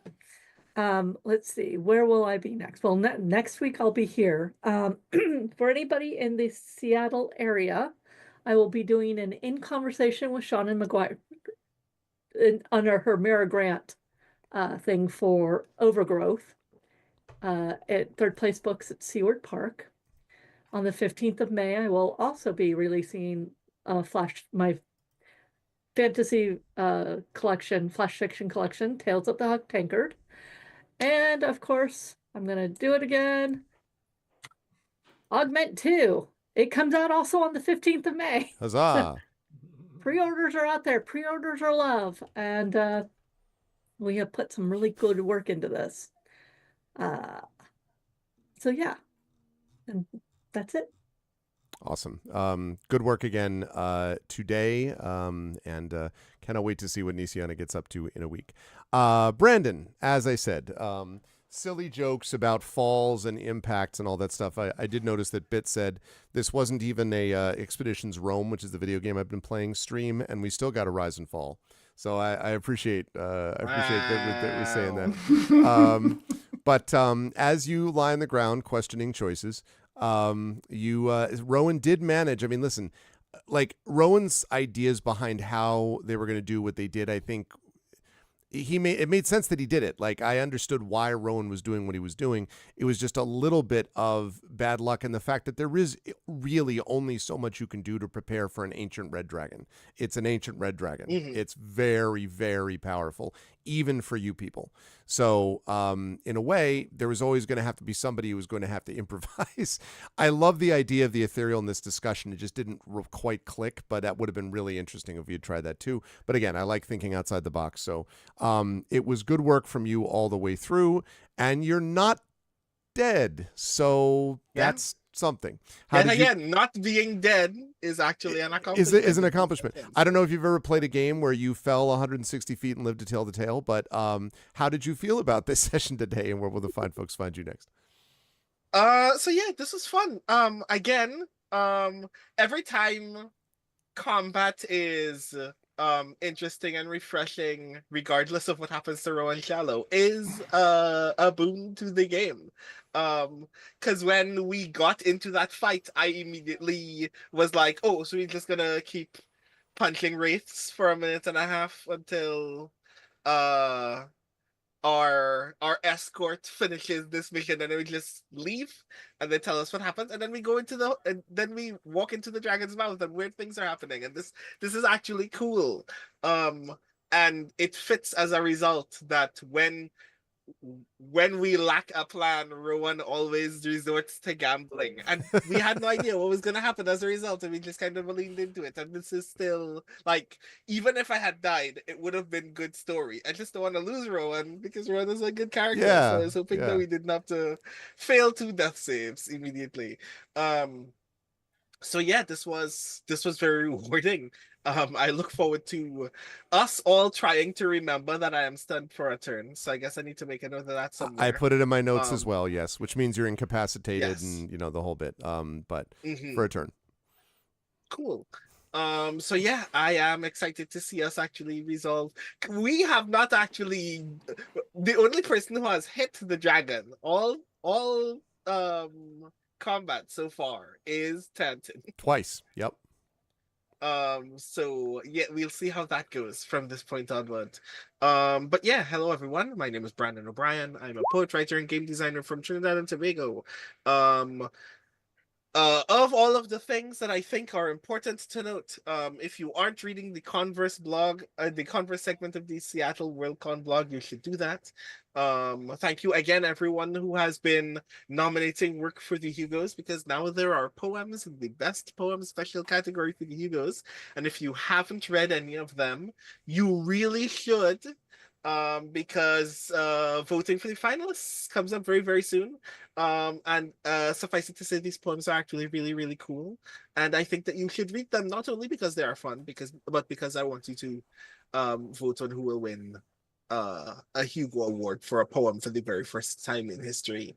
I'm very curious about that one. I'm going to ask you about that one privately because I have so many feelings about all of these poems. This is me also shouting out because Prince Justin also shouted out. Our good friend Jennifer Berzek is also up for a Hugo. Yay. This is Best Editor, if I'm not mistaken, correct? I'm so very happy for you. So that means that whatever you think about all of the other editors on that ballot, you have to make Jen win. You have a duty. Jen must win the Hugo. Well, I will say that before I knew I was a finalist, I had promised Shannon that if I ever became a finalist again, she could put mantises on me, because she has little spiny mantises. She has the big Amazon mantises, and I will go through with it if I win a Hugo. She gets to put mantises on me. I will ensure that there are pictures of this as well. Actually, if it works out, it's Prince Justin will be taking pictures. Oh, yay. Does he know anything about photography? Or about Hugos? I wonder. Yeah. So it's just one of those things that's. So thank you, everybody who nominated. It's yes. This ballot is so very good, and if you are planning to attend Seattle Worldcon or have your supporting membership so you can vote for the finals, please do, because this is the funnest part of the year for some of us. So please continue to be a part of the progress of shaping this industry from the fandom side. A reminder again, Augment Issue 2. I have things in Augment Issue 2, so you should definitely pre-order the thing. It's actually very cool. And also, if you're not reading it already, I have a column on rascal.news called To Do and Die. So if you want to hear all of my very intense thoughts about why lyric games are such good TTRPG writing that sometimes I wish D&D was written like a poem, you should read the thing. So yeah, that's me, I think. It is very late. My brain is melting. I think I have become raw and shallow, I guess, as well. So yes. You've done very well. Although I do want to add into that because it, slight, self-aggrandizement in the sense that Brandon is also doing the Gray Shade tabletop role-playing game, which will be released at Gen Con before WorldCon and all that. And side note, I think that there's a best game related. There's a best related product, related work. But as a sort of best, I guess there isn't a best tabletop or best game thing in the Hugos, unfortunately. But yet. No, but, there's a best related work. Well, there's related work. Nebula. The Nebulas has the best. The Nebula has the best game. Right, yeah, it is Nebula's, right? Yeah. Listen, it's coming out in 2020. Listen, when you all see how well Brendan did with this game, I'm just saying, so anyway, yes, but thank you, Brendan. Good work as always. We will see Marie back here next week, or we believe, when Marie will be able to be like, "What did I miss?" And I'll be like, "Well, let me tell you." Suddenly, it'll be just the opening of Fresh Prince, in West Philadelphia. All right, so anyway, wait, I was right. Yes, there is a best game Hugo. I just wanted to say that aloud. yes. there But is, in fact, well, a video investigation. game I know, but there's a Yes, tabletop as well. tabletop will have a ways to go, but one of these days. All right, okay. But anyway, moving on. Last, and certainly not least, to Tren. Yeah, good work, Tren. Tanton just hit a dragon twice with crossbow, no big deal. I think we do need to get at some point a T-shirt for you that says Tanton is a siege weapon. I feel like there's a lot to recommend that. And also, of course, you did have something which has already had an effect positively, and that was this whole thing with the silver dragon. I was curious about what you were going to say about that, because I could easily have seen a scenario where you're like, I said no, and that would have been that. The only reason it asked you a second time is because you exceeded the difficulty check by 5 twice. And so it came back to you that second time. Oh, incidentally, I did promise everyone I don't usually do this. Oh, yeah. Had you failed the saving throw, you would have dropped to 0 hit points. That's what it does. No, like, oh, but I'm resistant. No, just 0. It's called Howl, and it's really badass. So Death Howl, apparently? Jeez. This thing is really powerful. Was the aura running at that point? The aura is not running wasn't right popped. now. You have not turned it on yet. Yeah. And I That would have been a was going to problem do then. it, but then now I have to save Brandon. Save Rowan. Yeah. Now, it doesn't say it would have crap. instantly killed you. It just says drop to 0 hit points. Oh. So, And I mean, like, if we could have been left unmolested for an hour, we would have recovered a hit point. We would have been fine. right. But So if everyone had failed it, that would have been a problem. But as it turns out, everyone made it thanks to some of the adjustments you all made. So anyway, but regardless, Tren, having Tanton have that spirit with you is interesting, I think. I'm curious what, I would just like to hear from you, obviously what you thought about today's session, but like, what were you thinking about regarding that decision? The second time around, I guess. right, that hinged on what the Dream Eater said. When she specifically mentioned that there were evil spirits and there were good ones. Yeah. At that point, I was like, okay, I'm definitely doing the 3 questions and insight check as soon as if this comes back around again.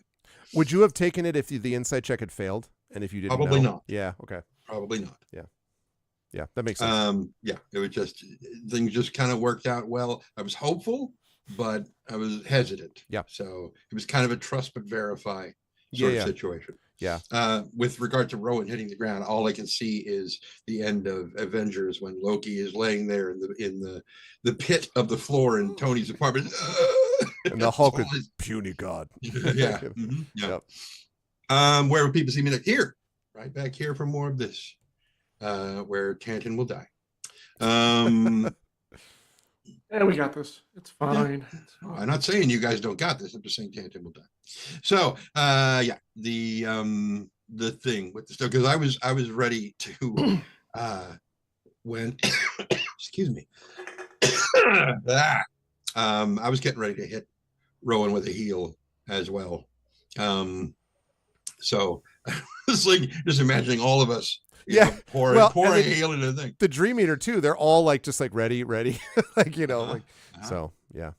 So yeah, it was probably the point at which he started seeing the dragon marks, coming out of Nisiana. He was like, "Okay, no, I'll be fine. We'll just let that go. We'll save my stuff for later." And fingers crossed.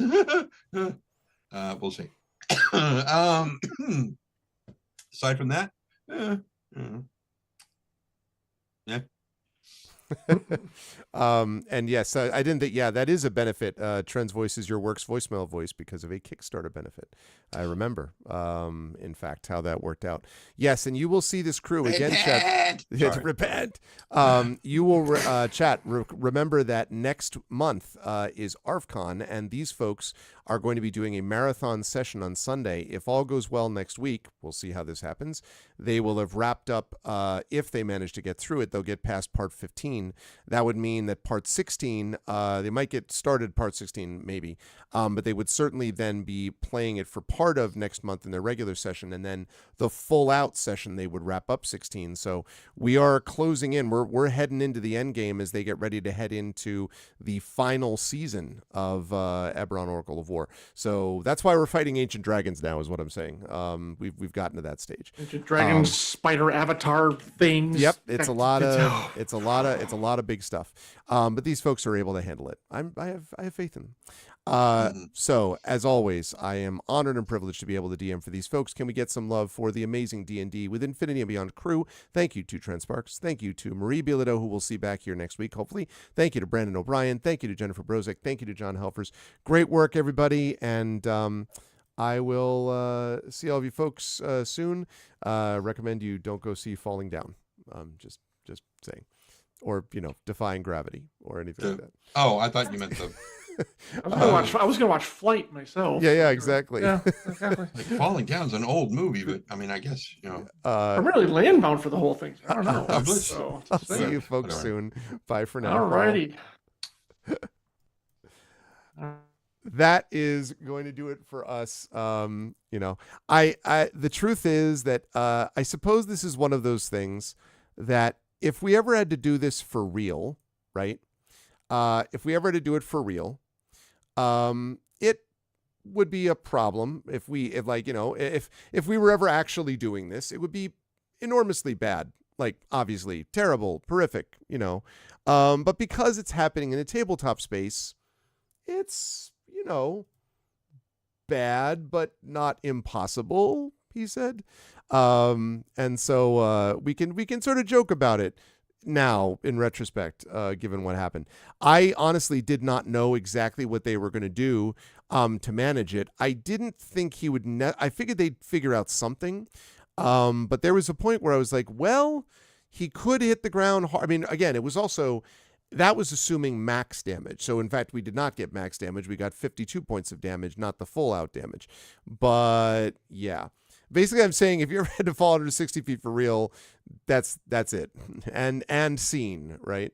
But it was interesting to see them get through it and to work things out. Again, I gave a little bit of leeway that normally I might not do, but I thought it was appropriate to do it in that case because it's, again, interesting discussions like that really do make a difference in terms of how we imagine D&D later on. And so that was kind of part of what I was thinking. And I am excited to see what happens next Saturday when they get a chance to deal with this still ancient red dragon, although they are being helped by someone who is very skilled and archdruid, but still, even with that, even with the King's Citadel's abilities, they have already taken, they've used up some spell slots, they've used up some stuff, and they still have that whole negative energy healing thing. So they're going to have to use their noodles, but they are smart players and they're capable of doing it and they're experienced. And this is why the King's Citadel does this stuff, especially level 15 King's Citadel. So we will see how that goes.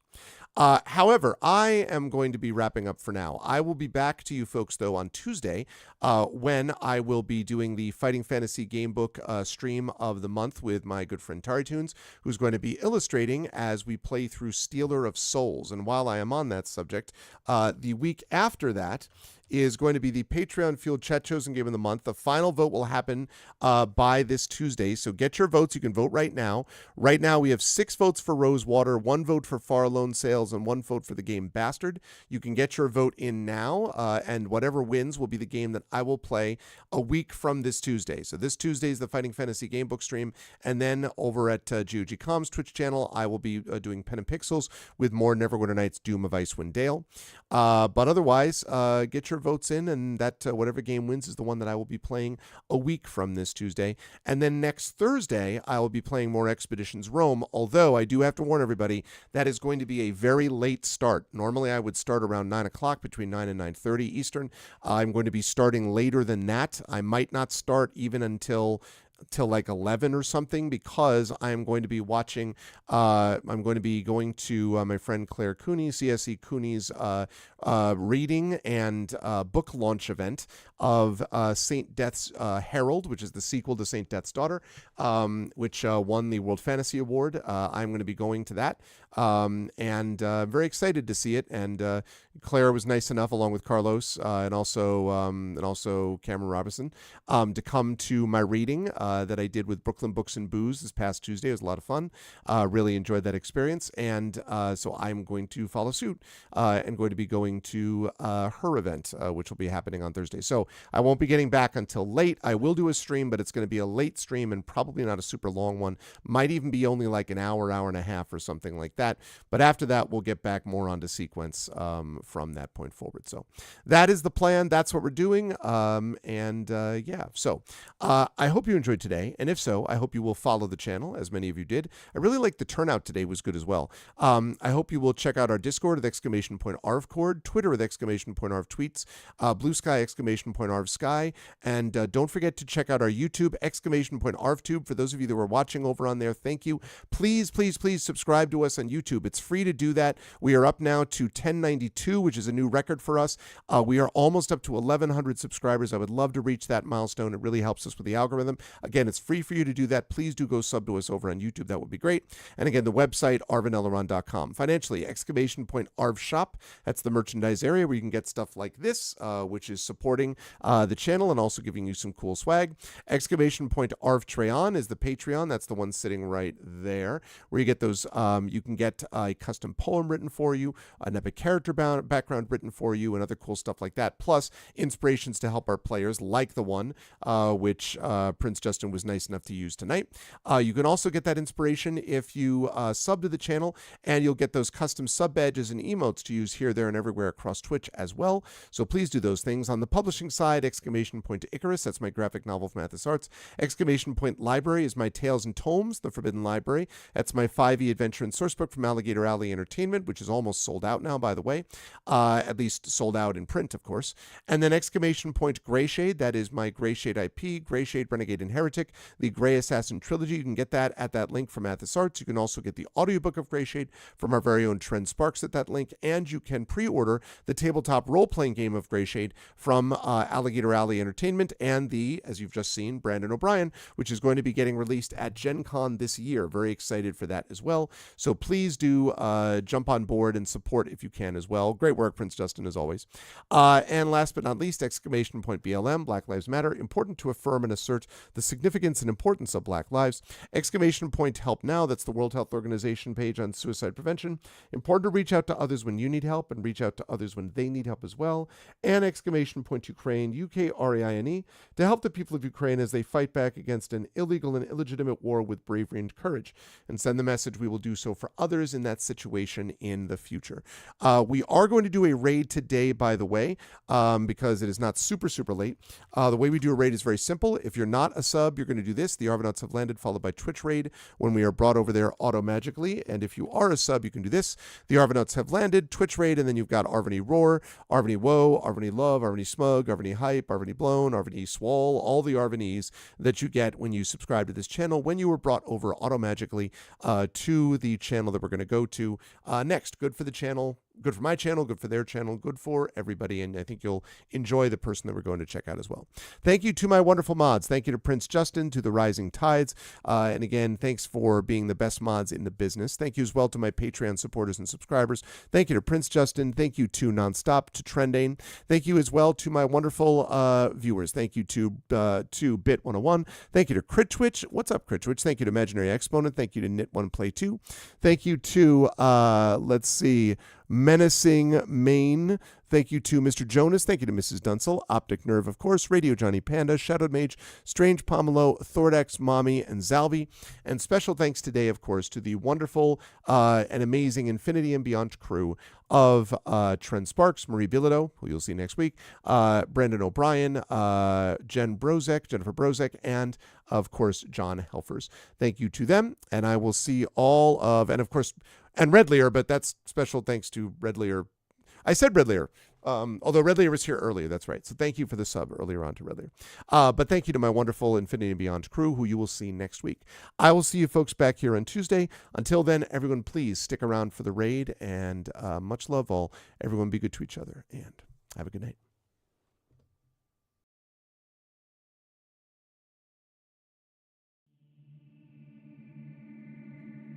Most folks in Eberron live their lives hoping to survive and protect the ones they care about the most. A few do that and more, trying to help those around them, even the ones they don't know. But only one group does all that when no one else can. The King's Citadel. The ones who do the job no one else can do. Valerian, the Shield. A star-forged Aegis whose strength lies in their shield, their armor, and their will to keep the Citadel and its mission safe, no matter what the cost. Merime, the Sword. A Kalashtar bard whose dreams predict doom and disaster, so that her skill in battle, insight into the hearts and minds of those she encounters, and love for her sister and the Citadel is more necessary than ever. Tantin, the Brain. A dragon-marked human artificer whose jovial demeanor conceals a deep curiosity, razor-sharp intellect, and long memory. He knows what he did for the last war, and he knows what it did to him, and how much worse the next war could be. Nisiana, the Heart. A dragon-marked halfling healer whose love for her sister is matched only by her desire to help and heal the members of the Citadel. She's grown wiser and more wary, yet even in the midst of doubt, hope remains. Rowan, the Wild Card. A human wild magic sorcerer who's played a dangerous game for most of his life. He's gone all in to save his friends, but they aren't the only ones sitting at the table. As the shadows gather, will he have the chips to pay if his bet is called? These 5 elite operatives came together to aid the salvage outpost of Salvation, where the Grey hovers nearby, a threat and a promise. With the Oracle of War, they found an artifact powerful enough to end a war, or begin one. They traveled to Sharn, City of Towers, to unravel the Oracle's mysteries while stopping assassination attempts from the terrorist organization known as the Emerald Claw. They found Sky Blue, the daring thief tied to the ancient draconic prophecy, and stopped the Claw operative Arulin Karnak before traveling back to Salvation and into the Grey to repel a warforged invasion and take the fight to the Lord of Blade's secret fortress Razorcrag. Capturing one of the Claw's most powerful lieutenants and sent to negotiate peace with the nation of Thrain, they survived another assassination attempt and saved the Thrain's leader from the continent-wide vengeance of the Undying Court, only to discover they'd been betrayed by an ally who was not as she seemed. Now the King's Citadel must stop the Emerald Claw once and for all, using their new knowledge and new allies to finish the Claw and gain the information they need about the Oracle of War before it's too late. But can they learn the Oracle's secrets, stop the Emerald Claw, and discover the deepest plans of the Lord of Blades? Only if they remember that in the end all they have is each other and the King's Citadel. Long live the King. Welcome to Eberron. Welcome to Corvair. Welcome to the world within and without Salvation.